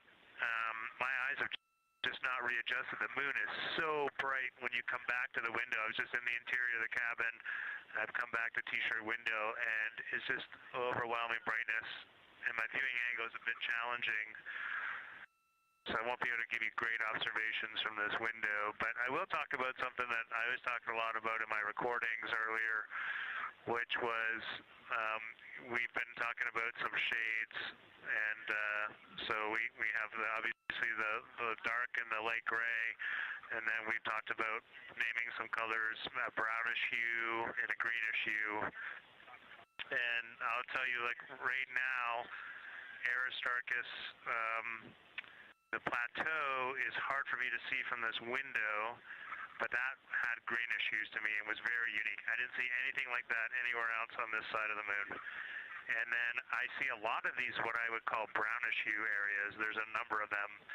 And they, for example, in the northwest corner of the highlands, to me it looks like the brownish hue is caused by ray or ejected material landing on the highlands, and then we obviously see the ray areas as a lighter albedo, but in between the rays where the deposit would be thinnest, that is what it looks like is causing the brown to me. So I saw that in the northwest side of Aristarchus, or sorry, that dark area of the highlands, northwest side of the highlands. I saw it in the highlands to the east of Glushko, and then I see those same brownish hues west of Oriental, and I drew a contact there on OneNote, but that's a huge region, kind of like a piece of pie with the point of the pie pointing at Oriental and then going up towards the northern side of Hertzsprung. And that is an area that just looks like that brownish albedo. That was fantastic, Jeremy. We had heard rumors of the green and brown hues, and so you really read my mind on asking about those. Understand they likely didn't have any contact with each other the way that you described them, but please correct me if I misunderstood that. And then last thing, I'll make the same offer we made to Victor earlier. If it would be helpful for us to verbalize any targets so you can stay at the windows and keep your eyes adjusted to the moon, please let us know.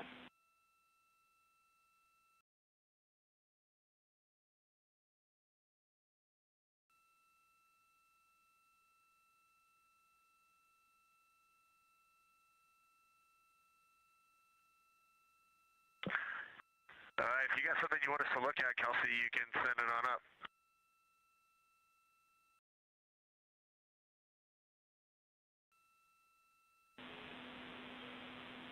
definitely not looking to interrupt your flow, Reed and Jeremy, only offering assistance if you guys want to keep your eyes off of the PCDs.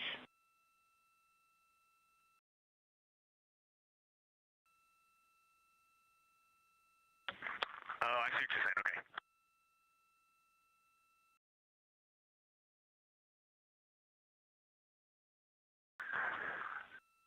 Not really science related, and we definitely learned this at Apollo, but the thing that is just most fascinating, I think, to me and Victor right now is even as rugged as the far side looks, when you look at Oriental and Ohm, it's rugged.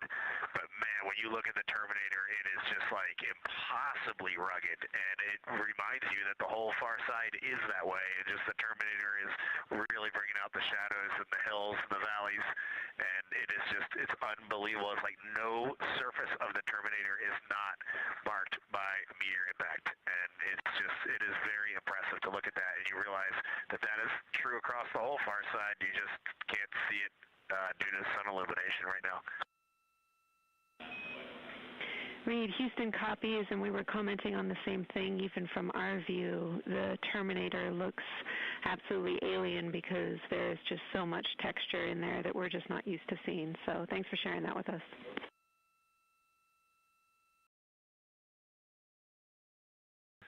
There's also, I don't know the name of it, coming out the south-southwest of Oriental, right on the southern Terminator, is just a massive crater.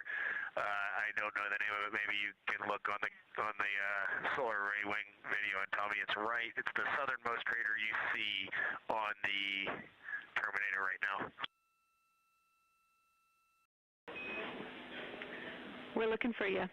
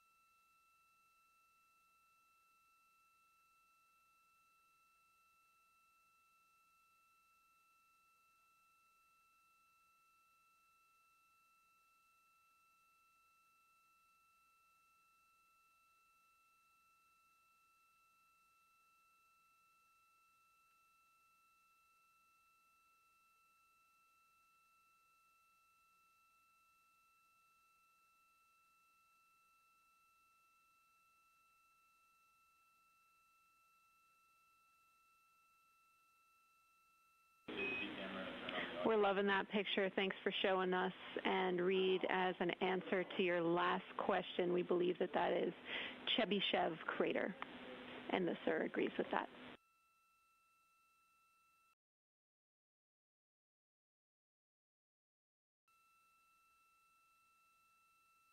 Okay, that picture I was just showing you is an 8X iPhone out the docking hatch for the high grazing angle. It's just amazing. We love it. Thank you.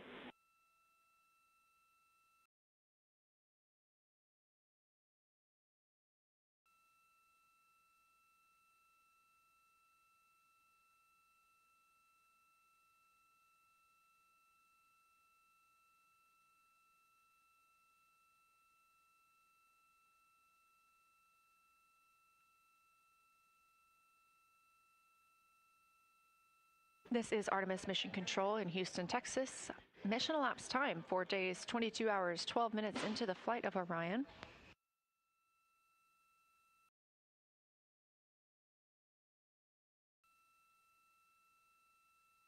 This is Lunar Flyby Day for the crew aboard the spacecraft. Reed Wiseman, Victor Glover, Christina Cook, and Jeremy Hansen are now the farthest people to have ever traveled from Earth.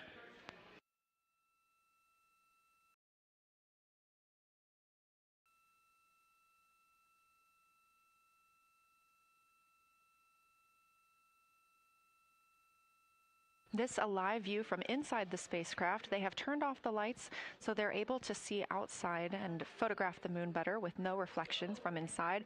And for a very brief moment there. Integrity Science, thanks for those iPhone views. It's helpful to see what you're seeing.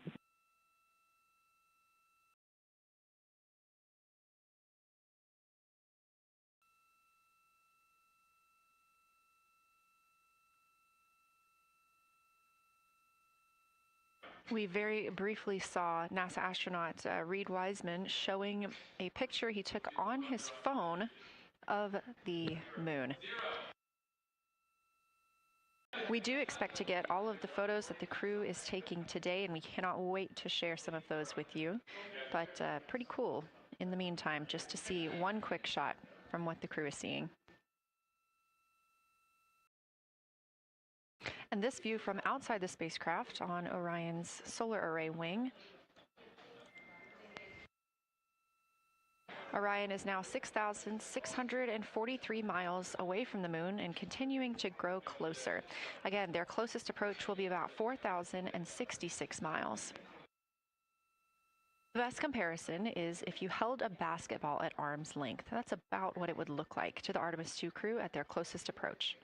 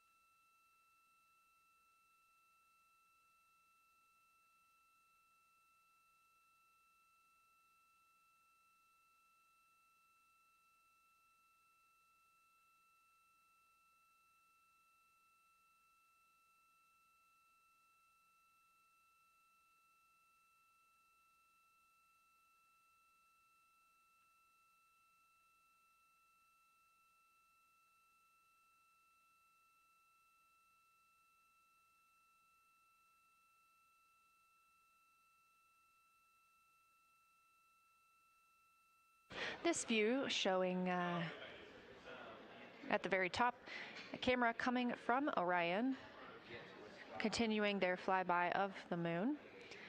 We have 3 more flyby observation blocks after the completion of this one.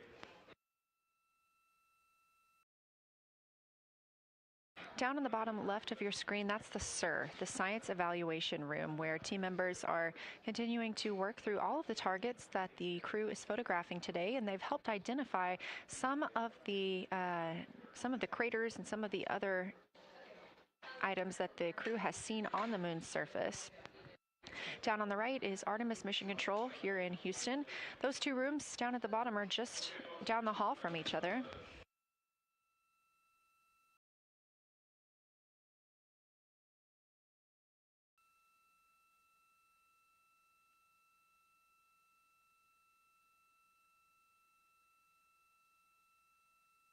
And we are just a few minutes away from the next cabin and window team swap. That means Victor and Christina, who have been at the windows, will fly to the cabin, the background essentially, and be their support crew for Reed and Jeremy. Reed and Jeremy will move back up to the windows.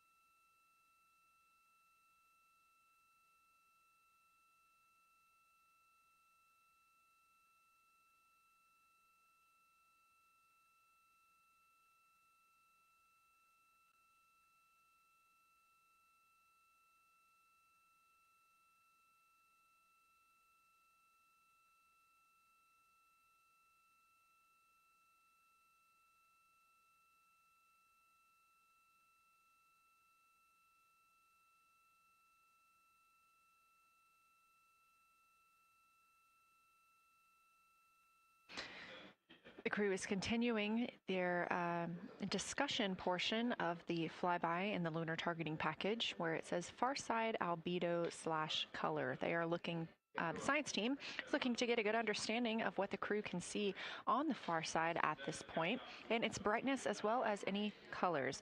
We did hear earlier Canadian Space Agency astronaut Jeremy Hansen reporting that they could even see browns and even greens on the moon. I'm really looking forward to seeing those photos. And in just a couple of minutes, the teams will swap from the cabin to the window.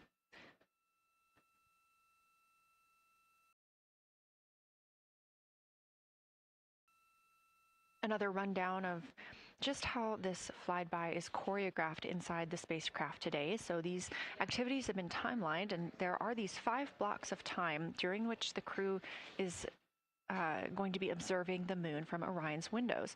Now we are just coming up on the end of the second block, and we'll start the third soon. So at any time during those blocks, 2 members are at the windows working in a pair. One is taking photos from window 2 and has a blue shroud over the window to help prevent any reflections from inside the spacecraft. They are also using an 80 to 400 millimeter zoom lens. And the other astronaut on the window team will be in window 3 using their portable computing device to make annotations. Now, again, both of those crew members are making audio recordings of what they are seeing, and we are not hearing that right now. Those are going to be downlinked later to the science team, who will evaluate them and use that data to inform our understanding of the moon. Those 2 crew members at the windows swap roles. Integrity Houston, it is time for another swap between the cabin and the window teams. So we have 15 minutes of handover time, and then we will expect Jeremy and Reed at the windows and Christina and Victor at the cabin. I have no new vehicle updates for you, but I do have a photo location for some photos on Ike's PCD, and I want to let you know that Jeremy's family have arrived in the viewing gallery.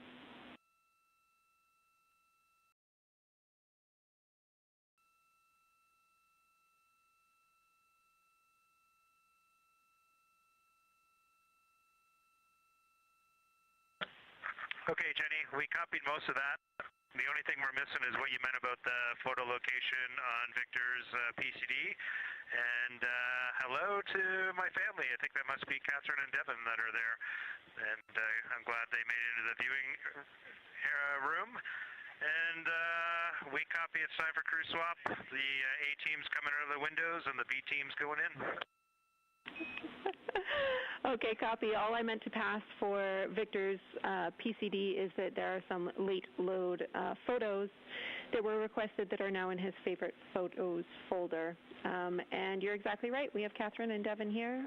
They give you a big wave, and they're super excited and happy to see part of what you're seeing.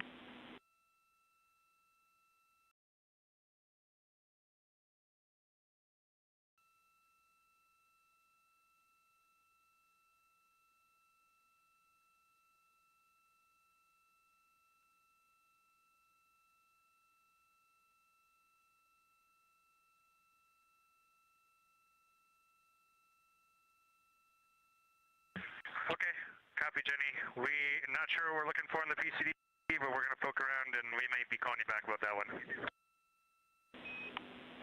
All right, that's no problem, and it's unrelated to flyby.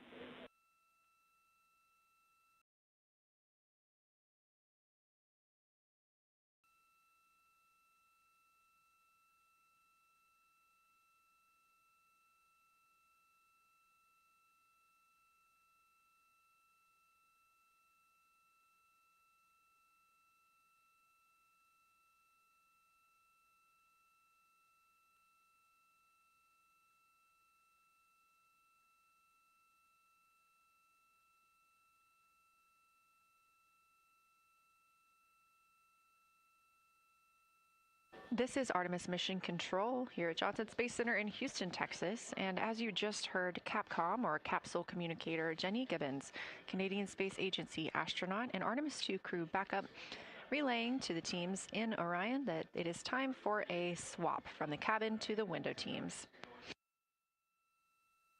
We're now at the tail end of the second lunar flyby observation block. Again, we have 5 of these today. Most recently, Victor Glover and Christina Cook were at the windows photographing and making annotations, while Reed Wiseman and Jeremy Hansen were in the cabin providing support, whether that is SD card help, but also science sit reps, calling down any situation reports for what they are seeing on the moon or anything about the vehicle status. With that call to make a swap, Reed and Jeremy will be back at the windows, making observations for what they see at the moon and taking photos.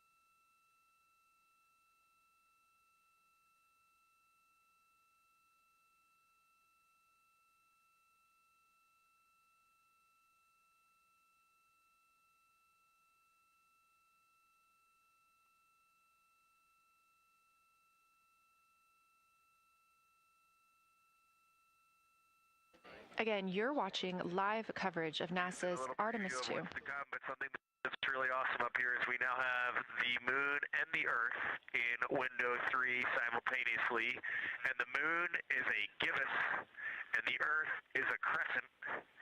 And I'm guessing in about 45 minutes we'll have 2 identical crescents as we change our position in the universe. That is pretty darn cool. Thank you.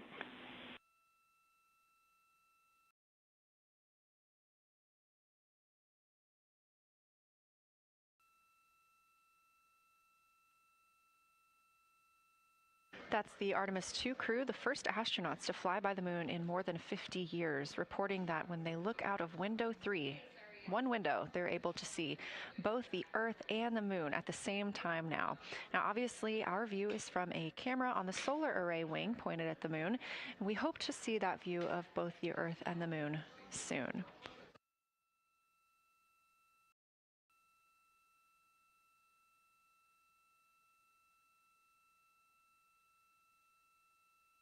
Some upcoming times for what you can expect. In about an hour and 40 minutes, we will have Earth set. And during that time, we will have a view of Earth going behind the moon. Shortly after, just a few minutes later, we will lose signal with the Orion spacecraft. This is tracked as it is going behind the moon and out of reach of the Deep Space Network. At 6 o'clock p.m., the spacecraft will make its closest approach to the moon at a distance of about 4,066 miles.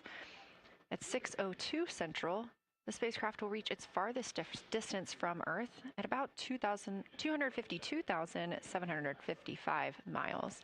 Of course, these are approximate, and we will make sure to provide you with the final distances once those are confirmed.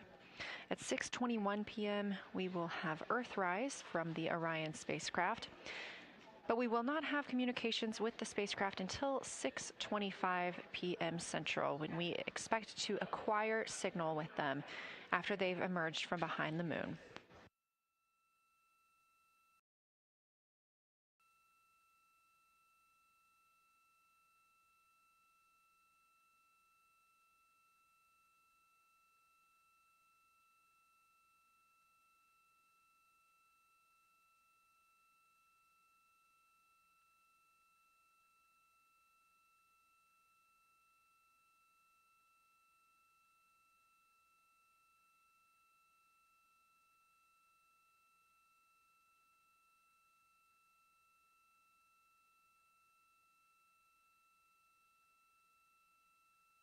Again, you're watching live coverage of NASA's lunar flyby for the Artemis 2 mission, first crew to fly beyond the moon in over 50 years.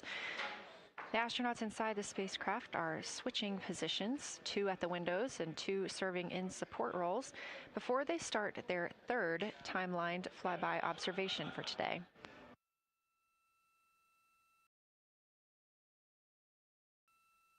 We've heard great calls from the crew so far describing what they're seeing, all well trained by the science team here on the ground.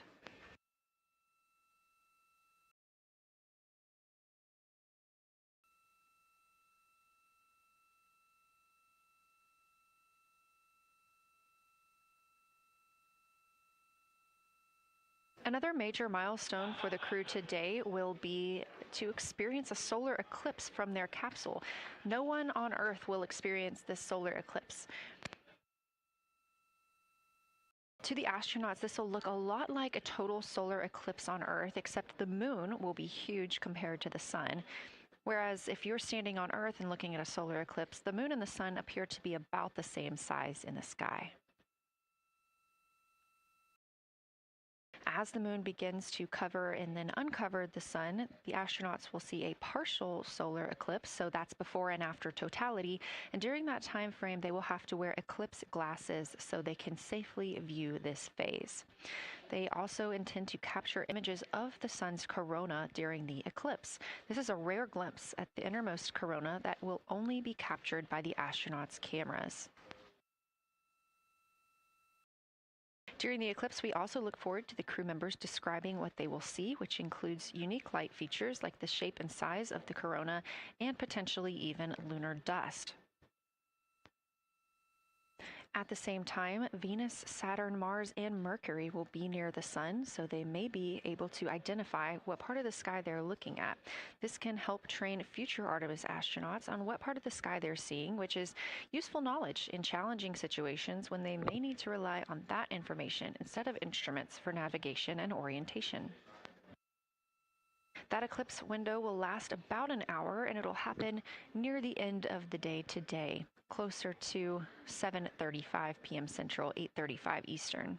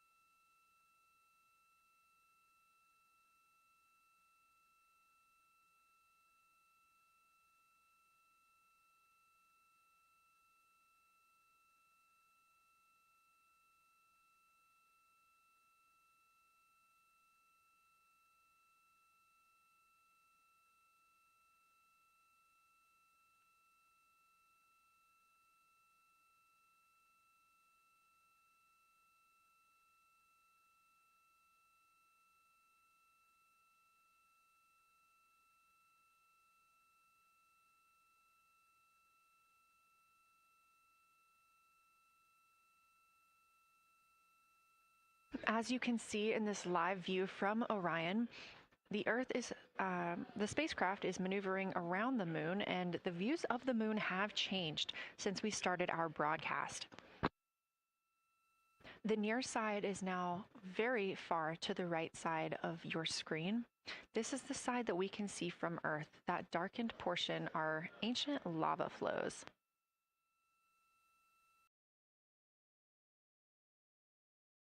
The crater down towards the bottom of the moon is Oriental, and this is a crater that was previously never seen before by human eyes until this mission.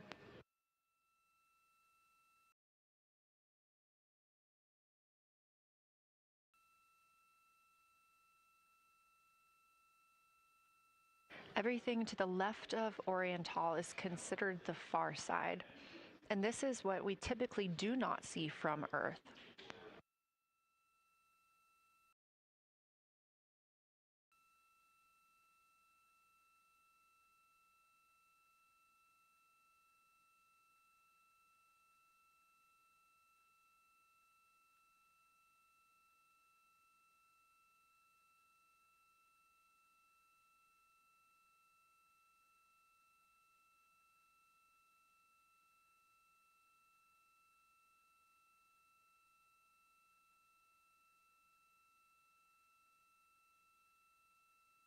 And just a reminder about this view, this is coming from a GoPro camera mounted on the tip of one of Orion's 4 solar arrays.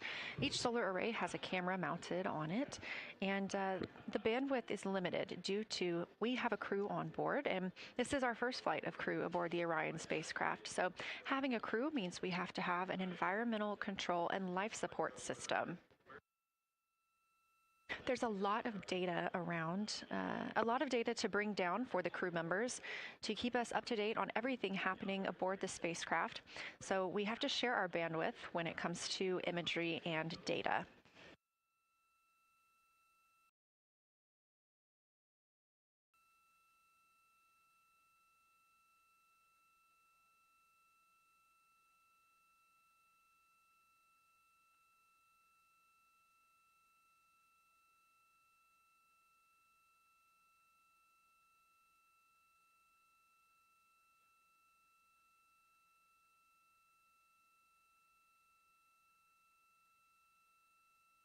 Inside the Orion spacecraft, the astronauts have completed their cabin and window team swap, meaning we have moved into the next block of lunar flyby observations. Jeremy Hansen and Reed Wiseman are now back at the windows, taking photos and making annotations. About halfway through this block, they will switch positions at the windows and will be prompted by the ground to do so.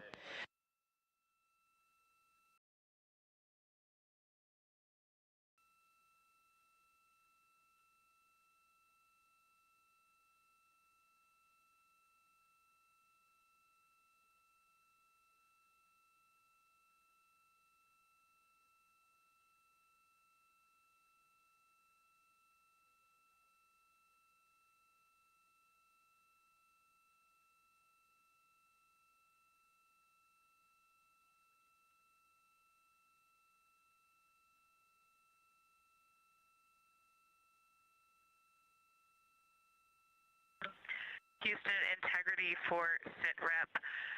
First of all, I'll just talk about the experience that I had during Victor and my observation time. It was an incredible experience. We definitely noted how much more you can see with the zoom lens. Even though we have a great visible eye image, there's just a lot of texture that just pops right out at you when you can zoom in. So almost just using it like a telescope, the camera lens.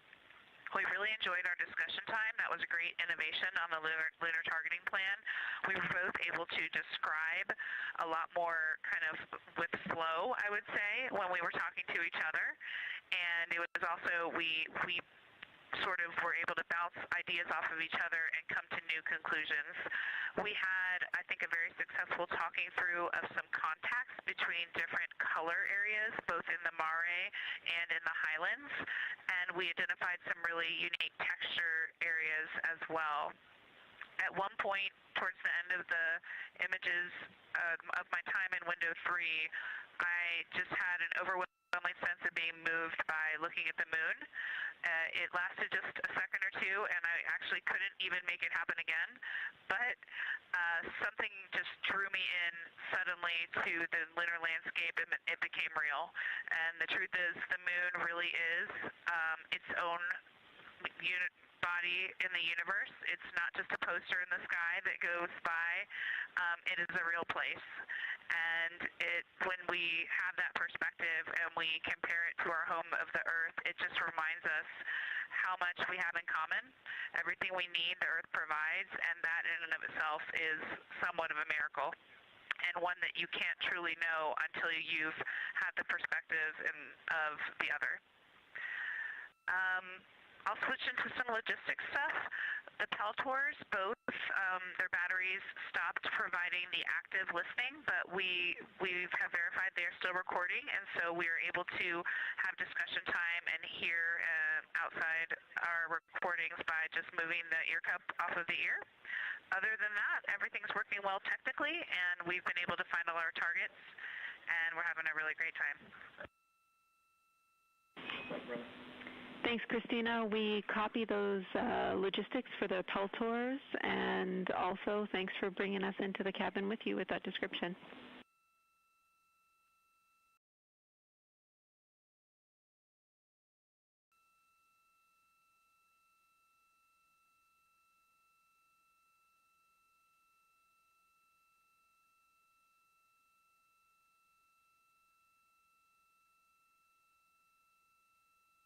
Right on time.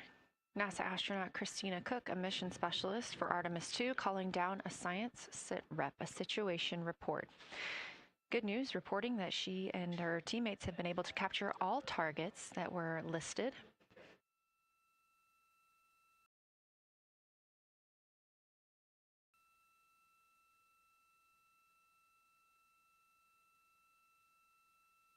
Christina also gave a vibrant description of just how it feels to be there and to see the moon up close and not just something passing in our night sky.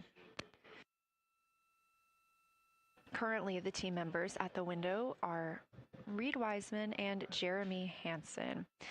Meanwhile, Integrity cabin team for window shroud.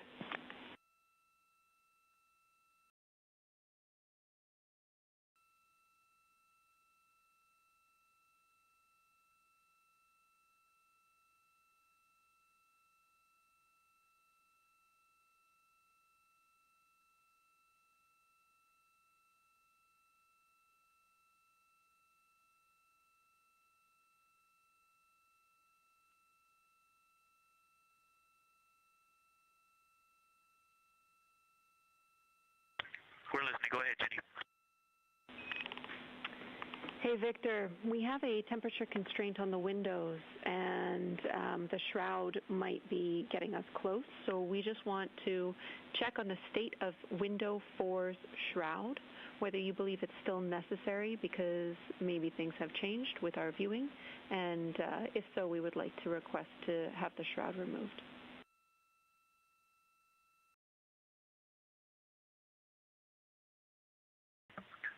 Houston, we believe it is necessary. We pulled it off just as a corner. It is very bright. It definitely would affect our night vision and maybe comfort. But is there a time? Can you tell us when we would have to take it off by?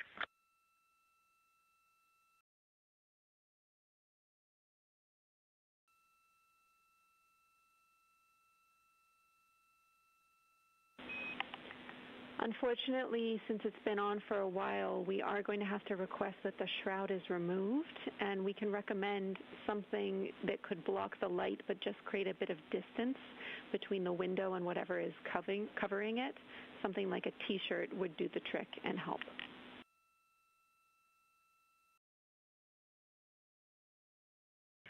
Okay, we're removing the shroud, and we will we'll make it work. Thanks.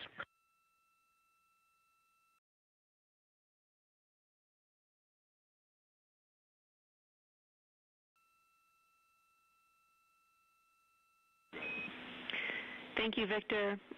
We know it's pretty bright in there now with that window uncovered. We will also offer that airflow on the window would be helpful. So if you want, you can also retrieve the condensation hose, which should be friction fit onto one of the diffusers.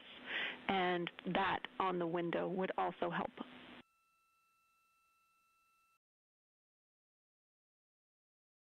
We can easily point a diffuser at the window, so we're going to start with that, and it's pointing at the window now.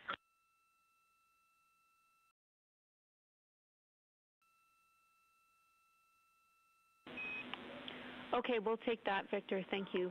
Please keep us updated.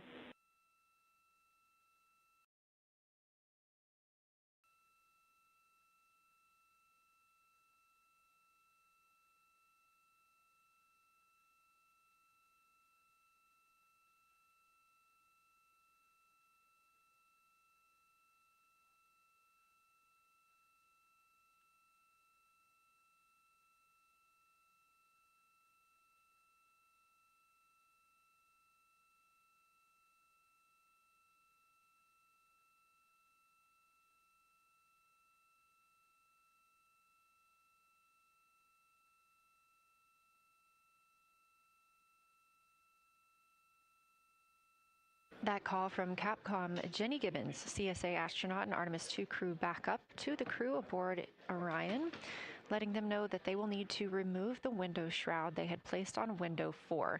They initially placed that shroud there to block out some of the light from the Earth. It was extremely bright coming in the cabin and interfering with some of their viewing opportunities out at the moon.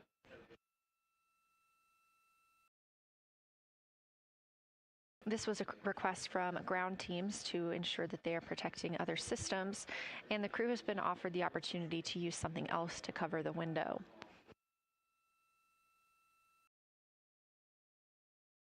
Meanwhile, Reed Wiseman and Jeremy Hansen continue with their lunar flyby observations.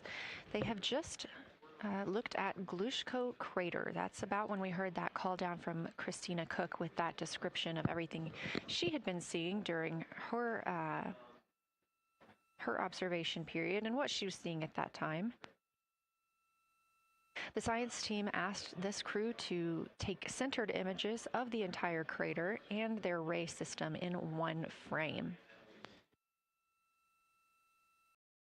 They're also interested in knowing the brightness, texture, and extent of Glushko's rays and how they differ in the mare, or that sea area, versus the highlands. Glushko is considered a young lunar crater, and these observations can help understand material properties of those craters.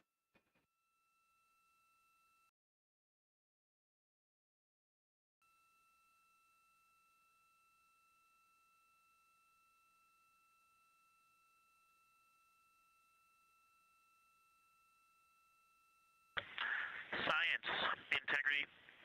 First, I wanted to start off with connecting with what Christina said, that it was very moving to look out the window. I had the unfortunate sequence to start looking out the window and then moved to the long lens, and it was hard to speak looking through the zoom because I went straight where Christina went, and I was walking around down there on the surface, climbing and off-roading on that amazing terrain. I also want to underscore something that she said. As we continue to explore, when we actually do go down there to the surface, I know for safety reasons that we would never send someone alone, but I just want to really emphasize how important the discussion time was. When we started to talk, we not only got better science discussion, we got better human connection, and so doing this as a pair, we just learn and grow together, and that's just super important, so thank you for adding that to this plan. Reed just passed me a note that the Oriental Basin annular ring has a similar albedo to the center, but a different color. It has more brownish tones in it, and he said it's very distinct now that he's been staring at it. Victor, thank you. You got a cheer from science there, and we all just went on that moonwalk with you, so highlighting how important it is to talk about these things. I also want to let you know that we have Deanna Glover with us in the viewing gallery. She's all smiles.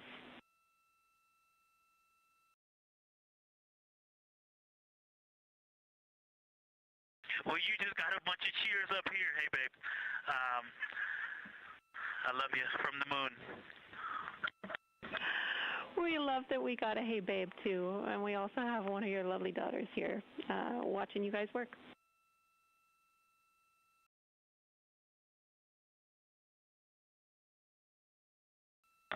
Thank you guys for doing that and for supporting them through this. And to all of you, Genesis, Maya, Joya, and Corinne, I love you. And Deanna, I love you. I'm glad you get to be there.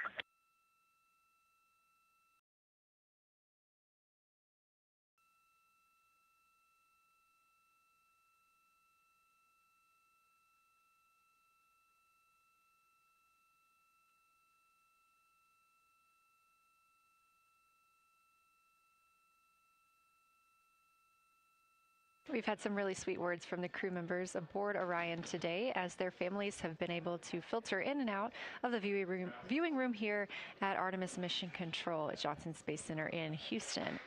Victor Glover also giving a great science sit rep and just a description of how it must feel if you were down on the lunar surface while he was looking through that 80 to 400 millimeter zoom lens.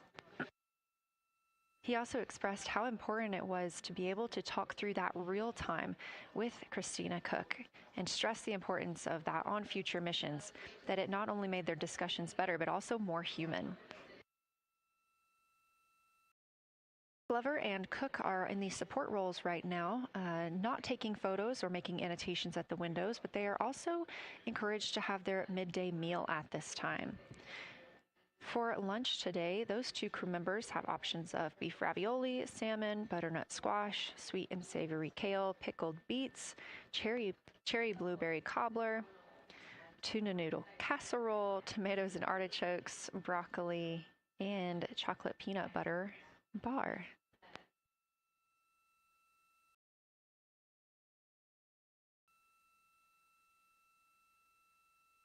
Once Glover and Cook return to the window portion of their flyby today, Reed Wiseman and Jeremy Hansen will get into their midday meal.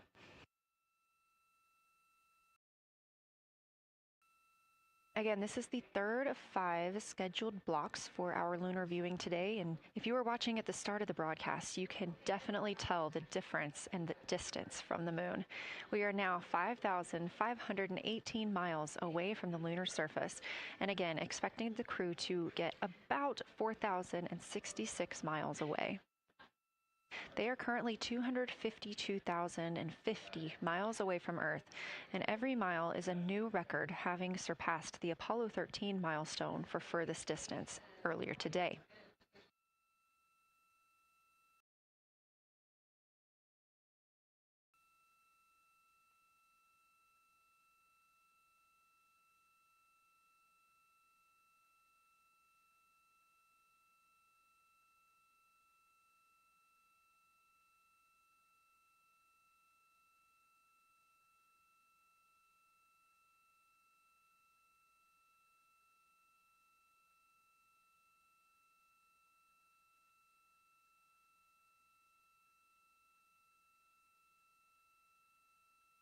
If you look down to the bottom right of the moon in that darker looking area, that is Oriental Basin. We have continued to lose views of the near side. It is just barely visible over towards the bottom right side of your screen. And then you'll also hear later about that terminator. That's the line between light and darkness while on the moon. It is really exposing some of those craters at this time.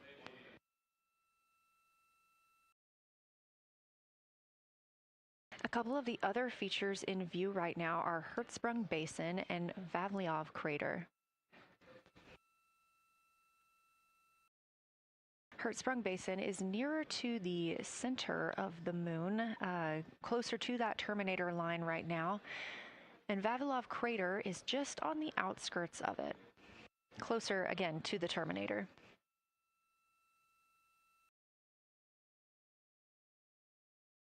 Towards the bottom of the moon and to the left of the terminator line, or currently shadowed in darkness, is Apollo Basin.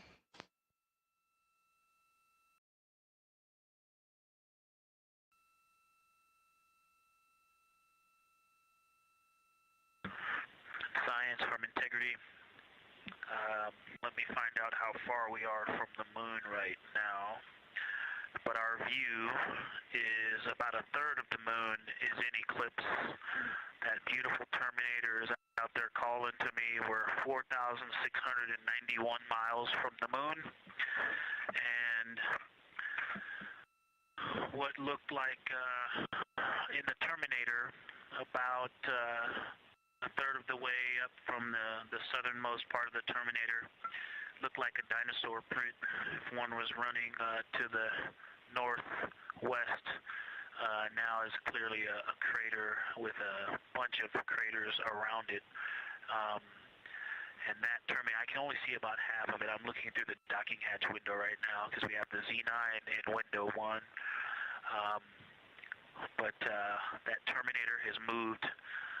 I guess I've been using Vavilov the whole time, so it's gone 2 more Vavilov craters to the west, and so a few more features are starting to peek out into the sunlight there with that low sun angle, and so you still have ridges and valleys showing up very clearly. A very jagged terminator and a few islands of light out there with some high elevation shining in the sunlight in that darkness.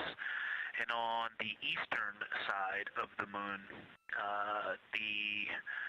let's see, Grimaldi appears to be one of the farthest east features, and that is maybe 5 degrees from being right on the limb and going off over the horizon. It is interesting, just looking at Oriental, that my first impression of it is all of the dark areas appear lighter, which I think makes sense because it is now facing, well, it's still relatively the same to the sun, but my angle to it is different. So I'm looking at it from a little more, even further to the side as we pass it. But all the darker features appear to be just a little bit lighter from this vantage point. The darker ring structure in the outer and inner ring and the interior, as well as the annular ring portion, everything seems to be just a smidge lighter at this point. Thanks for that description, Ike. Any additional words you can provide on Oriental would be wonderful, as that is such a high priority target for us. And while I have you, as we get closer to target 15, which is the Terminator target, if you can find Zeeman Crater again that you were looking at earlier, everything to your left of Zeeman would be getting into the South Pole Aiken area to help you orient yourself.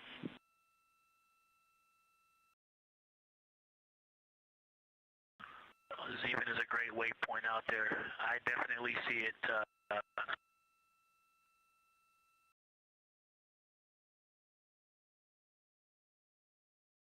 Yeah, Zeeman is very easy to find, and that is awesome. Thank you for pointing that out. Feel free to do that as often as you think of things. Let's see, looking back at Oriental. Okay, another thing, after looking through the zoom camera, man, you guys are smart. You probably did this on purpose, but after looking with my plain eyes and then going to the 400 millimeter zoom, now looking at it, I see the cliff face as if you were standing in the center. That inner and outer ring have definitely some real terrain to them, and now I can see that as terrain. Now that I look at it even with my naked eye, I can tell that there's a lot of elevation and that, like I said, a cliff face on that eastern edge where all the darker deposits are. And it's just the scale now. Looking at it from far away, before it seemed like flat with color painted on it, but now that I look at it, I can definitely see that there is, different depositional characteristics, and so the darker is some other material, but there's also some shadowing going on because of the cliff face that is a part of that crater wall. Great description, Victor. Thanks, and really interesting to hear now the distinction between shadow and color. Before I let you go back to other observations, you mentioned that Reed saw a browner hue to the annular ring than the rest of Oriental. Are you seeing that from your vantage point?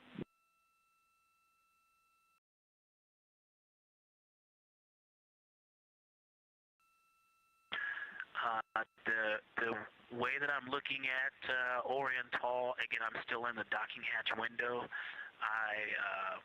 There's like a thermocouple right here in the center of the window, and it is the orange Kapton tape color, and so it is unfortunately, it's like trying to look at stars, next to a metropolis. I think it's drowning out any color that I could pick up from the moon. I am not able to see that color, but I have not looked at it through one of the forward face, from one of the windows 1 through 4.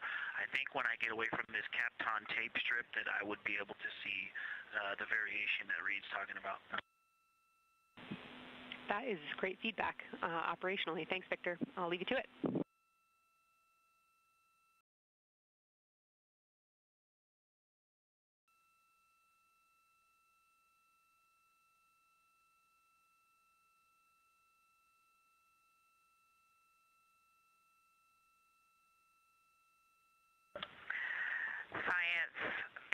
Integrity with a question from the window team. Integrity, this is Science here with you.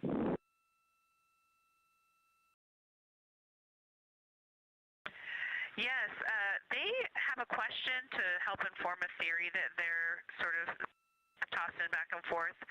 What is older, the Mare seas of the near side or Oriental?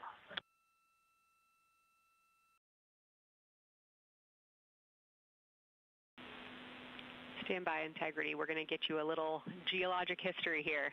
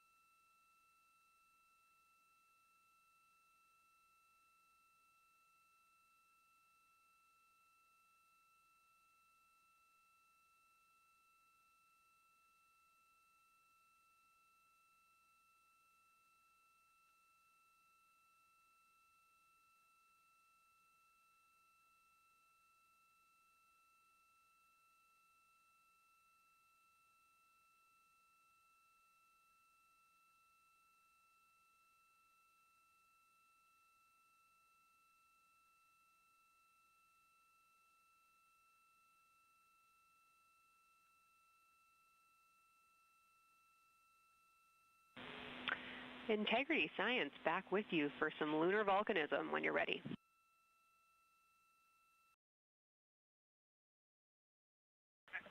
Go ahead. You're making our day down here getting to talk about lunar volcanoes. Oriental, as far as Mare go, is younger than almost all of the Mare on the near side. The exception are features like Aristarchus, which really pop out to you guys and really pop out to us here on Earth. That is younger, but other than that, Oriental is pretty young as far as Mare go.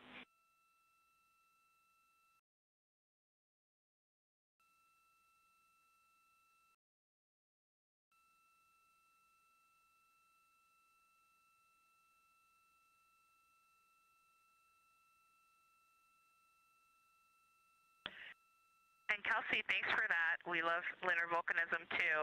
How about when the actual crater was formed?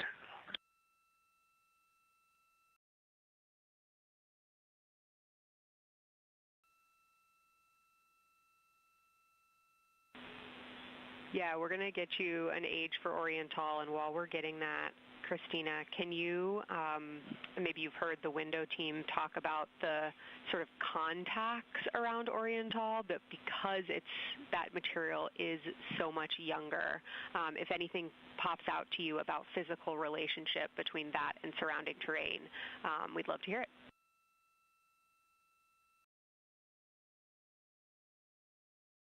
Yeah, definitely. They are discussing a contact relationship that could explain some of the color that they're seeing in certain areas. And so it was really about the ejecta of the creation of the basin and understanding the superposition of its ejecta and Mare on the near side or other features. So thank you. We'll take the insight when you have it.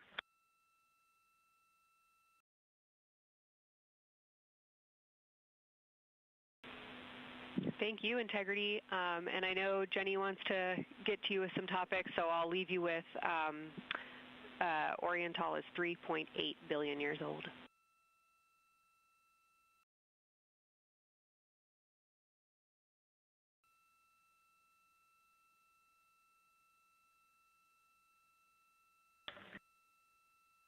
Copy that. So that's on the older side. The actual basin is very old. Correct, as is the case with a lot of mare. Typically the big basin formed and then the, volcanic eruption was able to punch through the crust where it was weakened by that basin formation.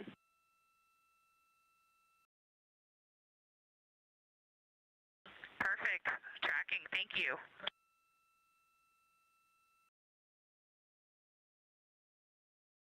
NASA astronaut Christina Cook calling down some questions to the science team on console.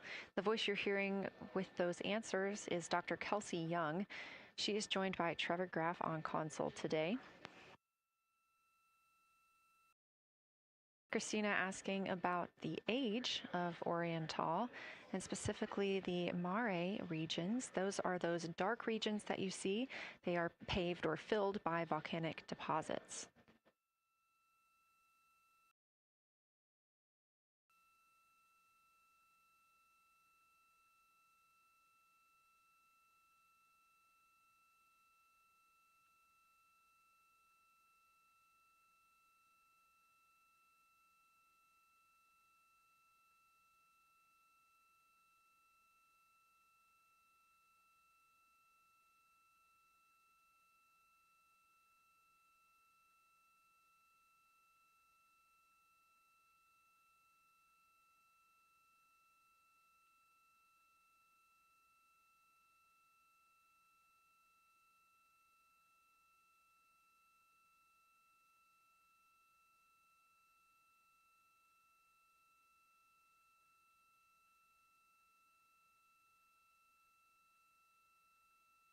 Better answer. Integrity, it's about time for a position swap at the window. So we will ask Reed and Jeremy to swap positions. And I'll remind you again about your SD cards. And Victor or Christina, I have one window task for the cabin team when you're ready.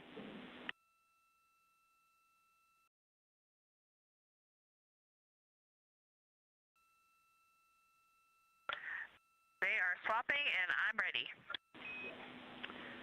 All right, Tina, we found a way that we can reinstall the shroud on the window. We understand it's pretty darn bright compared to everything that you're looking at. So in order to reinstall it, we will ask that you retrieve the condensation hose and you install it on a friction fit on the cabin air outlet port. That's right by one of your diffusers.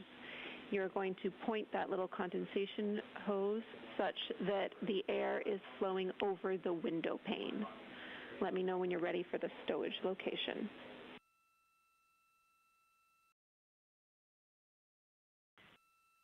Ready.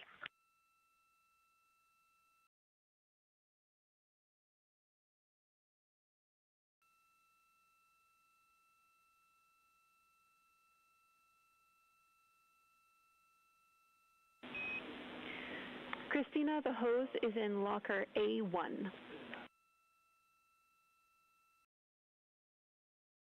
The crew has gotten a go to reinstall that window shroud they were using to block some of the earth shine.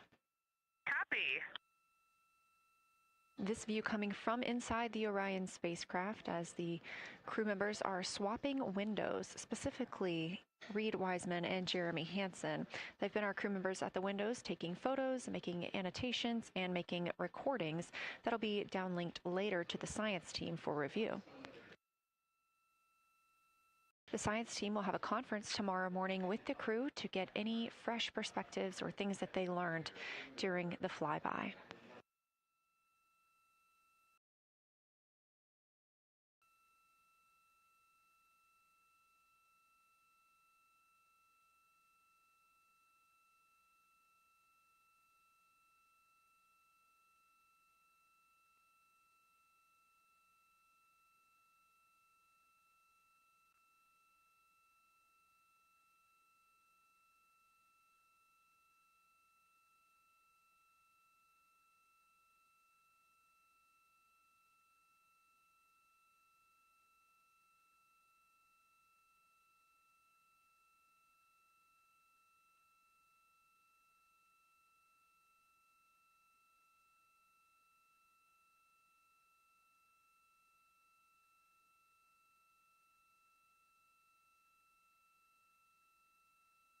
Again, we are now in the third of 5 observation blocks for the crew scheduled for today.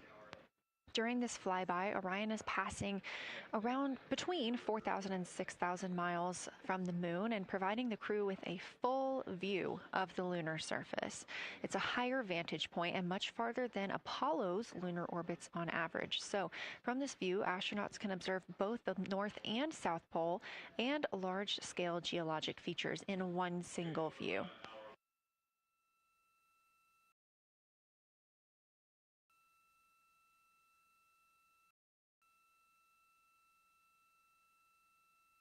We are now just under an hour until Orion passes behind the moon, and we lose communication with the crew. They will be out of reach with any of our deep space network antennas. That loss of signal will last about 40 minutes, and we expect to regain communications with them once they fly behind the other side of the moon.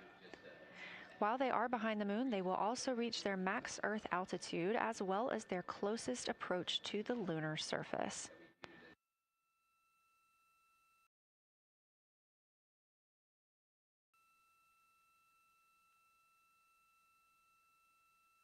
The view you have right now is a live stream from a camera on Orion's solar arrays. You are looking at a live view of the moon, and 4 people are inside that spacecraft taking pictures of it, telling us everything that they are seeing. The first humans to do so in over 50 years. They'll be sending those pictures down for all of us to enjoy, and of course, especially the science team, who are very excited for what they are learning today.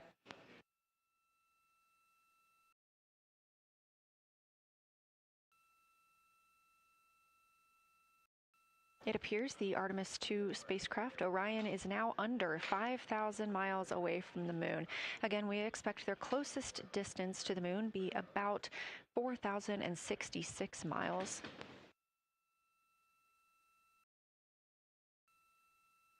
That is an estimate at this point, and we will make sure to share that closest approach distance once we receive it.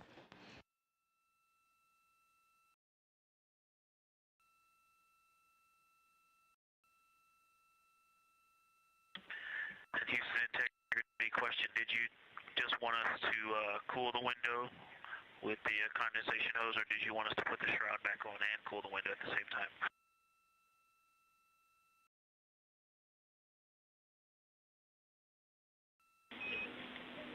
Victor, we definitely want you to cool down the window with the condensation hose. It's crew preference whether you put the shroud back on. The hose will allow you to do that if it helps with your lunar flyby.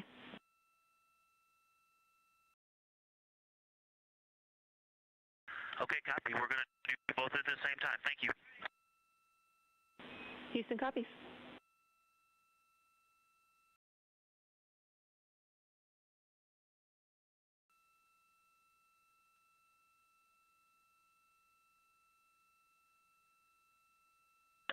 Houston, thank you for that suggestion. The cabin is darkened again, and that makes a big difference for the imagery. And for science, we are now seeing a half moon.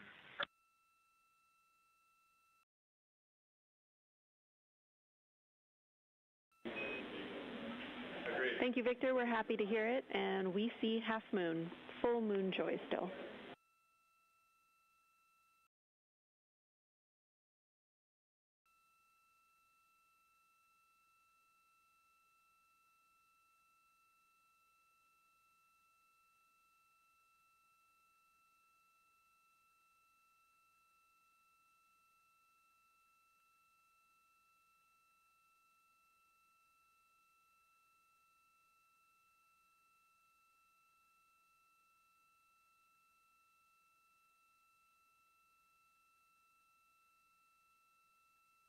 Crew reporting from Orion that they are seeing half the moon, which is about what it looks like here from this view from the spacecraft.